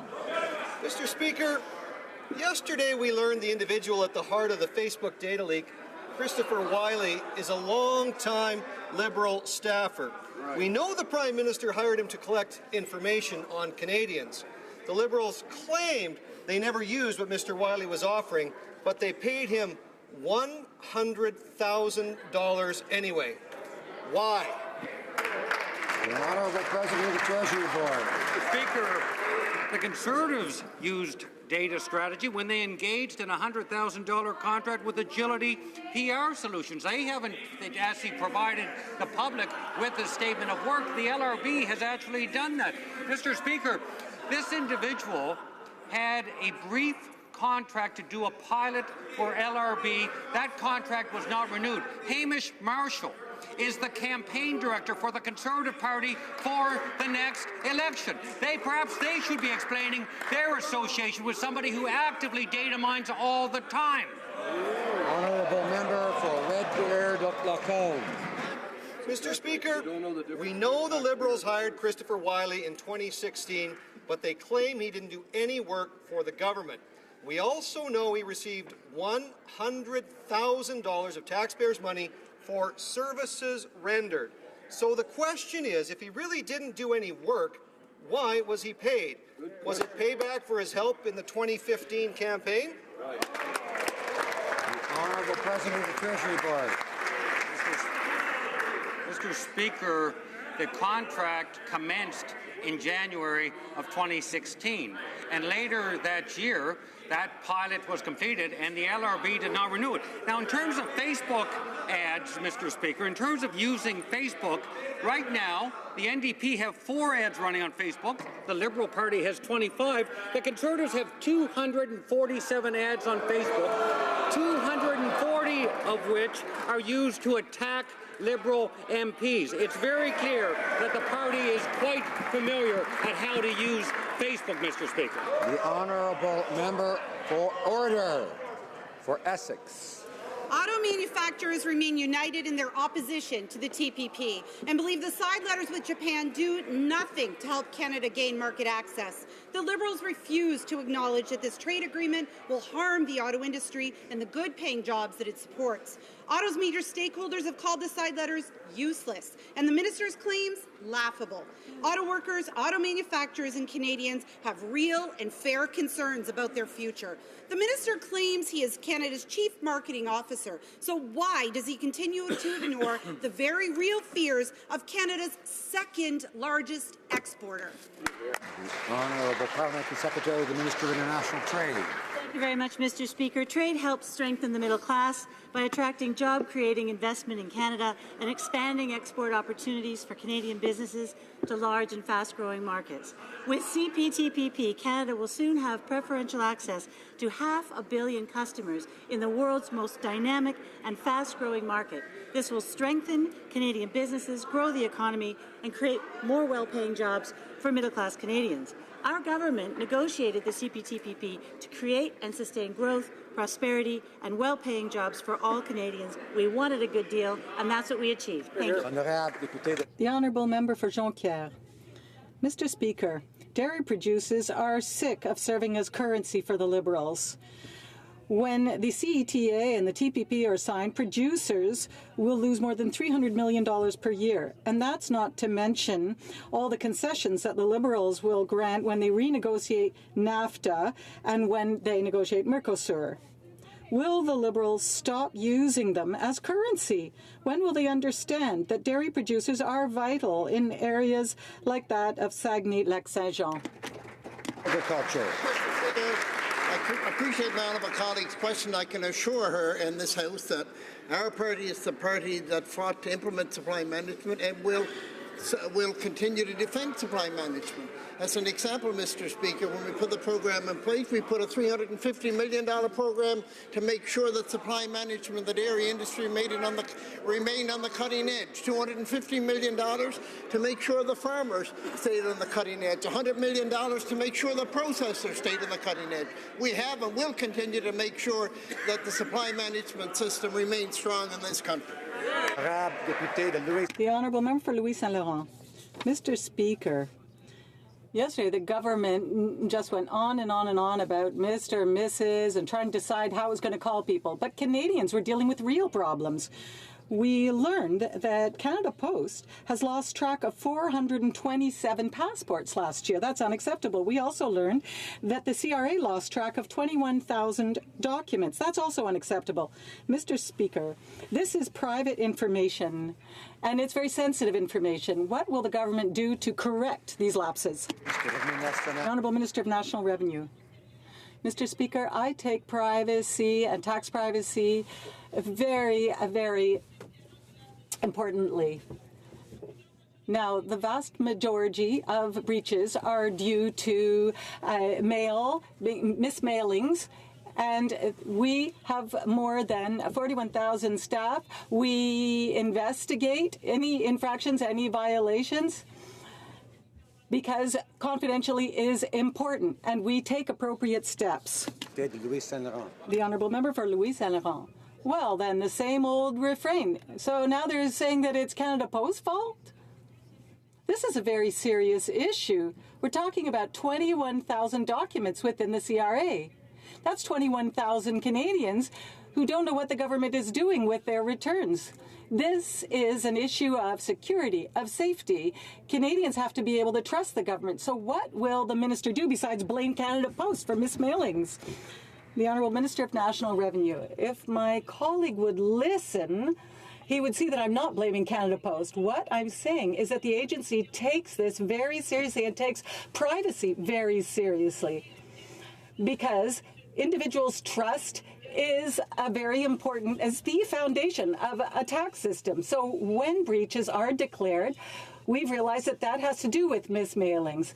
The agency is one of the biggest organizations. It has more than 41,000 employees. We conduct in-depth investigations in all infractions or all breaches of confidentiality, and we will take appropriate steps. February 2017, the Minister of Environment told this House that all of the carbon tax revenues would go back to provincial governments, and none of it would go to the federal Liberal government. Last week, though, this government quietly released a document which said, and I quote, "These revenues do not include those in respect of the GST charged on products and services that may have embedded carbon pricing costs on them." In other words, they're going to collect GST on the carbon tax that Canadians are forced to pay. Why is this Environment Minister breaking her word and taxing the tax? The Minister of Environment. Thank you, Mr. Speaker. I always love getting up to answer the members opposite's questions on putting a price on pollution. I'm glad that he's very interested in learning more, because we want to put a price on what we don't want, pollution, so what we can get what we do want, innovation and reduce GHG, so we can have a sustainable planet for our kids and grandkids. Right. In terms of GST, it applies as a final price on all goods and services. This has always been the case, as he well knows. Order. The member for Cypress Hills Grasslands may not like the answers, but I know he can restrain himself from talking throughout the answer. The member for Carleton. So she says the GST applies on all goods and services. Is the carbon tax a good or a service, Mr. Speaker? Canadians are paying this tax on their home heating, their gas to get to work, indirectly on their groceries, and now they will be forced to pay a tax on that tax. This is among the most regressive taxes, disproportionately targeting poor and working class people. Why is this government taking from those with the least and putting a tax on a tax? Well, Minister of Environment. Thank you, Mr. Speaker. Let's be clear. The most regressive thing you can do is do nothing on climate change. Climate change is real. It's actually a tax on future generations. We are paying the price right now. $100 billion we are paid on the impacts of climate change, from floods, from forest fires, from droughts, and that's happening across the country. Canadians know it's real, and I really wish the party opposite would actually show that they care about taking serious climate action now. The Honourable Member for Belleuil-Chambly. Now, we know that people's personal data are increasingly at risk following on the heels of the Facebook, Equifax, and other scandals. We're asking the government to ask, but we wonder if the government's able to do anything when we see that it's a real sieve. We learned that the government lost passports at Canada Post, lost personal data, Revenue Canada, and there's confidential information at the CSC. When will the Liberals take tangible action to protect the lives or the privacy of Canadians? The Honourable Minister. As I mentioned earlier, the agency takes the protection of privacy for Canadians very importantly. Seriously, rather. Because the tax system is the cornerstone of our system.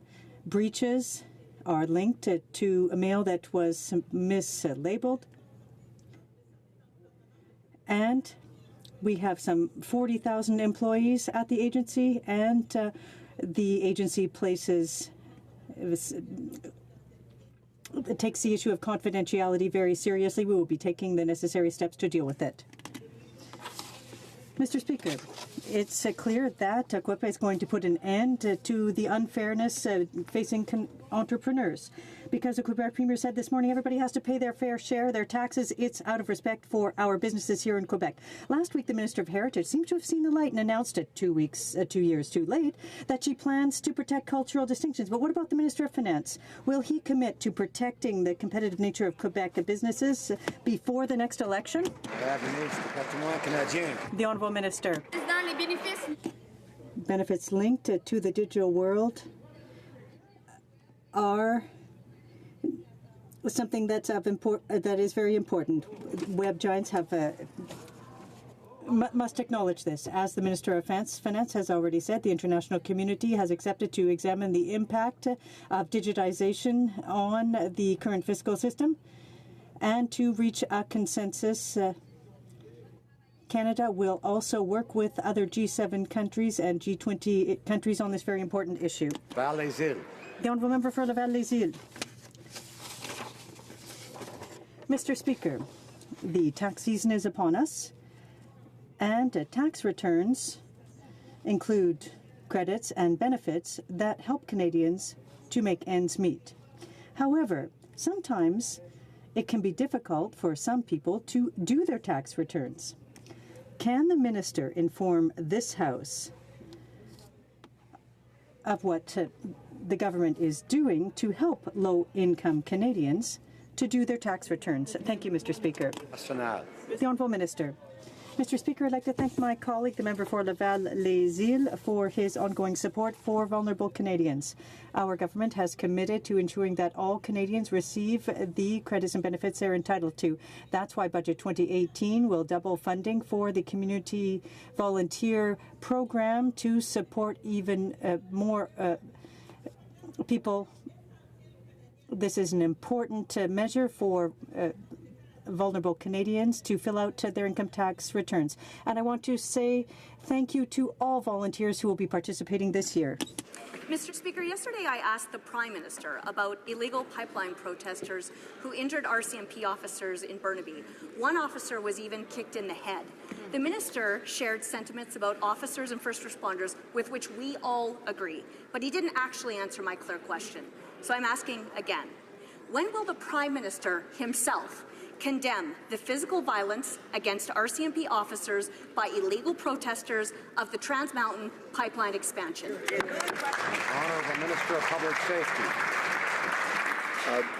Mr. Speaker, of course, all Canadians have the democratic right to express their point of view and to express dissent, but that must always be done within the parameters of the law, and violence in those circumstances is simply unacceptable. The Honourable Member for Medicine Hat. Order. The Honourable Member for Medicine Hat, Cardston Warner. Mr. Speaker, Canadians are rightly concerned that the Prime Minister refuses to condemn the illegal, violent protests against Trans Mountain Pipeline. Workers and families need these jobs, communities need the investment and the benefits that they bring. Mr. Speaker, what Canadians need less of is the rhetoric, and they need more of leadership, and to enforce the rule of law. Stop endangering the police, stop endangering pipeline workers, stop undermining Canada's economy. Will the Prime Minister finally do his job and condemn these illegal acts? Honourable Minister of Public Safety. Mr. Speaker, with the hubbub in the House, I think the honourable gentleman missed my previous answer. The answer is, of course, that Canadians, all Canadians, have the democratic right to express their point of view and to express dissent. But that must be done always, at all times, within the parameters of Canadian law, and violations of the law cannot be tolerated. The Honourable Member for Mégantic-L'Érable. Thank you, Mr. Speaker. The Minister of Finance has called farmers tax frauds. The Minister of Agriculture abandoned them in the last budget. The Minister of Transport is siding with rail companies and is requiring farmers to deal with shipping their product on their own. Following the ridiculous memo on the use of Mr. and Mrs., We can see that Service Canada is treating farmers as criminals under a new directive that will give them Inquisition-like powers. Why does the Liberal Prime Minister have it in for Canadian farmers like that? The Honourable Minister of Transport. Mr. Speaker, my colleague covered so many topics we didn't know who should answer the question, but as regards farmers, I can point out that we want the grains in the West to reach their destination as quickly as possible. That's why the Minister of Agriculture and I wrote to CN and to CP and stated that they needed to do better. They put in place a program to do better. We will monitor them closely on a daily basis to ensure that the pace and rate increases and remains so. Mr. Speaker, I guess this shows you how much of a priority agriculture is when each minister doesn't even know who to get up and answer the question. But farmers and ranchers who use the temporary foreign workers program are stressed and they're angry. Service Canada auditors are treating them like criminals. Liberals are ordering officials to go onto farms, into homes, and search computers, documents, cell phones, with no worry about biosecurity, let alone property rights. No permission necessary. They'll even go in your house if you're not home. This is an unbelievable attack on Canadian agriculture. Why is the Prime Minister allowing farmers' property rights to be violated? Honourable Minister of Employment. Mr. Speaker, we're very proud of the work of the inspectors that work for Service Canada and follow all rules and regulations in doing this critical work. Last year, we assured Canadians that when we use labour from other countries, we would protect those folks, and we would make sure that employers were living up to their obligations of taking care of the very people who are working so hard on behalf of Canadians, and that's exactly what we're doing, Mr. Speaker. Thank you. Honourable Member for Desnefe, Mississippi, Churchill River. The missing and murdered Indigenous women and girls inquiry held only one closed-door meeting in northern Saskatchewan, despite their promise to hold 3 meetings in northern Saskatchewan. Many families from Saskatchewan's north didn't have the opportunity to share the stories of those they love. Now the Minister of Crown Indigenous Relations has said she received a request to extend the mandate of the inquiry for 2 more years. When will the Minister hold inquiry hearings in La Ronge, La Loche and Meadow Lake? Honourable Parliamentary Secretary to the Minister of Crown Indigenous Relations. Thank you, Mr. Speaker, and I thank my colleague for her question today. It's unbelievable the amount of work the Commission has been able to do, the amount of families that have been able to have their voices heard.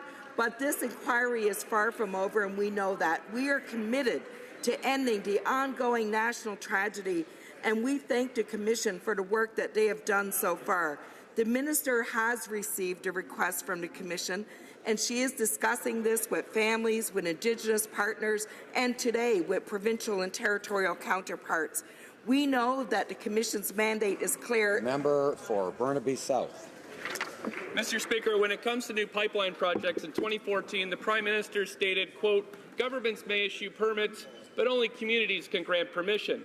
Mr. Speaker, my community of Burnaby, First Nations governments and the province of British Columbia all oppose the new Kinder Morgan pipeline and do not grant permission for it to proceed. Will the Prime Minister honour his words and not force this pipeline through communities without consent? Thank you. The Honourable Minister of Natural Resources. The honourable member says all people oppose the pipeline. I don't think so. I think that there are many, many people across Canada who agree with the government that responsibly moving our resources is a good idea to grow the Canadian economy. Expansion of export markets, a better price for our resources, jobs for Canadians, Indigenous partnerships, that's the recipe, not making blanket statements that have no reality to them. The Honourable Member for Cariboo, Prince George. Mr. Speaker, first we learned the Minister awarded the contract to his Liberal colleague's brother, even though their application was missing critical elements. They weren't even incorporated until a week after the announcement. They didn't have multiple First Nations partners until after the announcement. They didn't even have a boat, and they still don't. And Mr. Speaker, it gets even better. Yesterday we learned his colleague's brother isn't the only well-known Liberal involved in the scandal. The minister's former colleague and Liberal MP Todd Russell is also getting in on the action. How long has the minister known Todd Russell is involved? Honourable Minister of Fisheries and Oceans. Mr. Speaker, my colleague again makes a series of assertions based on a proposal that he has not seen. He should be very careful before he asserts a series of things that perhaps are entirely false. With respect to Mr. Russell, he is a respected, elected Indigenous leader from Newfoundland and Labrador, and he has decided that his community will benefit from participating in this initiative, something the previous Conservative government forgot to do when they had a similar proposal in 2014. Honourable member for Caribou, Prince George. Hashtag clam scam. Mr. Speaker, the minister said media reports pertaining to the Arctic surf clam bid were inaccurate. But it's not just the media who are questioning the validity of this process. The Liberal Fisheries Minister of Newfoundland and Labrador, as well as numerous First Nations, are all speaking out. So, Mr. Speaker, who's really spreading misinformation? Is it the media? Is it the Liberal Newfoundland Fisheries Minister? Is it the Innu First Nation? Is it the Quileute First Nation? Is it the Mi'kmaq First Nation? Or is it this minister? Minister of Fisheries, Oceans and Canadian Coast Guard. Speaker, I can assure you and all members of the House that it certainly isn't me that would spread misinformation.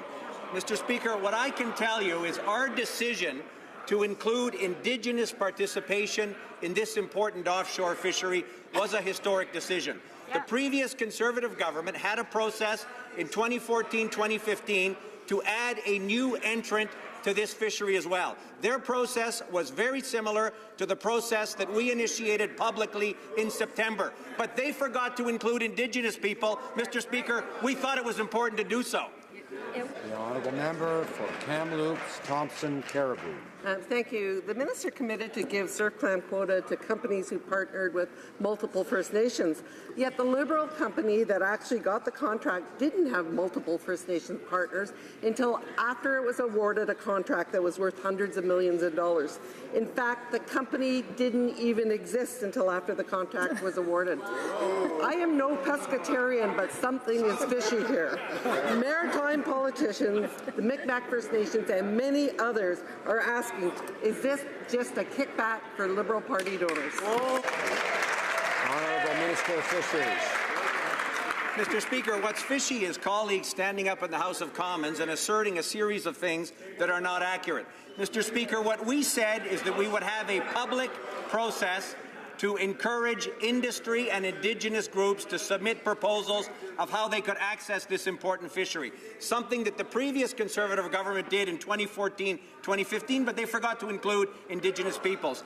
We selected a proposal, Mr. Speaker, that included the best economic benefits for Indigenous peoples in 5 provinces, 4 Atlantic provinces and Quebec, and we're very proud of that decision. Honourable member for New Brunswick Southwest. Mr. Speaker, as the Member of Parliament for New Brunswick Southwest, I have the privilege of having many members of the Canadian Armed Forces among my constituents. Many work at CFB Gagetown, where every summer reservists from across the country go through their training, learn their trade and hone their skills. Can the Minister of National Defence inform this House on how our government is fulfilling its commitments to employment initiatives and invest in Canadian youth and in the Canadian Army Reserves? Thank you. Honourable Minister. Mr. Speaker, I want to thank my colleague from New Brunswick Southwest for her question and her dedicated service to her constituents. As outlined in our defence policy, our government is committed to employing new and recently enrolled members of the Reserves. Last week, I announced our new full-time summer employment program for members of the Reserves.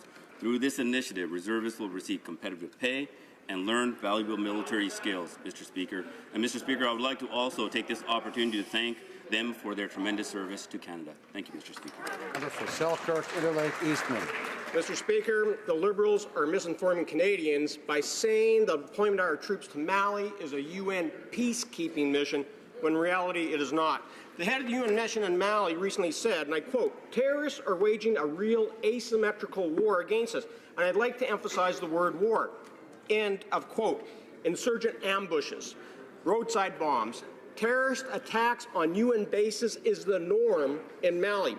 Will the Prime Minister honestly say what the United Nations is saying and admit he's sending our troops into a war zone in Mali?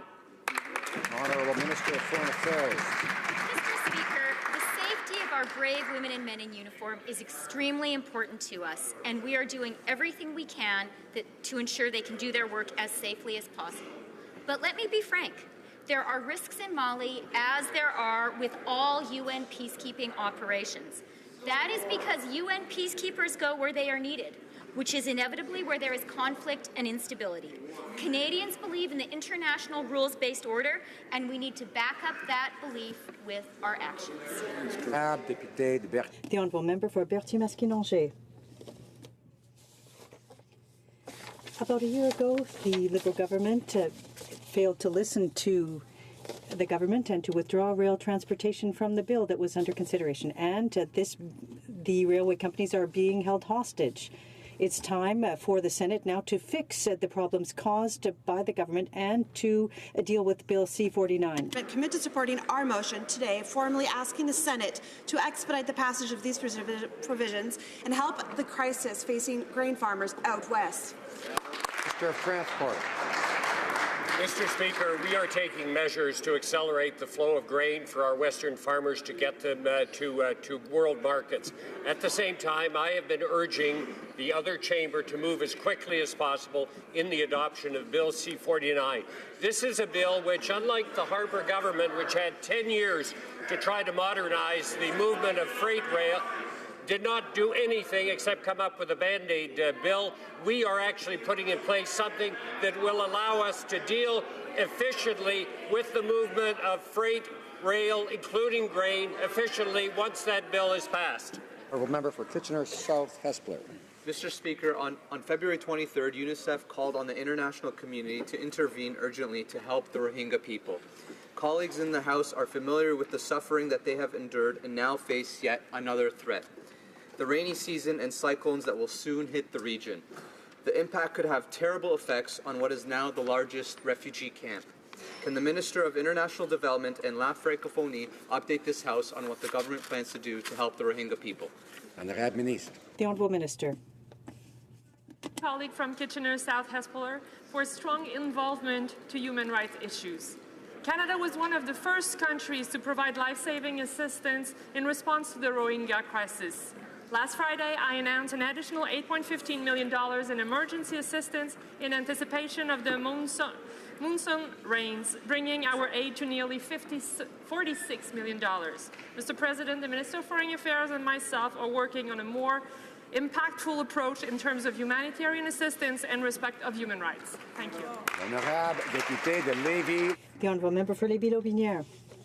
Mr. Speaker, on this side of the House, we believe that we are again seeing very clearly a very specific lack of judgment by the Prime Minister, who's trying to restore his image by sending our troops to Mali.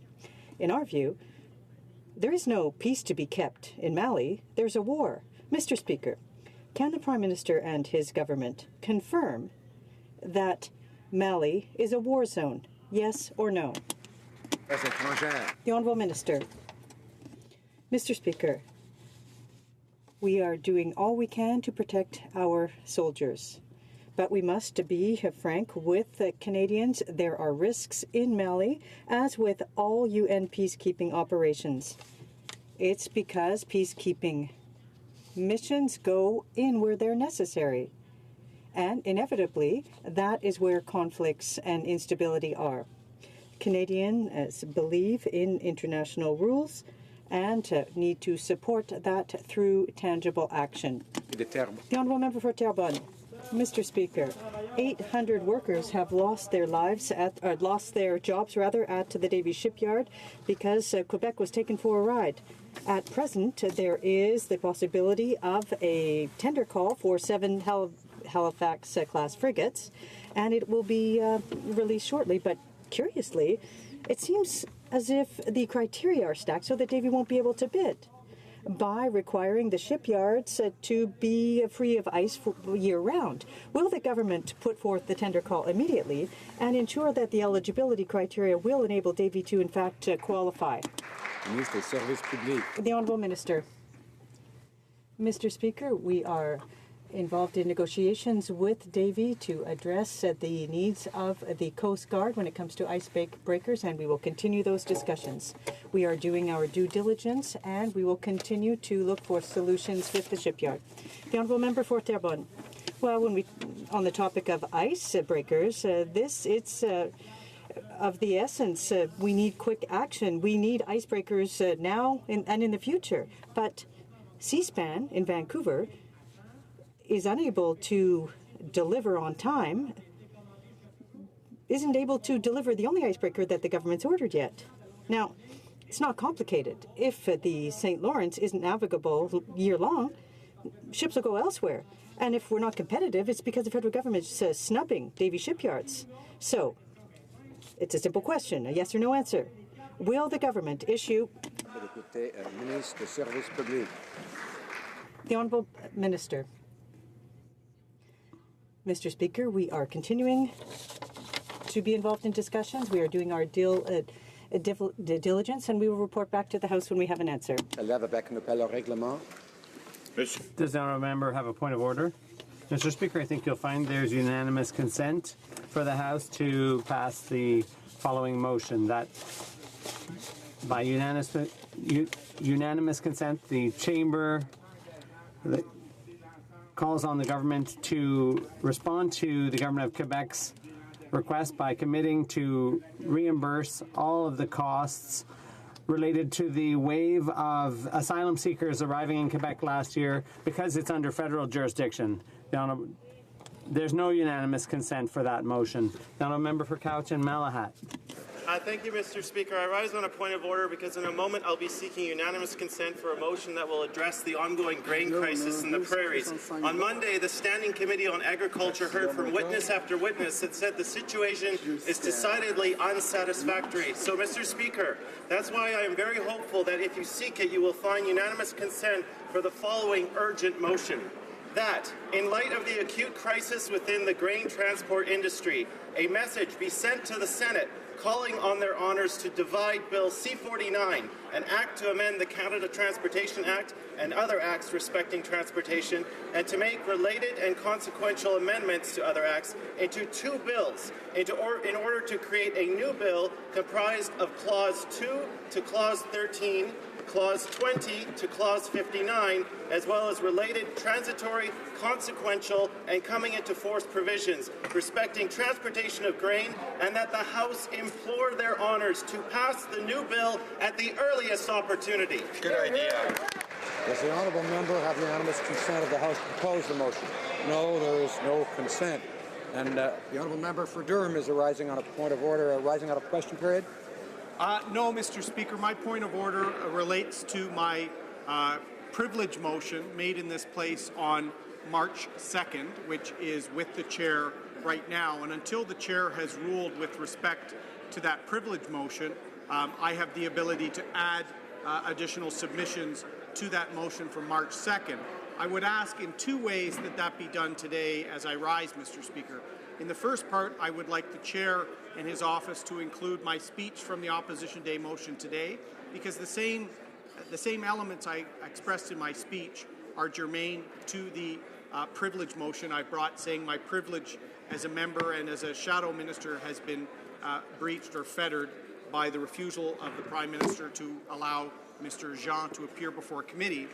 I'm supplementing additional information for your consideration, Mr. Speaker, because today, once again, the Liberal members of the Public Safety Committee once again refused to allow Mr. Jean to appear before them to answer questions and to provide evidence with respect to the India conspiracy theory that Mr. Jean previously had provided to select members of the press gallery. So the additional reference from this presentation, Mr. Speaker, is once again that denial of the right of the Standing Committee to have Mr. Jean before it, to give all members the ability to do their job unfettered with the information required.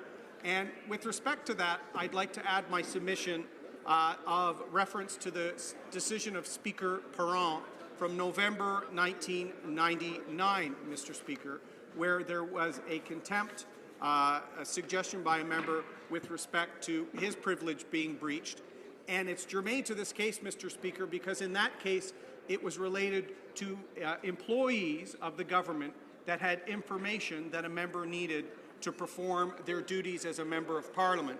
And the decision relies upon Erskine and May, where it states, I quote, "Any act or omission which obstructs or impedes either House of Parliament in the performance of its functions, or which obstructs or impedes any member or officer of such House in the discharge of his duties, or which has a tendency directly or indirectly to produce such results, may be treated as a contempt, even though there is no precedence of the offence."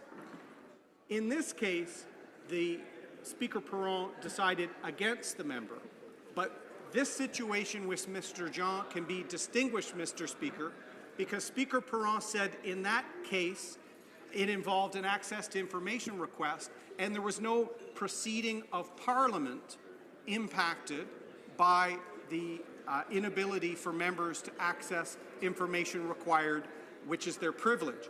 In this case, the vote today by Liberal members at the Public Safety Committee, the consistent refusal by the Public Safety Minister and the Prime Minister to provide Mr. Jean to a standing committee of Parliament to provide the same information he provided to members of the press gallery is obstructing a proceeding of Parliament.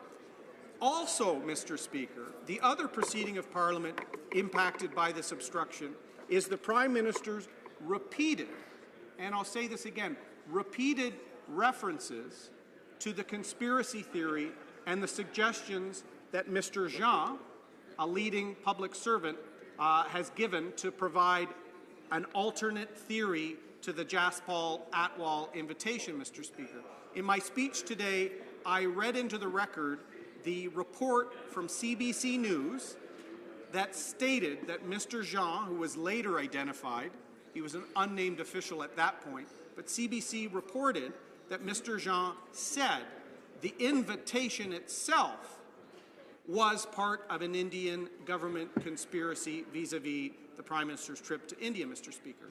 So that information was provided to members of the media, and this government continues to block and obstruct members from having the same rights as members of the press gallery. So the press gallery, which reports on public affairs, if they're providing that information to them, there's no way they could suggest it's confidential or in some ways secret, because the National Security Advisor could not provide sensitive information to members of the press. If they provided it to them, we are entitled to it. So to distinguish the Perron decision from 1999 involving Minister Eggleton, I refer you, Mr. Speaker, to both the refusal today obstructing a parliamentary committee in their ability to call a witness, a senior official of the Canadian government. The other parliamentary proceeding which distinguishes the Perron decision is the Prime Minister's repeated references to Mr. Jean's conspiracy theory and discussions to the media in question period. So our inability to probe and analyze that response by the Prime Minister by calling Mr. Jean to committee also violates my privileges and all our privileges as member. So until you rule, I will continue to add additional supports for my motion from March 2nd that our privileges have been violated by the obstruction of this government. I thank the member for Durham for his additional submission. Of course, I point out to him that each time he adds something additional, that I was saying to the honourable member for Durham that I thank him for his submission. Of course, he'll understand that each time he adds something to his submission, that has to be considered. But I look forward to coming forward soon with my ruling. Orders of the day. Oh yes, I'm sorry. I believe the honourable opposition House Leader now has the usual Thursday question. Thank you very much, Mr. Speaker. Well, I thought I was the only one who had forgotten about that, but I'm glad that we all remembered. Well, I would like to ask the Government House Leader what she has planned, I guess, for the remainder of this week, as well as next week. I'm hoping that we can all agree on a number of things that need to be done, and then we can carry on with business as usual. But I'd be very interested to hear what the Government House Leader has to say about that. Government House Leader. Thank you, Mr. Speaker. As we all know, all members are here to work on behalf of their constituents, and we will focus on the priorities that Canadians sent us here to focus on. This afternoon, we will continue debate on the Conservative opposition motion. Tomorrow, we'll commence second reading debate of Bill C-71, the firearms legislation. We will resume that debate on Monday and Wednesday of next week. Bill C-68, the fisheries legislation. Also, following question period that day, we will deal with the Ways and Means motion on the budget tabled earlier this morning. And finally, on Thursday, we will commence report stage and third reading of Bill S-5 on vaping. And I'd also like to remind all colleagues that we will have Friday sitting hours for a Holy Thursday next week. Thank you, Mr. Speaker. And now, orders of the day. Business of supply, resuming debate on the opposition motion regarding the National Security Advisor to the Prime Minister. Has 5 minutes remaining in his speech. Mr. Speaker, thank you very much. And in an earlier comment, I had the opportunity to address the Canada-India relationship, the quality of which has been squarely put at issue by the opposition in debate on this motion. And I was at a point that discussed the Rohingya crisis and the Canada-India relationship with respect to the plight of the Rohingya. And, Mr. Speaker, several local organizations in my riding, including the Islamic Society of North America and the Association of Progressive Muslims of Canada, are justifiably alarmed over the treatment of ethnic and religious minority groups in Myanmar. Canada, India, and the international community at large cannot stand idly by as this situation continues to destabilize and innocent Rohingya lives are put at risk, and we do not want a repeat, certainly, of what happened in Rwanda or Darfur, Mr. Speaker. In addition to its regional importance, India is also a major actor globally with a strong and influential presence in the United Nations, the World Bank, the International Monetary Fund, the World Trade Organization, the Non-Aligned Movement, the ASEAN Regional Forum, the Commonwealth, the G20, the BRICS Forum, and other important elements of the global architecture. And as the opposition well knows, these are institutions where Canada also plays a key role, providing opportunities for Canada and India to act together. It is therefore not surprising, Mr. Speaker, that during his visit to India, our Prime Minister engaged his counterpart on a wide range of topics of concern at the global level, and these include climate change, peacekeeping, and counter-terrorism. The two leaders agreed to strengthen bilateral and international cooperation to address climate change and secure a clean energy future, for example, and commitment to promoting the implementation of the Paris Agreement. They urged research institutions and industry in both countries to collaborate to promote greater use of solar technology, acknowledging that renewable energy is a pathway to a low-carbon and more sustainable energy system. The two Prime Ministers also agreed to add renewables and energy efficiency to the agenda of the regular Canada-India ministerial energy dialogues. On peacekeeping, the two leaders affirmed the benefits of cooperation to provide an effective response to global challenges. And in that context, Mr. Speaker, they stressed the importance of integrating gender perspectives into peace and security activities and interventions in line with the international women, peace and security agenda, including prevention of conflict-related sexual violence, Mr. Speaker. Canada has a long history in peacekeeping, while India has long been one of the top contributors to the United Nations peacekeeping operations. So there's much that we have done and can do to cooperate bilaterally, for example, on training. The national security challenges facing Canada and India are different in type and in intensity, but they have many factors and many elements in common. Thus, enhanced cooperation between our two countries where interests overlap is another area of potential benefit.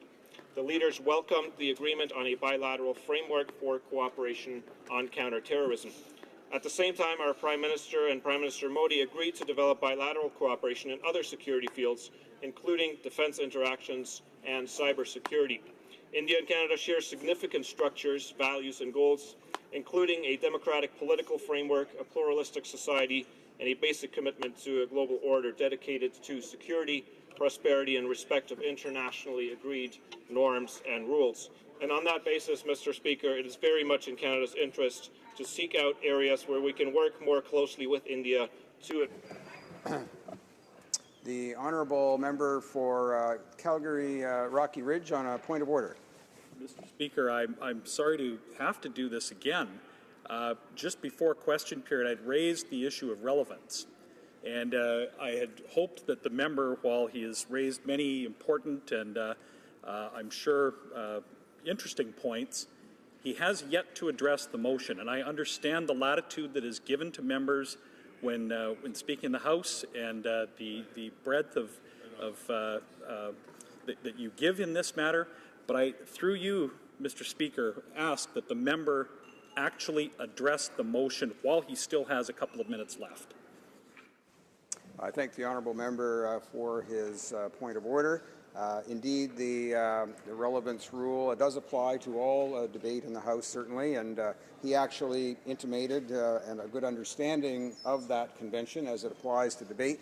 I recognize that the honourable member for Mississauga Lakeshore is in the second part of his remarks, the first part being interrupted for an earlier for our question period and for statements by members. So perhaps he's just in the process of bringing the House up to date on some of those points, but I'm sure he will get around to the question that's before the House this afternoon before he finishes up. The honourable member for Mississauga Lakeshore. Mr. Speaker, thank you very much. And just very briefly on that point of order, Mr. Speaker, the Conservatives themselves put the relationship between Canada and India squarely at issue, commenting, in fact, on clothing worn by members of the delegation. I would expect the requisite latitude to be able to address the quality of the Canada-India relationship, including some of the very positive aspects that our Prime Minister had the opportunity to discuss. Mr. Speaker, two-way trade between Canada and India is estimated to have reached $8.34 billion in the calendar year 2017, and this represents an increase of 3.9% over 2016 and an increase of 30% in the last 3 years. Mr. Speaker, an estimated 1,000 Canadian companies are active in the Indian market, of which 400 have physical presence in our country. And despite this presence, there's a palpable sense that Canada-India trade could and should be higher than it is now, given that our mutual trade and investment numbers are low relative to the size of our respective GDPs. And Mr. Speaker, opposition members certainly don't want to talk about the significant outcomes from this trip, which include, by the way, a $1 billion two-way investment that will create some 5,800 good middle-class jobs here in Canada. This is a significant investment that will absolutely help the Canadian economy.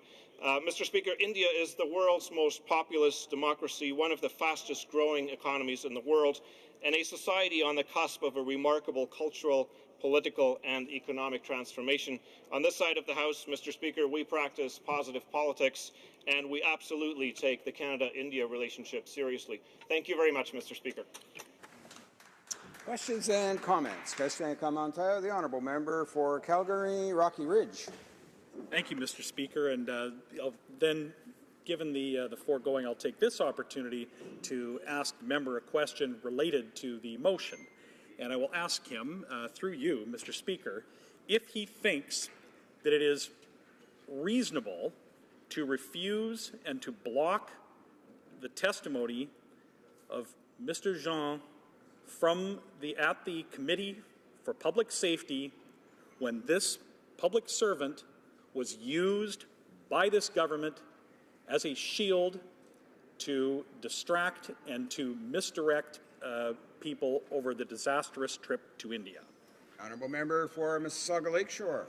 Mr. Speaker, thank you very much, and I'd like to thank my colleague for the question. He may not have had the opportunity to hear my earlier response at the beginning of the first section of my remarks, but Mr. Speaker, as I've said, this motion is about an invitation that should never have been sent in the first place, and as soon as that invitation came to light, it was withdrawn.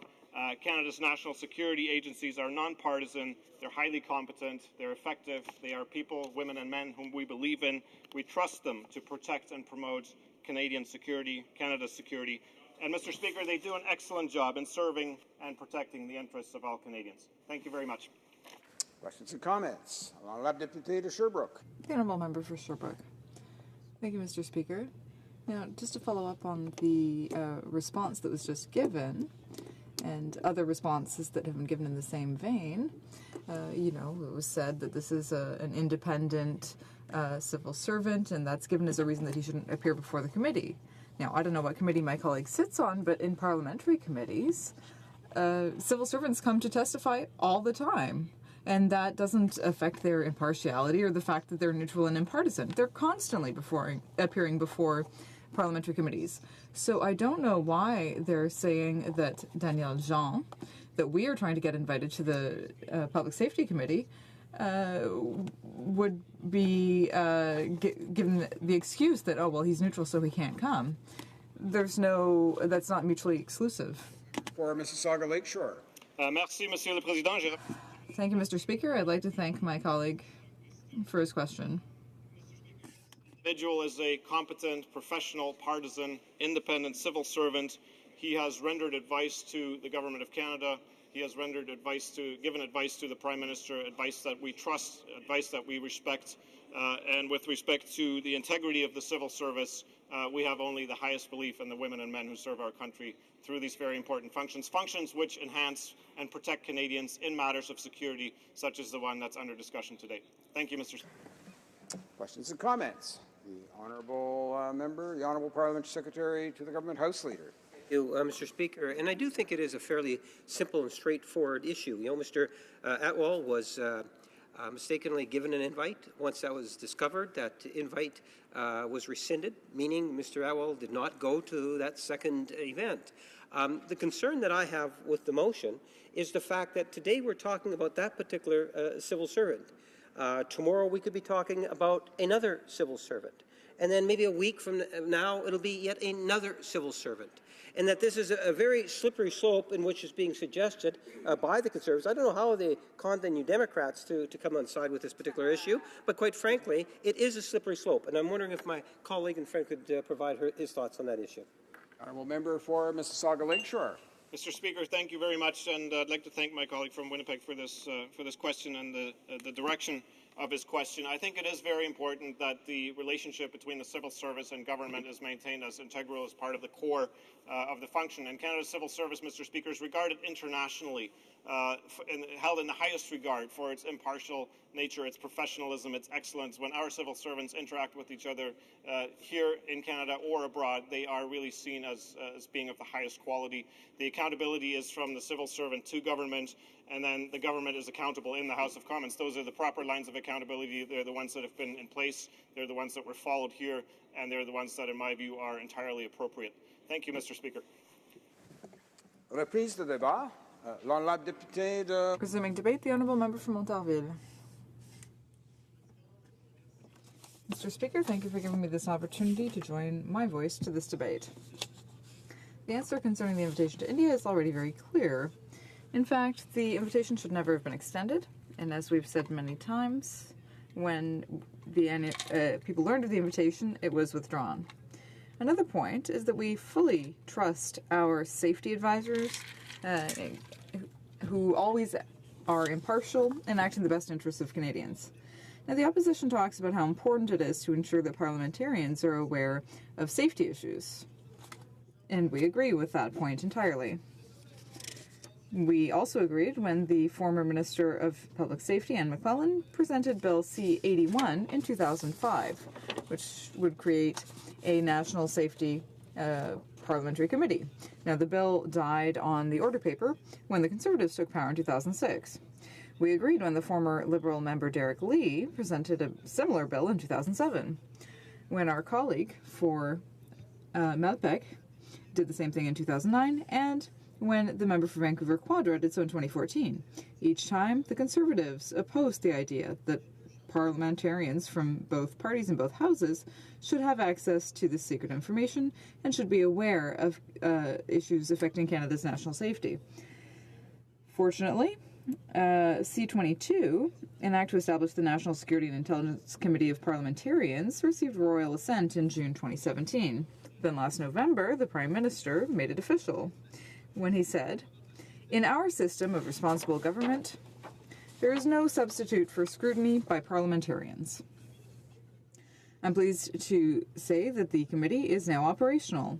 It examines all national security issues at all levels of government. It will be supported by an independent secretariat led by an executive director to be announced shortly. The committee is made up of 5 MPs and 3 senators, all with the highest security clearances. So this is the appropriate mechanism for parliamentarians to study national safety issues in depth and to create reports on them. The committee can analyze the work of a large range of departments and agencies that work in the security and intelligence field. Creating this committee allowed us to fill a shortcoming in our national security accountability framework. Before, Canada was the only Five Eyes country not to have such a committee. But when the committee was created, Canada was able to become a leader in transparency and accountability because our committee of parliamentarians has access to national security operations and intelligence. Now, in Australia, our counterpart there can only study summaries of bills or issues dealing with spending and administration. But in our case, if the committee feels that there is a pressing national security issue that needs to be studied, it can simply study it.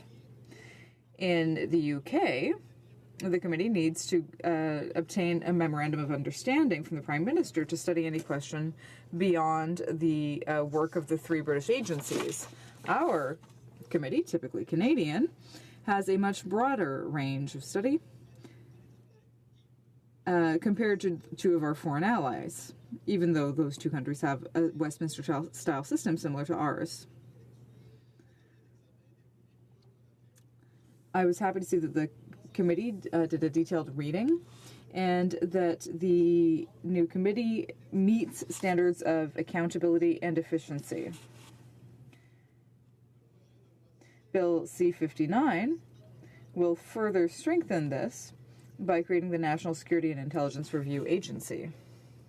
So essentially, since the government has come to power, Canada has made great strides in this respect in terms of transparency and accountability. All this to say that when I hear the opposition insisting that parliamentarians should have access to security information, I see a big contrast between the Conservative decade and the last 2 years under our government.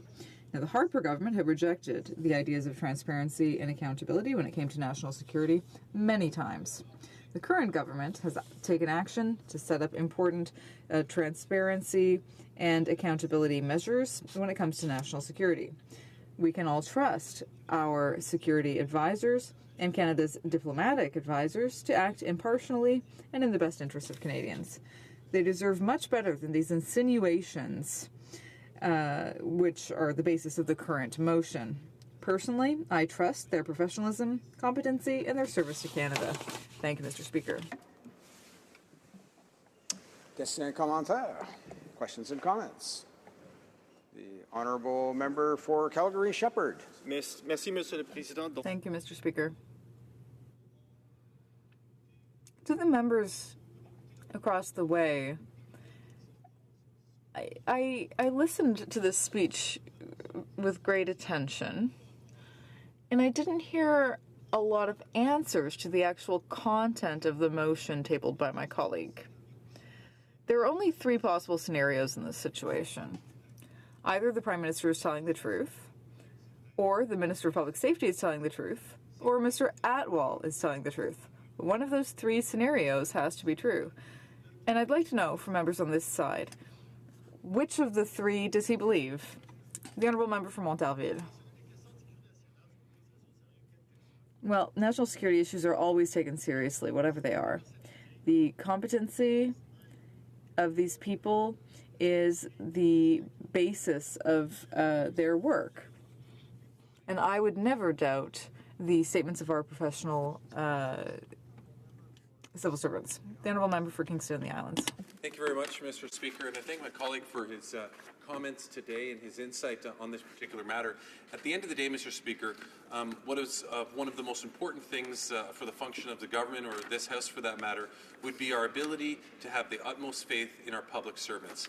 And as the member from Winnipeg said earlier, once we start to allow this House, through a direction of the Prime Minister, I'm not exactly sure how that works, to start telling and demanding people to come before committee, we basically run the risk of starting to challenge those individuals, and it's a slippery slope in where this can go. I'm wondering if the member can tell us, in his opinion, why it is so important that we maintain this level of professionalism and respect for our civil servants so that we can continue to get nonpartisan professional information from them. Honourable Member for Montarville. Well, I thank my colleague for the question.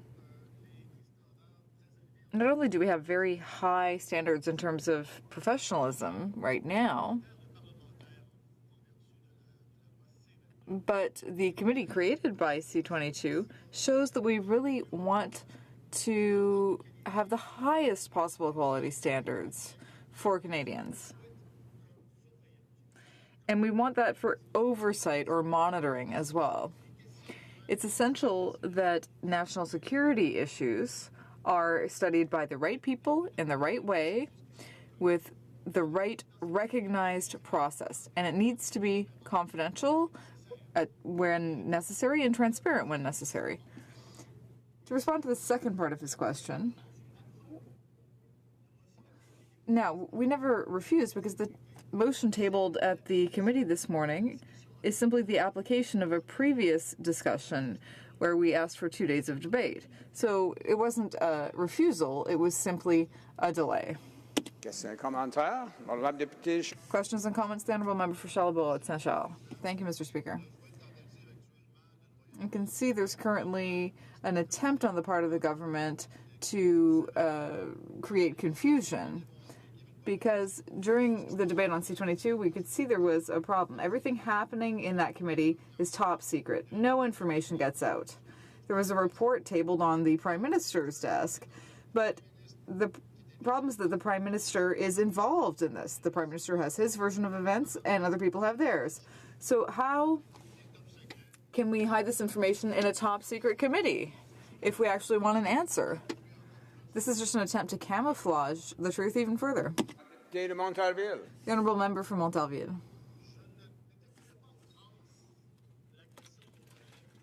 Now, the parliamentary committee in question includes parliamentarians from both sides, including Conservatives. So I think my colleague needs to trust his own colleagues in the study of these issues, these national security issues. So I hope he trusts his colleagues. Reprise de débat. Resuming debate. The Honourable Member for Calgary-Shepherd. Thank you, Mr. Speaker. I'm really pleased to be joining the debate at this hour because so far what I've been listening to is a whole bunch of deflection and different subjects being brought up. Before I continue, I just mentioned I will be sharing my time with the member from Markham Unionville, my dear colleague from Ontario. As I see it, there's only 3 possible scenarios, Mr. Speaker. I'm going to kind of go through them and explain what they are. I'm also going to explain why the Public Safety Committee has to be allowed to meet Daniel Jean. So the first scenario that's possible, that's been floated by the government, is that agents of the Indian government, from I guess a Tom Clancy novel, somehow managed to invite Mr. Atwal at some point, and he got to the High Commission to enjoy wine and food and drink at the expense of the taxpayer of Canada. And that this notion was actually floated by the National Security Advisor and confirmed by the Prime Minister in the House of Commons during an exchange with our leader, confirmed in the House. The second scenario is that this was an honest mistake by the Member of Parliament for Surrey Centre. That's a notion that's been floated by the Public Safety Minister, by the Foreign Affairs Minister, and by the member himself, both outside of this House and to media. Thirdly, as I see it, there's only a third scenario available, is that this was a purposeful act by the Government of Canada to include Mr. Atwal on purpose because of poor judgment, incompetence, oversight. Occam's razor says never ascribe malice where incompetence is sufficient. Any one of those could fit within that third scenario. That's not the one that often the government uses. But there's only 3 scenarios available. There's only 3 possible variations on what happened. And we've gotten actually the first 2 quite often. And what we want to do is we want Mr. Jean to appear before the Public Safety Committee and tell the committee members exactly what he told the media and then answer the questions. Now, I believe in parliamentary supremacy, that this House of Commons, through its committees and both through this chamber, can exercise complete oversight over government. That's our role here. Members of the backbench are not members of the government, they're members of the government caucus. Just because they support the government on most votes, nearly all votes at times, that doesn't mean that they have to defend every single action. And this is one of those cases where they should exercise their better judgment as members of parliament and demand that Monsieur Jean appear before the Public Safety Committee. Now, what we want is the same information that was given to the media by the same person who gave it to them to appear before the committee to then give it to members of parliament. It has never been a question about Mr. Jean's professionalism, his ability, or his competence. Mr. Jean is a long-time public servant. That's the excuse given by the Public Safety Minister. Seemingly, members of parliament are not allowed to meet competent, smart, professional members of the public service at a committee of the House of Commons that is supposed to keep them accountable. That is seemingly the excuse floated by the Public Safety Minister, that this man is so professional that he just can't force himself. We cannot ask him to appear before a committee, that it's right for the Prime Minister of this country to hide behind his National Security Advisor and then refuse to allow him to appear before the Public Safety Committee of this House of Commons. Now that seems like an aberrant, impossible argument to make. It defies logic. I want to meet this gentleman. I'd like to meet him at the Public Safety Committee, in fact. I think he is a professional. So why am I not allowed to meet him? That's the government's position. The government of Canada is saying this man is so professional, I'm not allowed to meet him. That's absolutely ridiculous. Perhaps he's calling right now. Perhaps he's calling right now asking if he can speak to me, Mr. Speaker. This is a gentleman who was the Deputy Minister of Foreign Affairs at a time when, and according to media reports, he was pushing the government of Canada to sign an extradition treaty with the People's Republic of China. This is a gentleman who later was appointed the National Security Advisor and was in Beijing during the inauguration of the extradition treaty, the Transfer of Offenders Treaty. I'd love to meet him at the Public Safety Committee, if only members on the Liberal side would allow for it to happen. Now, I don't know why the government caucus members want to protect the front benchers on this. I don't know why they're protecting the Executive Council on this. Government ministers are impeding the ability of the House of Commons to hold public servants accountable. Public servants don't exist in a nether, in some superior plane to the House of Commons. Parliament exists in that plane. We exist here as a board of directors of the Government of Canada. It's supposed to be us holding them accountable, not the other way around. That is seemingly the argument being made by member after member on the opposite side of the House. And it's wrong. Now, the excuses that have been given by the government brings up a Yiddish proverb I've been thinking of. Oh, good. A lot of members always wait for these. He is mediocre, the proverb goes, not near to the wise, just far from the fool. And we like to ascertain which one is he closest to. And we won't be able to do that without Monsieur Jean appearing before the Public Safety Committee. Now, those three scenarios then only have three logical end results, three logical conclusions you can draw. So if the information was good enough for the media, where Monsieur Jean floated a conspiracy theory worthy of a Tom Clancy novel that rogue agents in the Indian government participated somehow in this invitation to Mr. Atwal, confirmed by the Prime Minister in the House of Commons, in debate, then it's good enough for members of Parliament to hear the same information at committee. In fact, that's exactly what a member of the media tried to tell the Public Safety Minister during the elevator pitch with members of the media not too long ago. The elevator pitch. Now, if that isn't the case, and if the information is so sensitive, then by all means, there are procedures at committee to deal with sensitive information. I've had the privilege of sitting on the Foreign Affairs Committee and on the Finance Committee, where sensitive information has been dealt with, like FinTrack, where there is a procedure to consider sensitive information, where you can clear the room. of members of the public if you need to. There are mechanisms for that to be done at committee. But it's still done at a House of Commons committee by members of Parliament of this House. We were sent here by residents of our ridings, by the citizens of Canada, duly elected all of us, to hold the Government of Canada to account, which is the front bench. It is the public servants who work, the professional public service, we're always told. Well, I agree, and I want to meet him.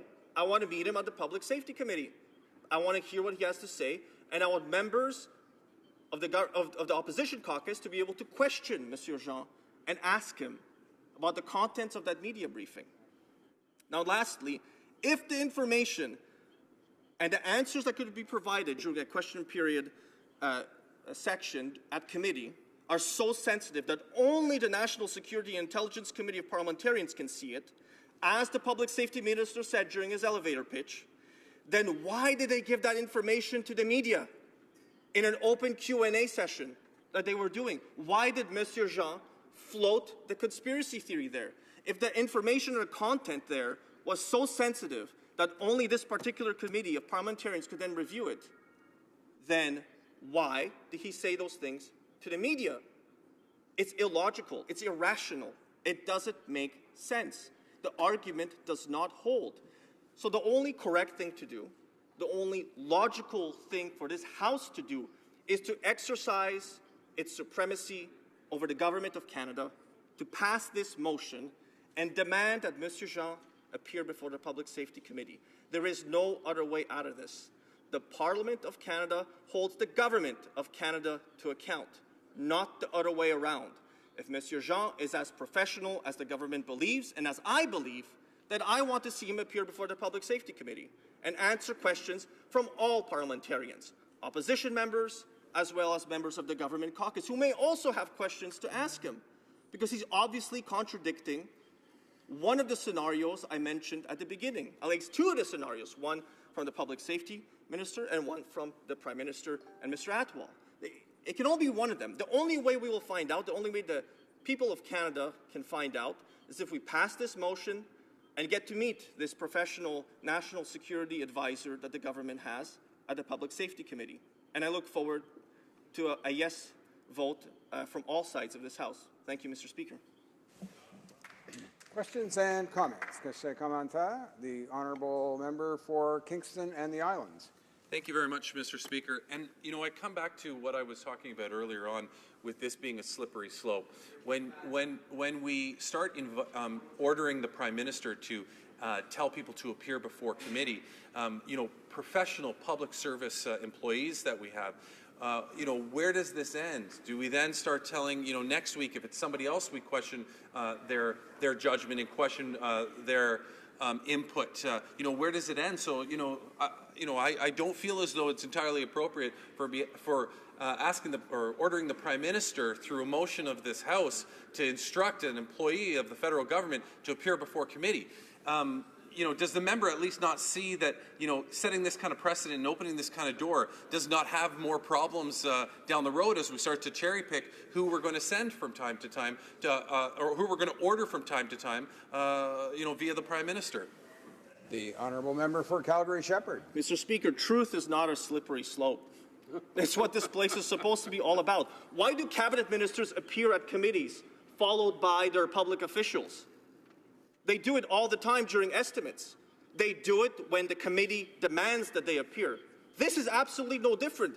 The motion doesn't call for the Prime Minister to appear there. It calls for his national security advisor to appear there. The slippery slope is when you send a public servant to do your bidding and then run over the bus, or potentially 20 buses afterwards behind him.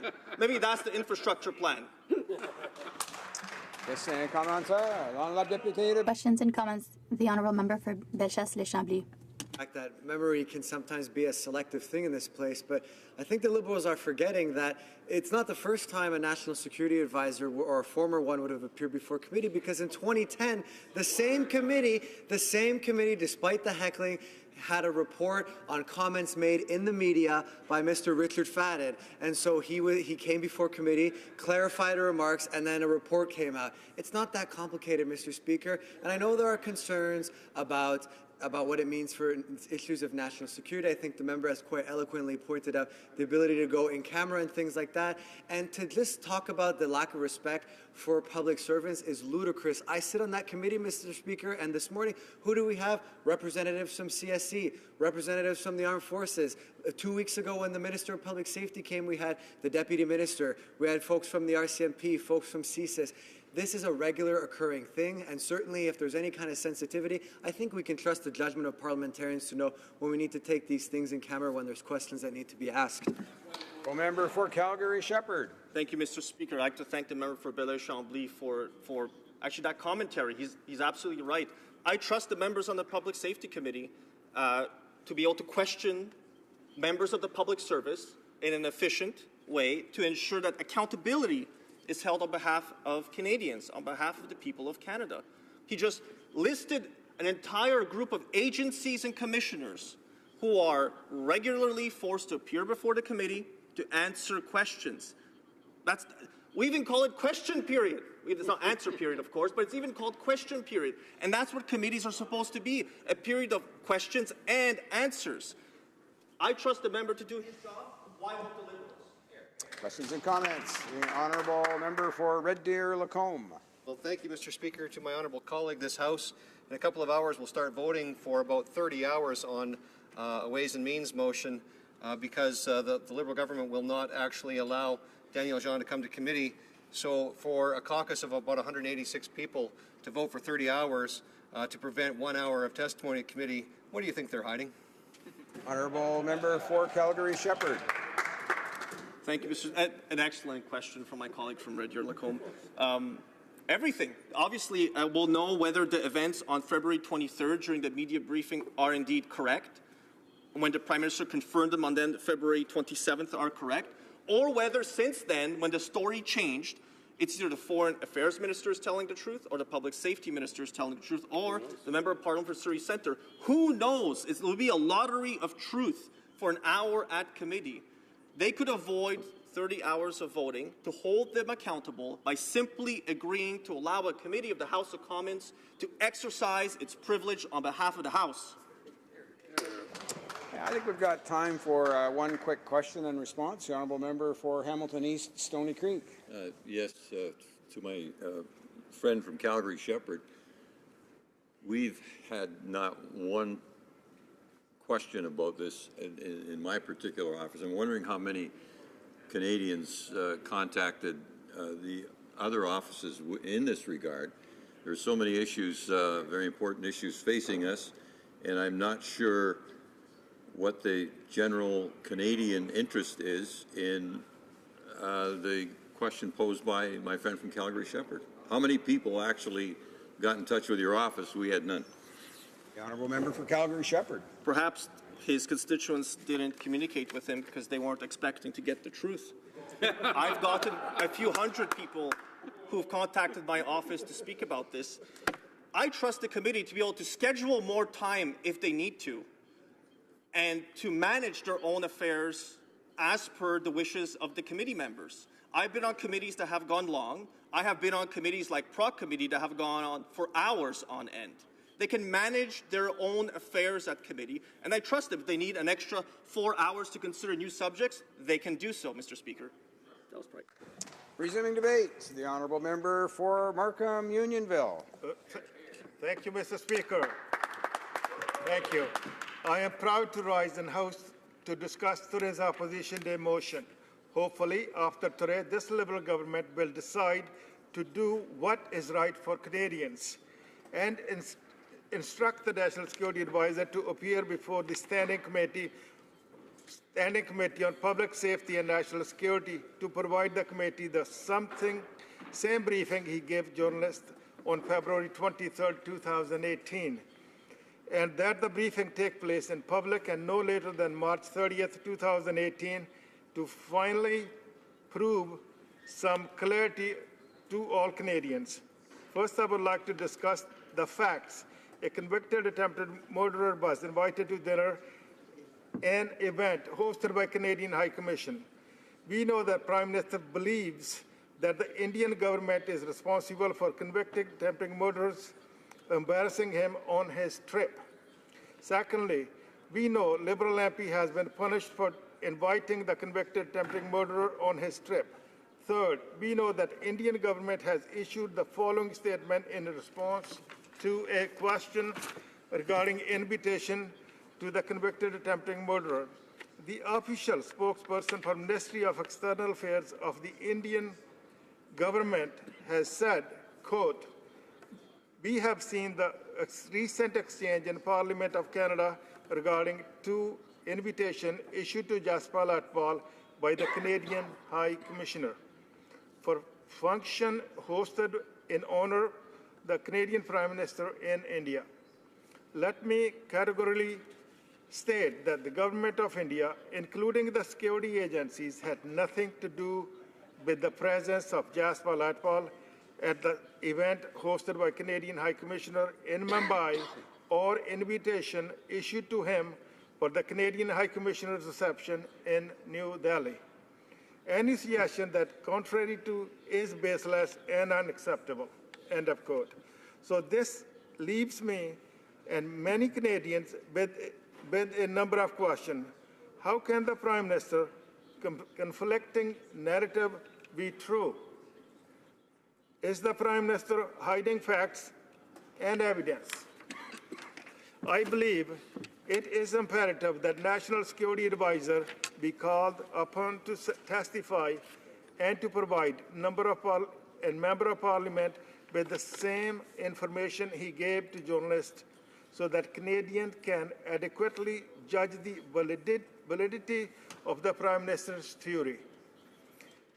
There is a lot of room for the Canadian-Indian partnership to grow. Canada needs to take advantage of the opportunity that presents itself with India.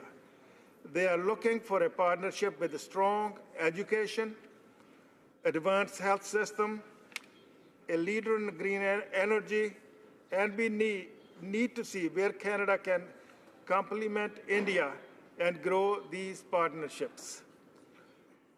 These past several months, the Prime Minister has fumbled important files, including Canada's bilateral relationship with India, NAFTA renegotiated with the United States, and Canada's budget. The PM's trip to India was supposed to strengthen ties between our two nations, but instead the Prime Minister humiliated Canada at the world stage. This accusation has major implication and does nothing to provide greater market access to Canadian business looking to expand their operations inside India. The Prime Minister cannot just ignore this problem, he must address it. On top of this, yet again, the Prime Minister has shown no concern for taxpayers and treated this trip as more of a vacation than a trade mission. This was apparent when the Prime Minister had a celebrity flown to India to cook for him and his entourage. This trip to India is just another repeat of Prime Minister displaying his inability on the world stage. Show a clear lack of judgment and respect for Canadians. Trade missions are not a reality TV. The Prime Minister has failed to take his responsibilities seriously. India is a market over 1 billion people, and in order for our businesses and manufacturers to remain competitive globally, we need a strong relationship. What a missed opportunity, Prime Minister. International trade missions, like the Prime Minister's trip to India, are very important. They give us an opportunity to build better relationship. The previous Conservative government put in a lot of hard work to strengthen ties between Canada and India. We signed the Canada-India Social Security Agreement. This agreement helped facilitate the flow of people between Canada and India. We also announced the new Canada-India Research Centre of Excellence. This Centre of Excellence will build stronger bilateral research ties and create valuable learning opportunities while generating positive economic and social benefit for both countries. And now we see the Prime Minister would prefer to eat with his celebrity chef friend, see elephants, and play dress up instead of getting result and strengthening diplomatic ties. All this has proven to us is that the Prime Minister does not take his job seriously. Back to the facts, the Government of India, a Liberal MP, and the convicted attempted murderer in question have all refuted the Prime Minister's theory that Atwal was planted at the Prime Minister's event in India. Contrary to what was said in the media, briefing was arranged by the Prime Minister's office, where a government official suggested that Jaswal Atwal's presence with the Government of Canada's Indian delegation was linked to factions within the Indian government. The inference was that Atwal affair was the result of rogue Indian element sabotaging the Prime Minister's on the world stage, not a lack of due diligence and the Prime Minister or his office. I support this motion today and hope that government does the right thing for Canadians and the relationship we have with India. The Prime Minister must be responsible and instruct his National Security Advisor to appear before the Standing Committee on Public Safety and National Security to provide the committee the same briefing he gave to journalists on February 23, 2018, and that the briefing take place in public no later than March 30, 2018. Canadians deserve to hear the facts and be provided with the evidence. By continuing to support a conspiracy theory that is not supported by any proof and has met only with denials by those alleged involved, the PM is making allegations without substance. The Prime Minister has a responsibility to properly represent Canadians and their interests. The Prime Minister is failing to be honest with the Canadians. It is important that he clears up the confusion about the Atwal affairs. Canadians deserve answers. If he has evidence of move to sabotage Canada's reputation, he must present it. Otherwise, he should take responsibility for this massive failure of an international trip.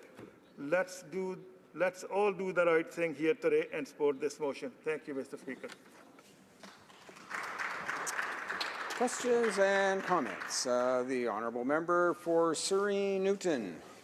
Thank you, Mr. Speaker. I would like to thank the Honourable Member on the other side, and coincidentally, we both belong to the same community, as Sikh community.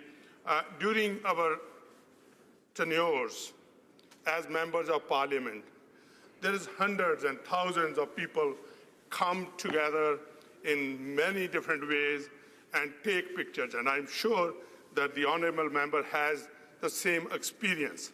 And it's very hard to determine who we should take a photo with or who we should not, or who we should say yes or who we should not say no to.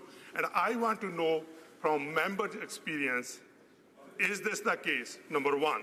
Number two, I would like to correct the member that our Prime Minister is very serious about bringing communities together, unlike Mr. Harper, who pit one municipality against the other, one province against the other, one community against the other. This is the Prime Minister who has brought people together, who has brought communities together, and this is where credit goes, and this is the Prime Minister that's going to make the difference. Member for Markham Unionville. Thank you, Mr. Speaker, and I really thank the member. Is also my friend from BC, and I really appreciate the question. A couple of things here. The experience, we are all MPs of the Prime Ministers. We should always be careful when who we taking the pictures with, riding with the Hummer or whatever the whole thing is issue. We should know these things in advance. The second, going with the Prime Minister's judgment. Prime Minister's judgment. India is a great country. India, 1 billion people, we can do business with them. Is a great partner. Stephen Harper, the former Prime Minister, made an extra effort to make some special ties with India. But what we are seeing today from this Prime Minister is an issue, is the disturbing issue from my point of view. Who is telling the truth? Is the National Security Advisor? Is the Prime Minister? Is the Member of Parliament, Surrey Centre, I believe? Who is telling the truth? The best way to find out if the National Security Advisor come to this Public Safety Committee and tell us the truth, the same truth what he told the journalists on. Questions and comments. Question commentaire. The honourable member for Cypress Hills Grasslands. Thank you, Mr. Speaker. And I want to thank my colleague for the great job he's doing here today. A very interesting speech. I just wanted to maybe change the direction a little bit. Daniel Jean is not your average civil servant. The guys across the way today would be trying to convince us that there's some sort of attack on the civil service here, but this is the person whose career has actually led him to the position of National Security Advisor. And I guess I'd like my colleague to answer a question about whether he believes that the Liberals are actually damaging Mr. Jean's reputation, because I don't think any of us believe that he came out and did that security briefing without being pushed out by the Liberals to come out and to give it. And so I'm just wondering, the PM refuses to give clarity. There's no clarity from the Foreign Affairs Minister, and Canadians, they really don't think that Mr. Jean came up with this story on his own. So I'm just wondering if the member can comment. Do you think the Liberals will continue working to destroy Mr. Jean's career, or will they let him come forward and be clear on what really happened that day and speak to the rest of the members of Parliament? For Markham Unionville. Thank you, Mr. Speaker, and thank my honourable friend for the wonderful question. Again, going back to the National Security Advisor with the 35 years experience, for the Prime Minister to refuse him to come to the Public Safety Committee is tarnishing his reputation, because he can tell something to the public on one side, but at the same time he cannot tell to the elected MPs in the Public Safety Committee. There are too many stories, too many conflicts, conflict between the countries. It's the biggest conflict I've seen since I live here for 44 years in this country, between Canada and India. So this one is going to go worse. What we understand is the day Prime Minister left India, the tariff on the chickpeas was doubled or put up to 60%. Either is it a punishment, or it is a disagreement, or is a coincidence? I would know the answer. But sending the National Security Advisor to the committee will clear the air in no time. Thank you, Mr. Speaker. Reprise de débat. Resuming debate. The honourable member for Belleuil-Chambly. Thank you very much, Mr. Speaker. As a member of the Public Safety Committee, I wanted to speak today to this Conservative motion to invite Daniel Jean to appear before the committee and say the same things he said to the media in the chaos surrounding the Prime Minister's trip to India. Mr. Speaker, let me say that, as I said to my colleagues, my Conservative colleagues on the committee, and as I said to the media, I'll say it again today, I support this motion because I clearly believe that the committee has a responsibility to ask questions and at least gather some information, the same information that the media are getting. Mr. Speaker, before I go on, I forgot to mention at the outset that I'd be sharing my time, of course, with my dear colleague from Elmwood, Transcona. Mr. Speaker, I'd like to continue what I was saying about national security. There's a legitimate concern about the impact this could have on people's ability to do their job. They work in the shadows, and when they're called to appear before a parliamentary committee, there's some concern. But we're always calling for more transparency from these officers of Parliament and so on. After all, they have a certain amount of power. They have influence, they have an impact on Canadians' lives, and as we've seen with the comments that were made in the media, they have a tremendous power to influence public opinion. And they even have diplomatic influence. In 2011, Mr. Speaker, there was the case of the head of CSIS, Mr. Richard McFadden. He had made some problematic comments and publicly about Chinese spies, and without rehashing that whole situation, he was called before the same committee, and a report was released calling for him to be dismissed. And it wasn't just Mr. McFadden, it was members of the Privy Council as well. And the Liberals were behind that. So for them to cry crocodile tears now about the reputation of public servants, public officials, well, of course, we need to be concerned about that. But this call for accountability does not prevent anyone from doing their job. And you also have to recognize that when a person holds an office like that and feels free making public statements under any circumstances, I think it's completely appropriate for those public statements to the media. It's completely appropriate, if it's appropriate, for those comments to have been made to the media, then it's certainly appropriate to invite the individual to appear before a parliamentary committee and make the same statements. We understand that it's problematic in the context of a trip that basically produced nothing, that went nowhere.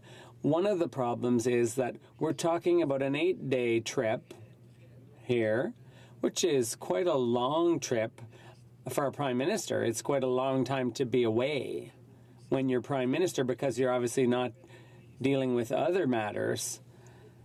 And at least if he'd been able to come back and offer up something concrete, but apparently they didn't discuss tariffs on chickpeas. They didn't talk about technological progress, where India is a player in that field. They didn't talk about human rights. There were very few meetings over that 8-day trip, especially considering the number of staff who went along and the length of their accompaniment. But I think it was more about photo ops than meetings and business. And that's what's problematic, because it's understandable that a leader, a prime minister, has to go abroad and has to do some superficial things while he's at it. He's representing Canada abroad. He has to try to do good things for Canada's image, and I have no problem with that.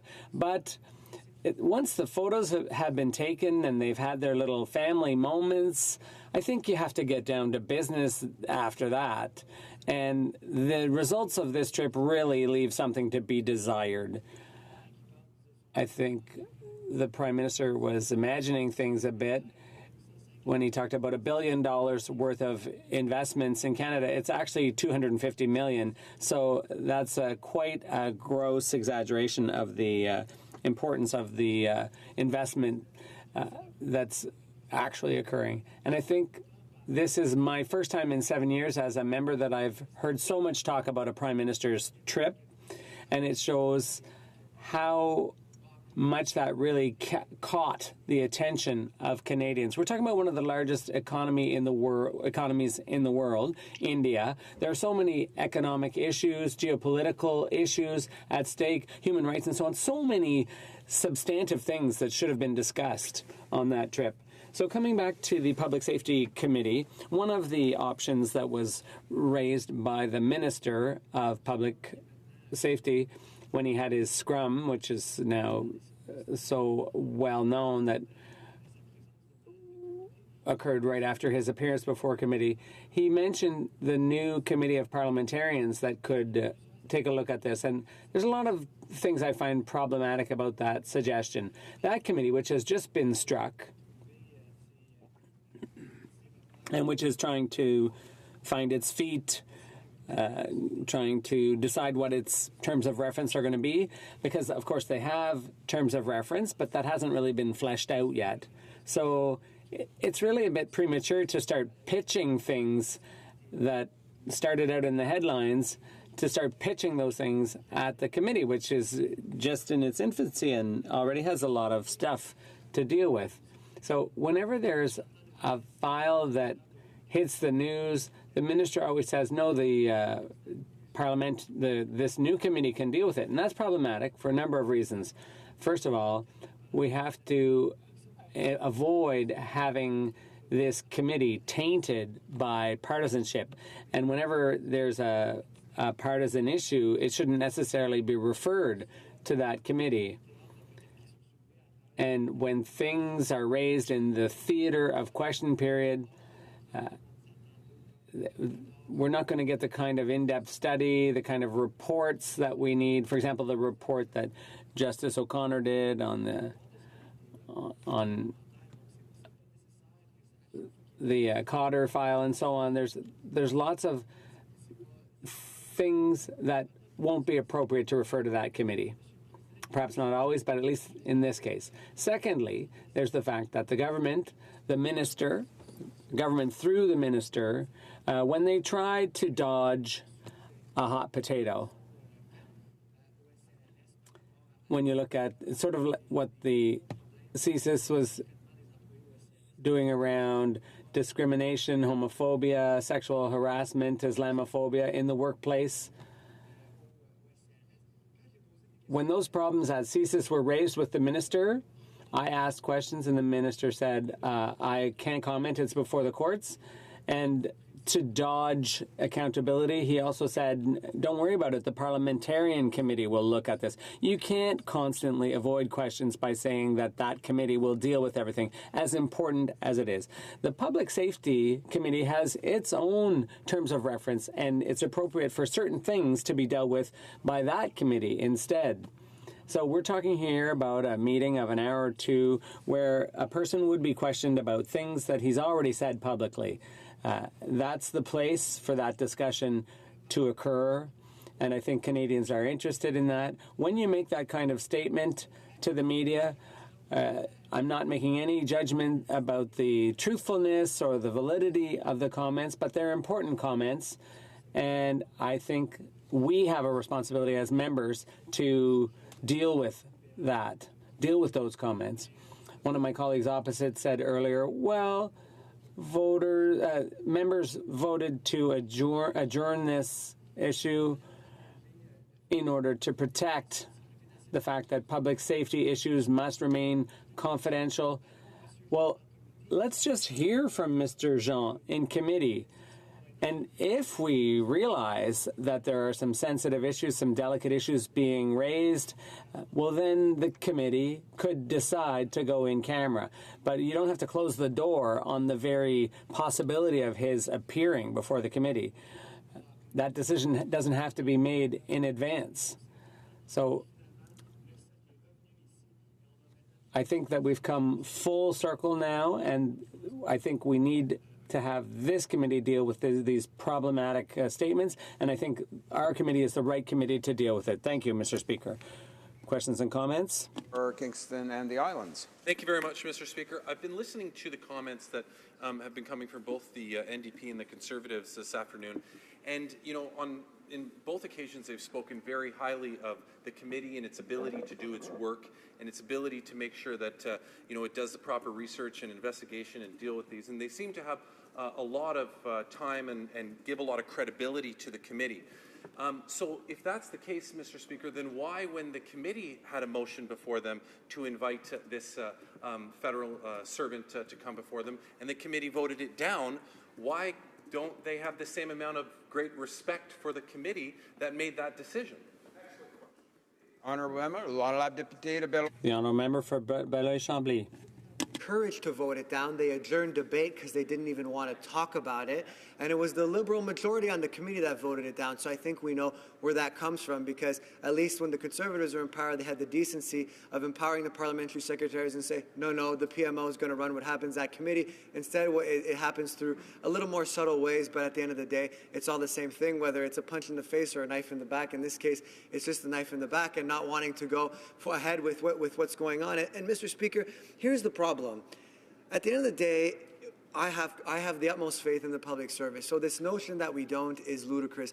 What really is going on here, Mr. Speaker, is the fact that if truly there is nothing wrong, and if we do have faith in this person, then, in Mr. Jean, then let's have him before committee and he can repeat the same statements that were made to the media. That's the minimum, Mr. Speaker. If this was some side conversation that someone had overheard and these statements had been obtained through some kind of subterfuge, then I would understand. But I find it's extremely problematic, and it's a habit this government's gotten into, whether it's with technical briefings on legislation being done for the media before they're done for MPs, or things of that nature. It's comments being made to the media, which is the most public forum possible, and then not having those comments being able to be made to a parliamentary committee. And that's problematic, Mr. Speaker. And at the end of the day, I think that even if they wanted to reject that motion, at least have the courage to explain why when the debate comes up. Don't adjourn debate and run away with the tail between your legs. Questions et commentaires? Alors, la députée. Questions and comments? The Honourable Member from Mégantic-L'Érable. Thank you very much, Mr. Speaker. I'd like to recognize my colleague's speech. He's also a member of the Safety Committee. So I have a simple question for him. Why would it be complicated to ask a senior security official to come repeat words that he has already said to journalists, but then to say them to parliamentarians? What could that person say that would be so damaging to national security? What questions could he answer that journalists didn't already ask? What is so concerning for the Liberals? Why don't they want Daniel Jean to come testify before the committee? The Honourable Member. Well, thank you very much, Mr. Speaker. This is a committee with a mandate to deal with national safety issues, national security. We regularly hear witnesses from the department or from various agencies or the RCMP. And they can't comment on specifics of questions. That's the nature of their work. Now, I don't always like that because it leaves some shortcomings in terms of transparency, but that's a different question. So let's set that aside. Those people do have the judgment to know what they can say and what they can't say in public. That is exactly why they have those positions in most cases. So the question to the Liberals, to answer my colleague's question, is, are they the ones who doubt Mr. Jean's ability to testify before the committee? Do they doubt his judgment to know what is appropriate to say in public? And something I said in my speech, something I said to my Liberal colleague, and sometimes something I will continue to say, is that the media is the most public channel available. So when you're a politician, you often think, would I be comfortable saying this in front of a microphone? That's what we think to decide if something's appropriate to say or not. Well, if Mr. Jean was able to make those remarks in a briefing for journalists, I think he can say the same things to parliamentarians. But, Mr. Speaker, what is clear in the end is that this whole story shows that this trip was mismanaged. Member for Elmwood, Transcona. Thank you very much, Mr. Speaker. I'm pleased to rise to put some thoughts about this motion on the record. I think, like a lot of people in Elmwood Transcona, my impression is that we'd kind of like to move on from this whole India trip issue. I mean, but there's a reason why it's hard to do that, and I'll come to that, Mr. Speaker. Why would we want to do that? Well, because the trip was a debacle from start to finish, and it is frustrating for Canadians to see from the outside a trip where it appears that more thought and planning was put into the Prime Minister's outfits than was put into the meetings that he was having over the course of his trip. And it's frustrating when it appears that more thought went into who he was going to bring along to cook his meals than there was who was going to be at political and diplomatic events.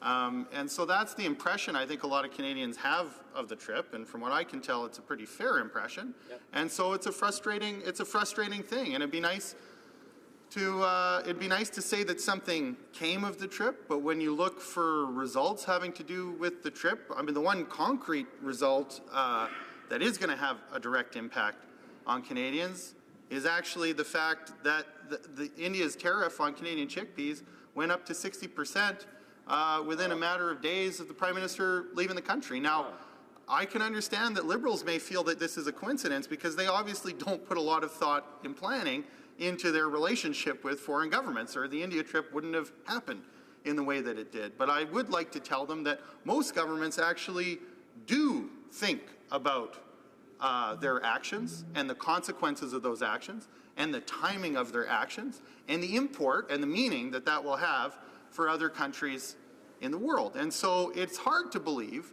that a government that does typically think about its actions, even though we may not always get that here, we know that governments across the world are doing that, would just as a matter of coincidence have that significant of a raise in tariffs shortly after a visiting head of government who they're obviously quite angry at, that it would just be a coincidence that that tariff rise happens on that timeline. I don't think most governments are as flippant as this one in their interactions with other governments, and so I don't take that to be a coincidence at all, Mr. Speaker. So that was one consequence of the trip.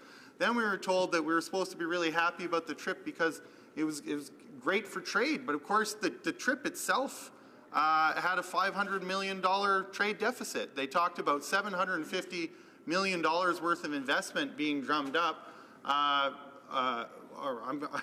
might not have all the numbers right on this, Mr. Speaker, but I think the number was $750 million, or it might have been $1 billion.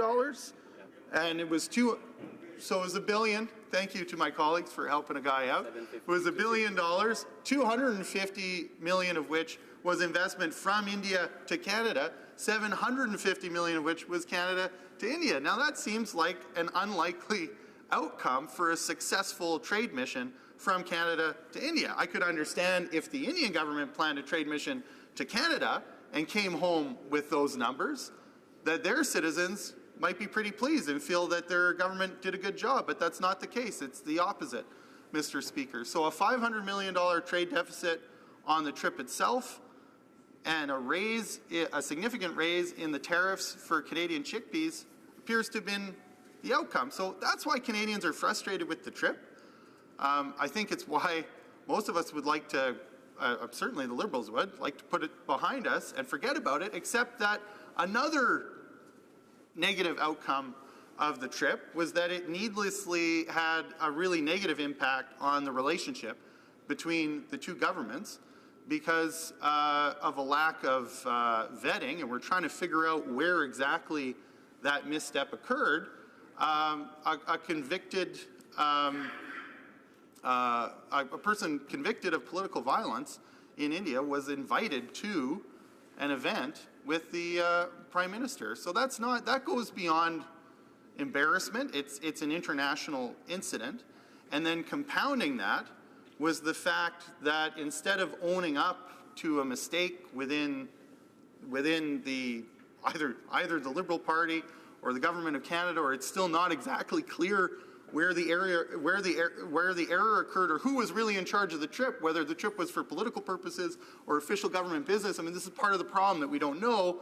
This person was allowed to get into that event, and of course, instead of taking responsibility, then the Prime Minister, and I think it's important to emphasize that, it was the Prime Minister, so it wasn't the National Security Advisor ad-libbing on his own, deciding to get into a political debate and cause an international incident all by himself. That's very hard to believe, Mr. Speaker, and I just say that because I want to reinforce that this isn't about calling into question the integrity or the judgment of the National Security Advisor. It was the Prime Minister himself then repeated the idea publicly that somehow it might have been a conspiracy of the Indian government in order to do this to embarrass him, when he really should have taken responsibility for what was an error, again, as I say, I mean, either on the part of the Liberal Party or the Government of Canada, and we're kind of sorting that out.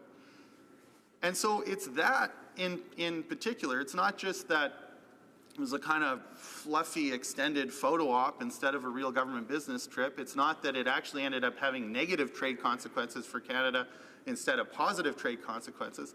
It's that coming out of that trip, there was an international incident and a government that hasn't taken responsibility and has floated two competing accounts about, well, at least two competing accounts as to what happened. On the one hand, they have an MP that says, I take the blame, I was responsible, it's on me.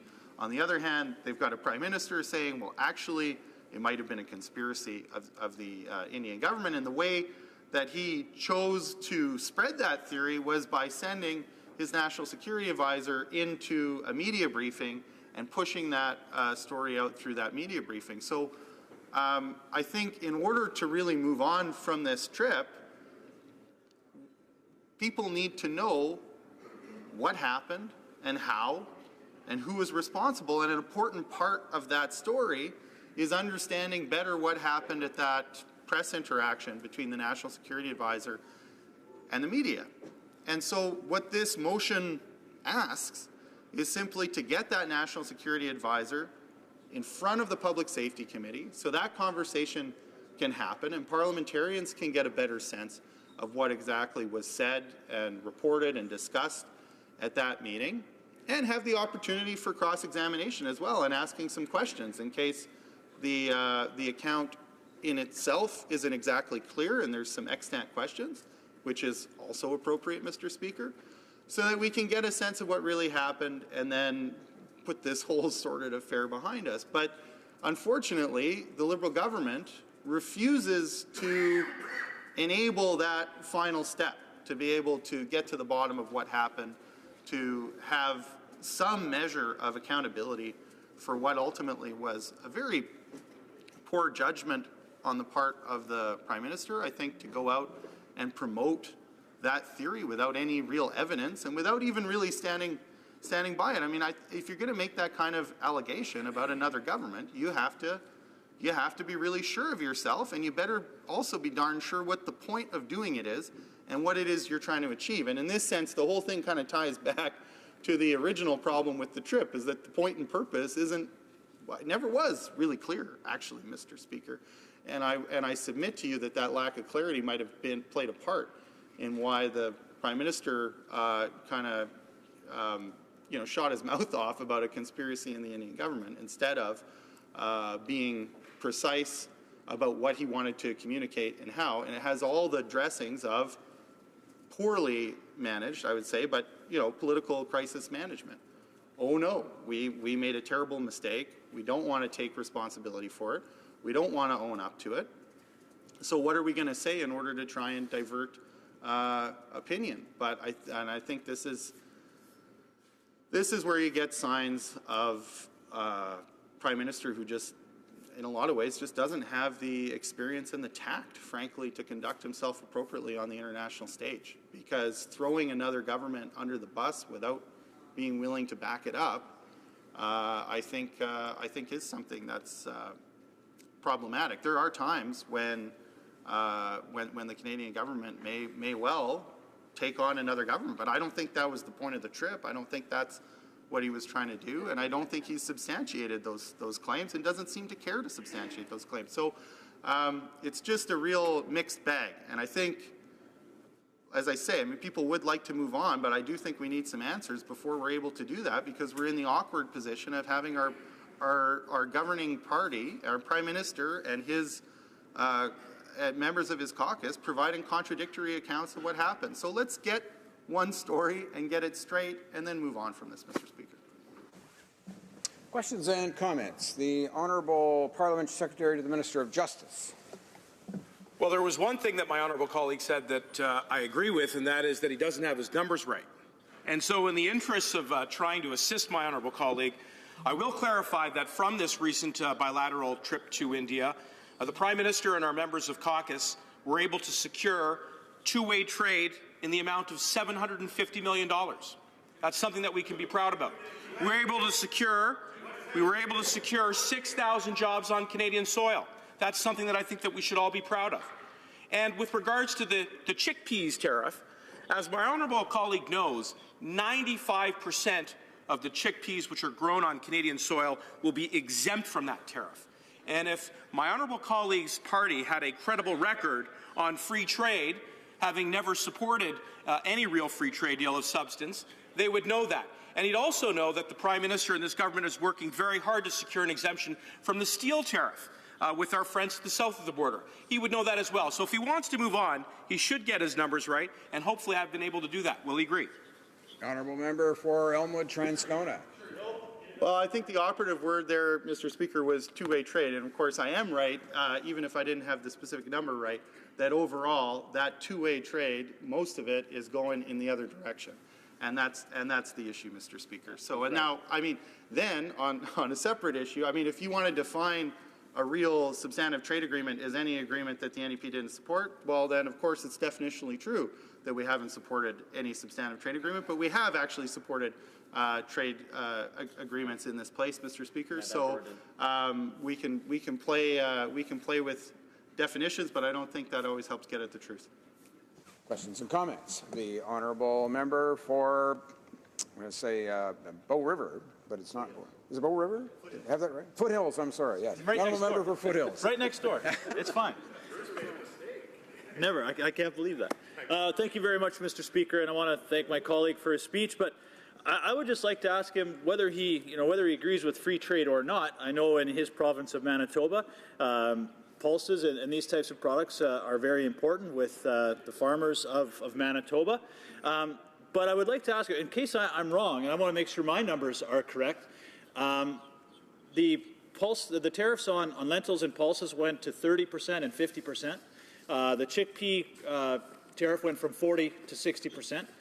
Are those numbers correct? And did the Prime Minister take the Agriculture Minister with him to India with this large entourage that he take? And did he come home with any type of agreement on the fumigation issue, which is costing our pulse producers substantially? And we are seeing our exports to India go from $1.4 billion in pulses to closer to $900 million, which I think those numbers are correct. But I just want to make sure I'm right on that. Honourable member for Elmwood Transcona.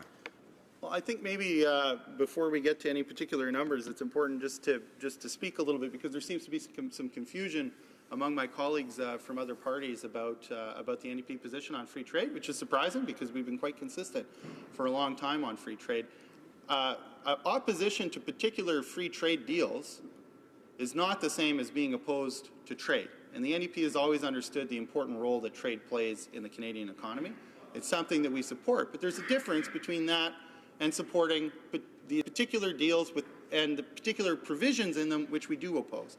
Like Chapter 12 in the TPP, Mr. Speaker, that's going to allow all the worst abuses of the temporary foreign worker program that this government said it was going to fix over the Harper era, to allow them to be recreated and in a way that gives the government less control over stopping those problems than they had with the TFW program. It's provisions like that that we oppose. It's not trade.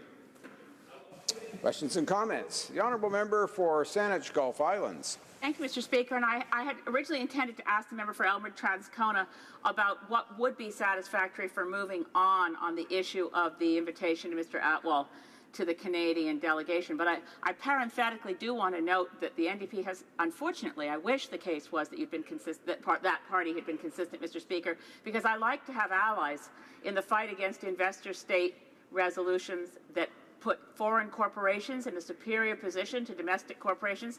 That is the position of the NDP. Unfortunately, when they voted for the Canada-Korea trade agreement, they violated that position, because that does open us up to Korean corporations having the ability to sue Canada if we interfere with their expectation of profits. But to the member for Elmwood Transcona, what could we do short of compelling a civil servant to testify? I have concerns about that, and I wonder if there's something else we can do to be able to move on. Honourable member for Elmwood Transcona. Well, in this case, I do actually think that one of the best things to do is to hear from Daniel Jean. I mean, that's, part of getting to the bottom of what has happened. Well, yeah, she asked for other ideas about what we might do, and I'm suggesting that the option on the table is actually the best option for the time being, because part of the problem is a lack of information about what happened during a key event. And so to get that information is a first step in assessing whether there are further steps. But to be able to clarify what exactly happened there, I think, is the thing to do. That may be sufficient, and then we may be able to move on. If not, we're going to be able to take that information to assess what the next best steps are. So that's why I think this is a good, important first step. I just say as a side note, we may have a little bit of a dispute as to the facts. My understanding of that particular agreement that the member mentioned was that there was a state-to-state dispute settlement resolution, not an investor-state dispute resolution mechanism. You know, perhaps some further research is warranted in terms of seeing who's right.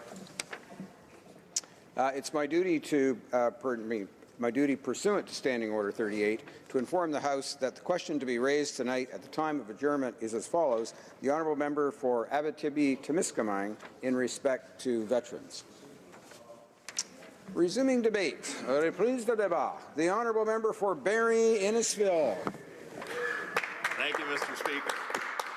And I certainly wouldn't have expected you to not know that, and I appreciate that, Mr. Speaker, with utmost respect. And I do want to say that I am going to be sharing my time with the Honourable en français. Je vais partager mon. I'll be sharing my time with the Honourable Member for Mégantic-L'Érable.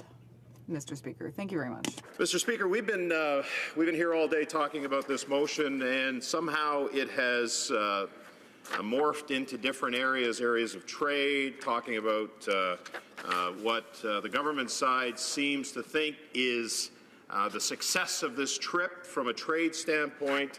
I would call it a colossal failure, Mr. Speaker, given the amount of domestic media and certainly domestic consumption that this received, the amount of negative perception of the Prime Minister, I think, is unbelievable. I'll tell you a quick story, Mr. Speaker. I was at the Barrie Colts game the other night, and people were yelling at me, "Hey, Brassard, where's your hockey costume?" So it certainly is indelibly etched in the minds of Canadians, so much so that they're mocking the Prime Minister for it. But I also want to remind the House why we're here, Mr. Speaker, and the motion, again, to read it so that we're not talking about trade, we're not talking about any other issues with respect to this trip to India except one.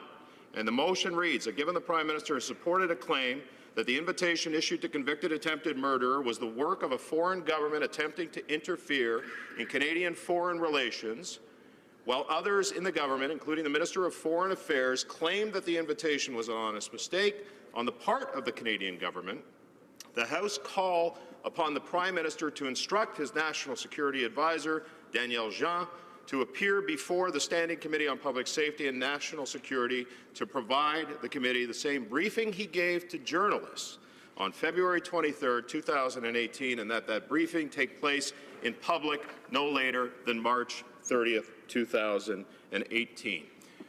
Mr. Speaker, over the course of this issue, I have spoken to many seasoned veterans, members of Parliament who've been around this place for a long, long time, and they have never seen the type of situation that we're now seeing with respect to the National Security Advisor, Mr. Jean, being placed in a position to provide political cover for the Prime Minister and his disastrous trip to India.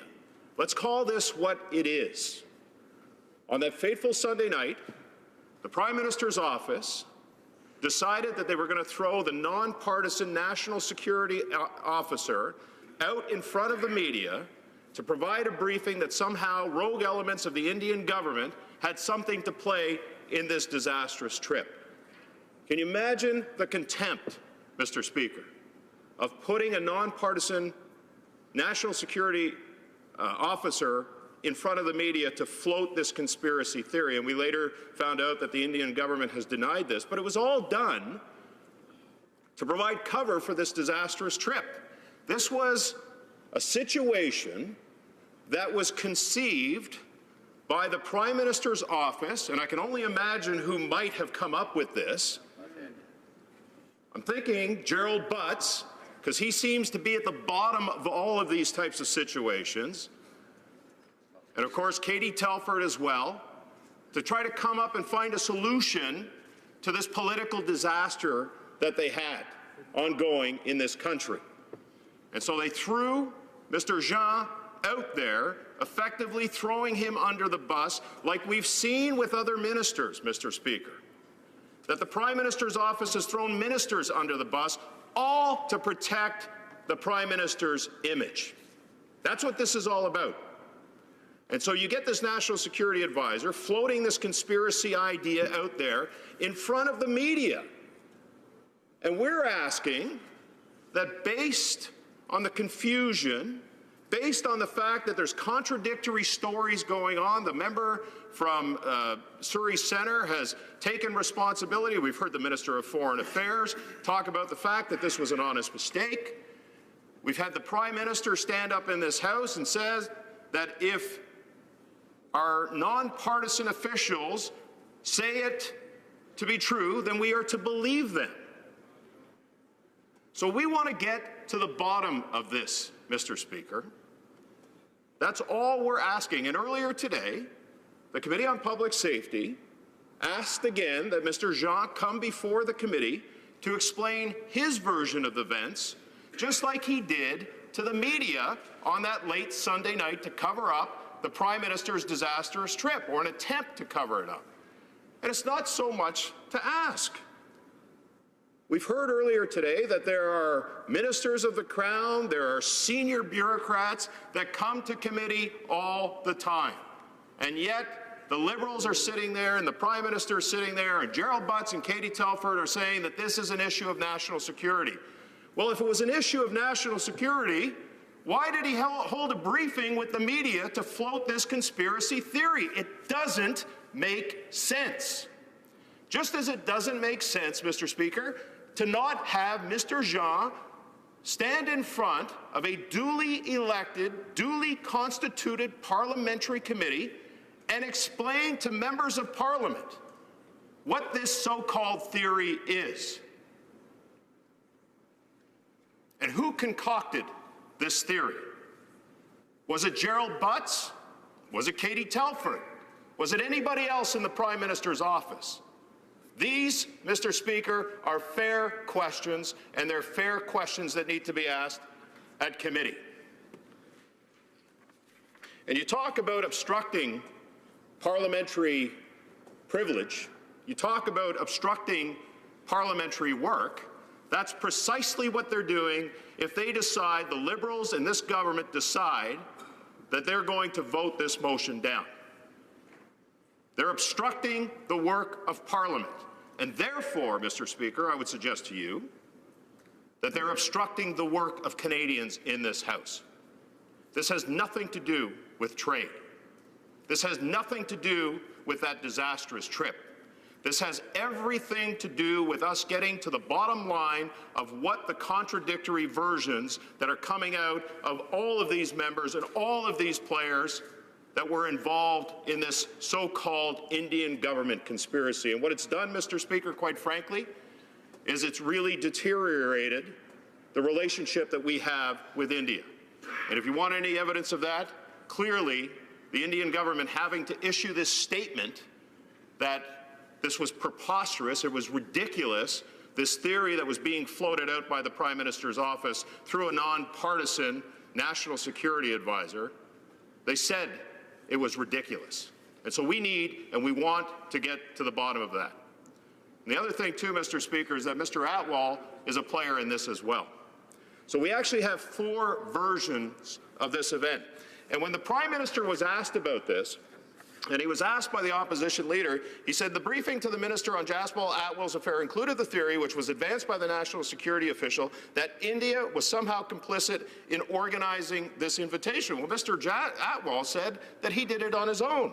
And the response from the Prime Minister was, defending the professional, nonpartisan public service, when one of our top diplomats and security officials says something to Canadians, it is because they know it to be true. Well, if it's true, extend the same privilege to members of Parliament and a duly constituted parliamentary committee, and let them ask the questions. Let them find out what's true.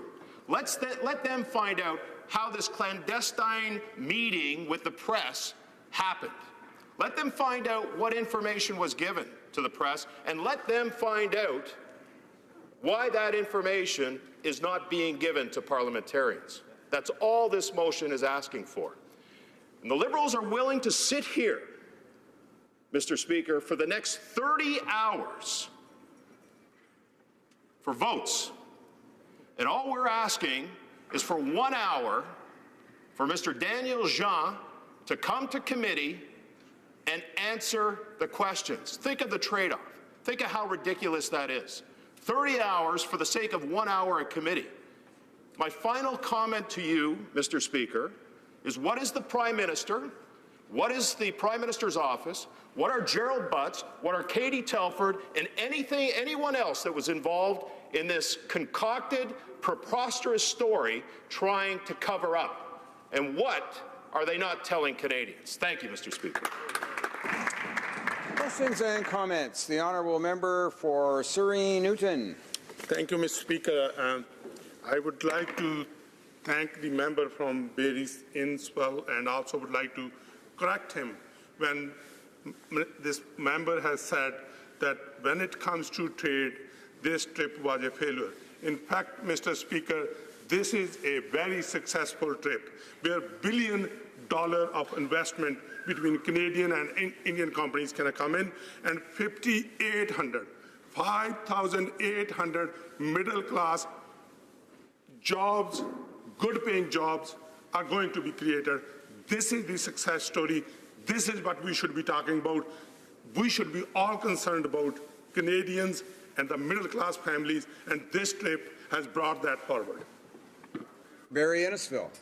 I think what we need to be concerned about is the truth, Mr. Speaker. This is a government that ran on the fact that they were going to do things differently. I don't even know what that means anymore, because we're not seeing anything of any value and truth, transparency, and accountability. And this is just one example of that. You know, what's funny about the trade, and I will address that, the issue of the trade that was purportedly done with India, it's been reported that it was actually a net negative for Canada. So for them to stand up there, for the government side to stand up there and somehow suggest that this was a successful trade mission, I would suggest to you, Mr. Speaker, that this was a failure on all levels, including the worst of all, a government cover-up. Question commentaire. L'honorable député de Sherbrooke. The honourable member for Sherbrooke.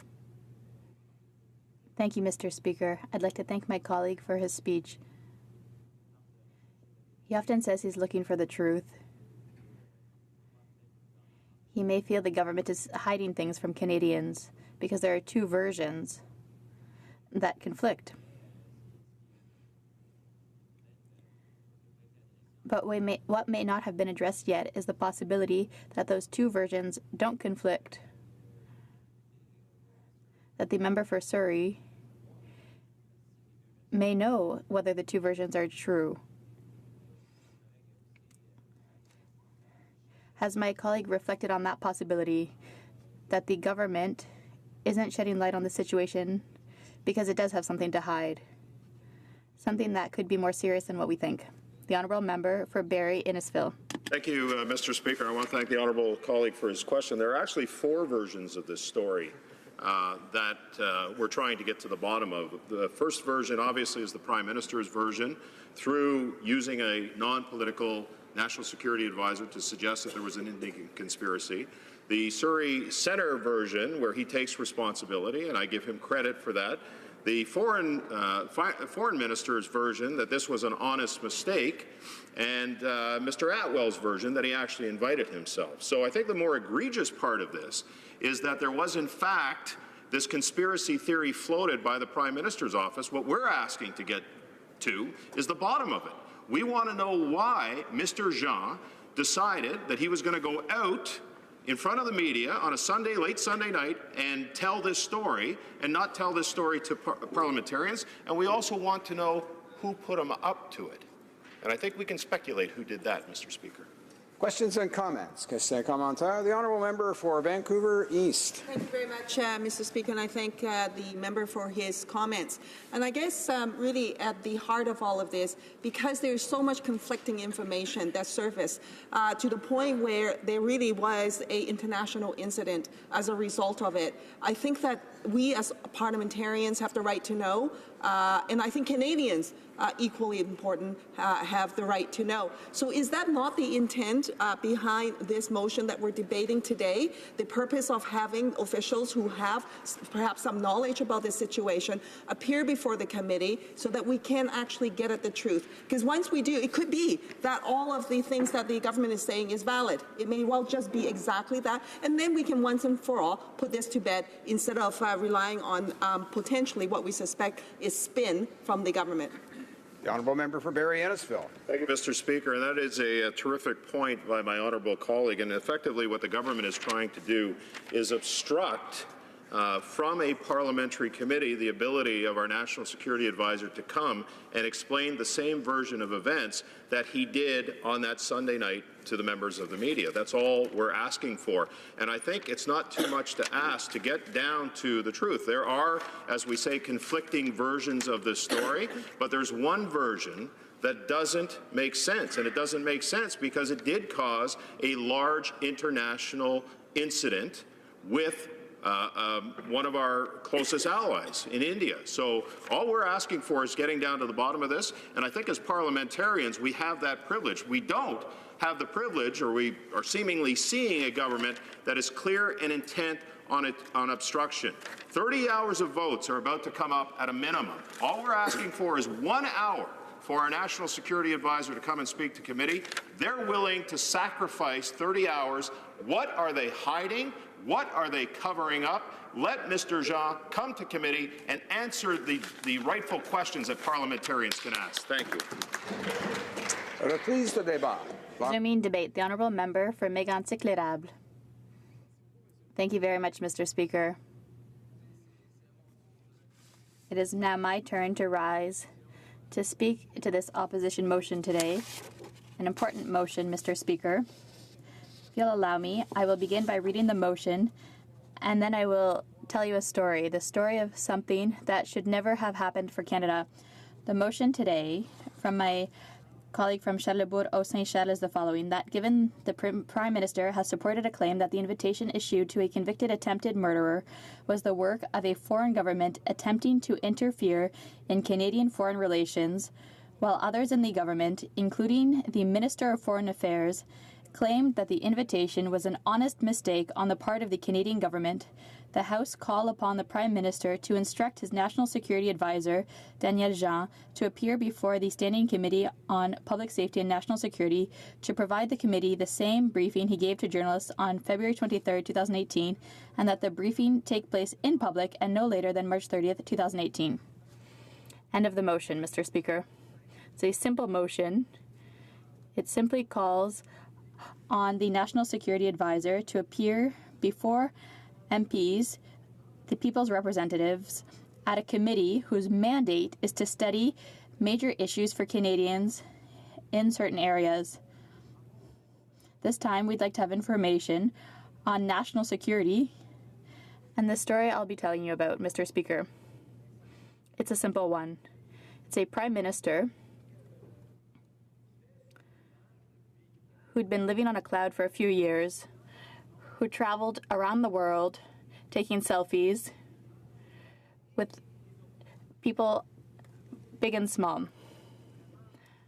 The Prime Minister, proud of his performance abroad, impressed many people with his looks and his hair. Yet the Prime Minister had little to say during those many trips. And one day, the Prime Minister, feeling confident in past trips and the great media coverage he'd had thanks to his image, not content or what he brought back to Canada, decided to go on a very big trip. A big trip in a big country, a country with which Canada has a lot of trade, a country that has a lot of history and culture. Our Prime Minister decided to bring along his family, his ministers, his MPs, and many others, Mr. Speaker, many others. And that is the danger. When you start thinking that you're bigger than your britches, you start taking fewer precautions, you are surrounded by many people, and then unfortunate things happen, as happened here. So, Mr. Speaker, it's a trip that I'll show you through the eyes of the international press. A French president did a similar trip to that of our Prime Minister in India shortly after our Prime Minister's trip. Allow me to give you a few examples from Paris Match from March 14th. Contrary to Nicolas Sarkozy, who in 2008 only spent 35 hours in India, and Emmanuel Macron took his time.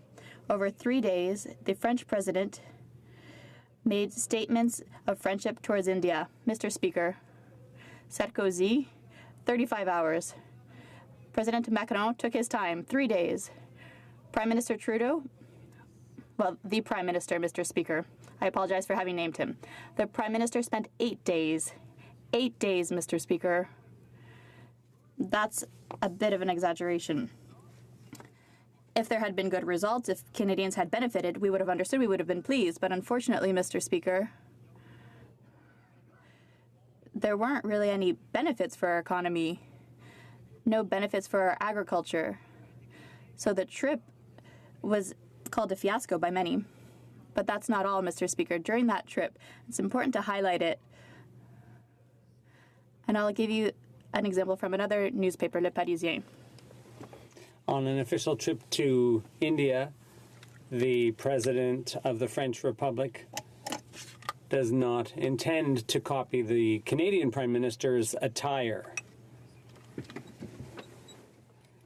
And I'll continue quoting from the article here.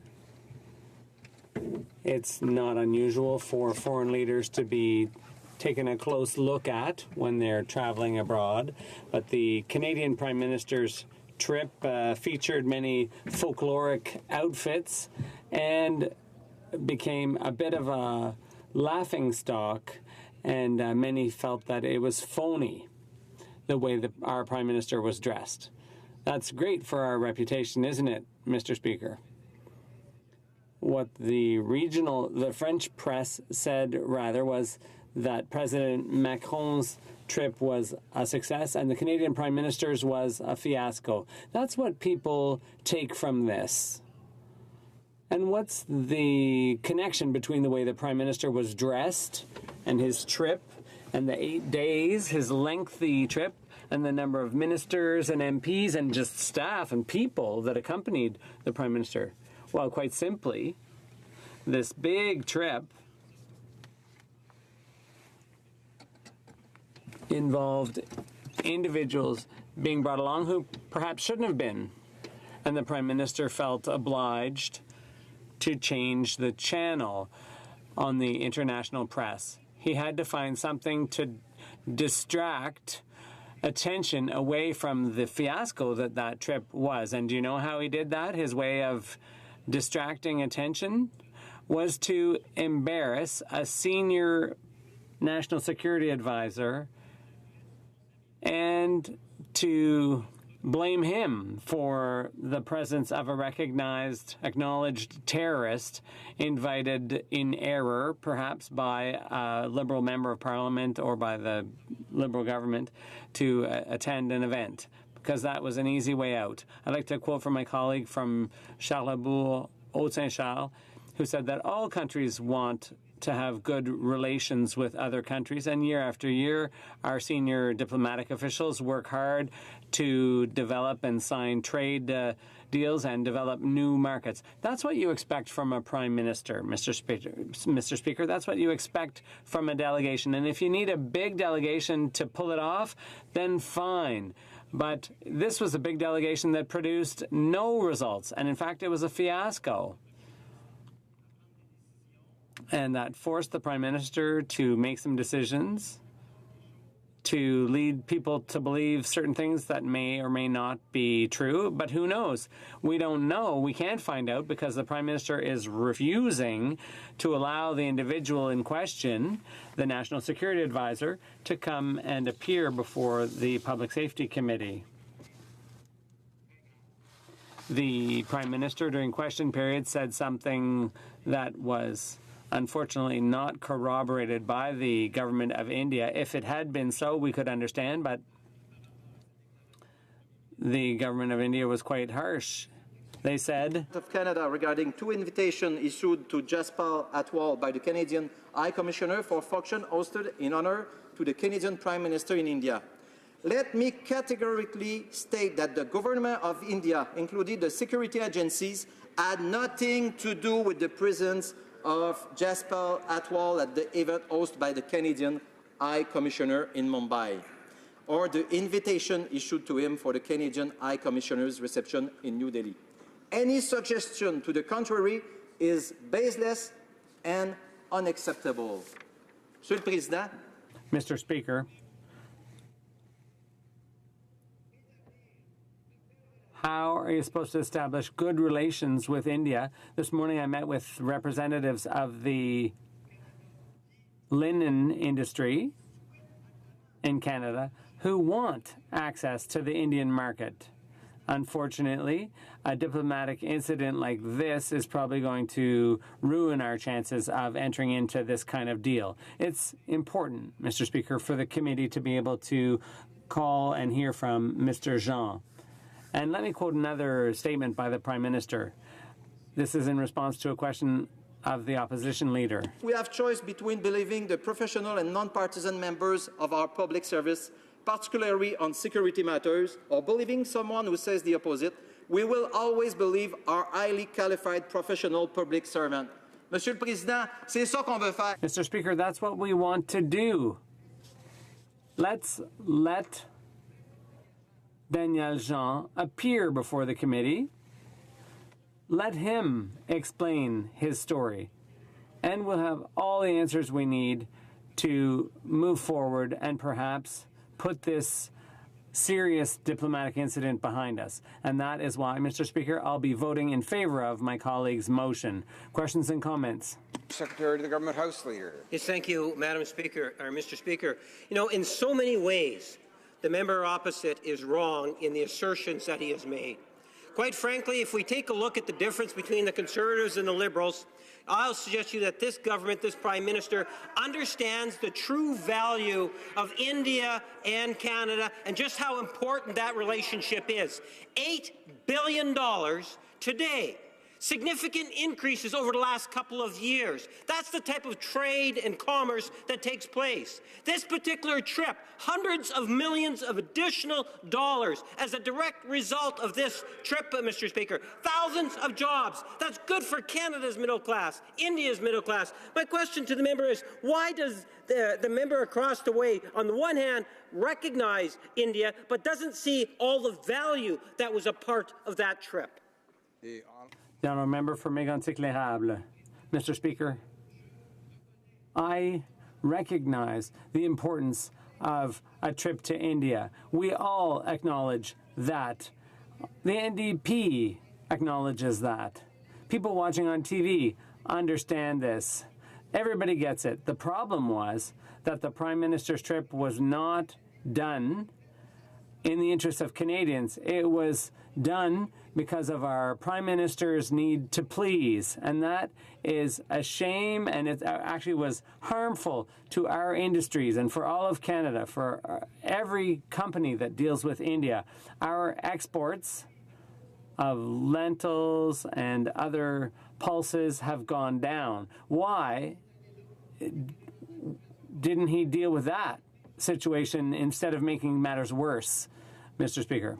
Innisfil.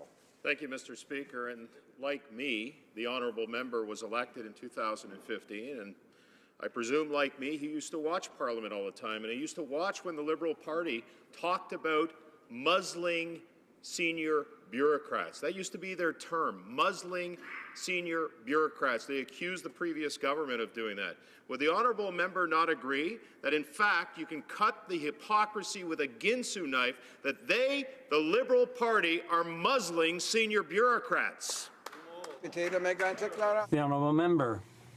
Mr. Speaker, not only are they muzzling senior officials, they use them for partisan purposes to defend the Prime Minister's interests, not Canadians' interests. The honourable member for Surrey Newton. Thank you, Mr. Speaker. I would like to correct the member from Barry's Innisfil again. It is not this Prime Minister that is muzzling the bureaucrats. In fact, this Prime Minister and this Minister is standing with the bureaucrats to make sure that we are there to protect them. In fact, it was the other government, it was the Conservative government that was muzzling employees all the time.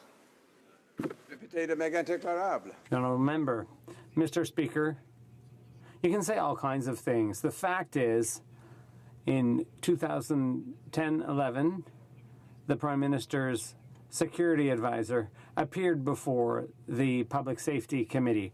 Why are they now refusing that the same thing happen at the current committee if there isn't anything to hide? It's the honourable member for Calgary Shepherd. Thank you, Mr. Speaker. Just briefly here, I want to refer to the power of parliamentary houses to send for persons, papers, and records, a source book on the law and precedent of parliamentary subpoena powers for Canadian and other houses. And some members of parliament on that side may recognize the name because it's actually written by one of them, a former member of this House, a Liberal Party member called Derek Lee, who wrote on page 54, "It is essential and undisputed privilege of both houses of parliament, which they possess in common with every other court, to summon witnesses before them for examination upon any subject on which they may require information to guide them in their deliberations." Mr. Speaker, I think this falls well within this definition that's provided for a former Liberal member of Parliament to call forth witnesses to a committee. I'd like to hear the member comment on that. The honourable member for Mégantic-Les-Sables. Mr. Speaker, I think that's quite legitimate to hear various viewpoints on committees. That's the role of the committee. That's what we should be doing. So what is it that a national security advisor can't say to a parliamentary committee if he's already said it to the media? What's the government afraid of? Are they afraid that he's going to answer? Is he going to say something different from what he said to journalists? Why are they so afraid of this senior official's evidence?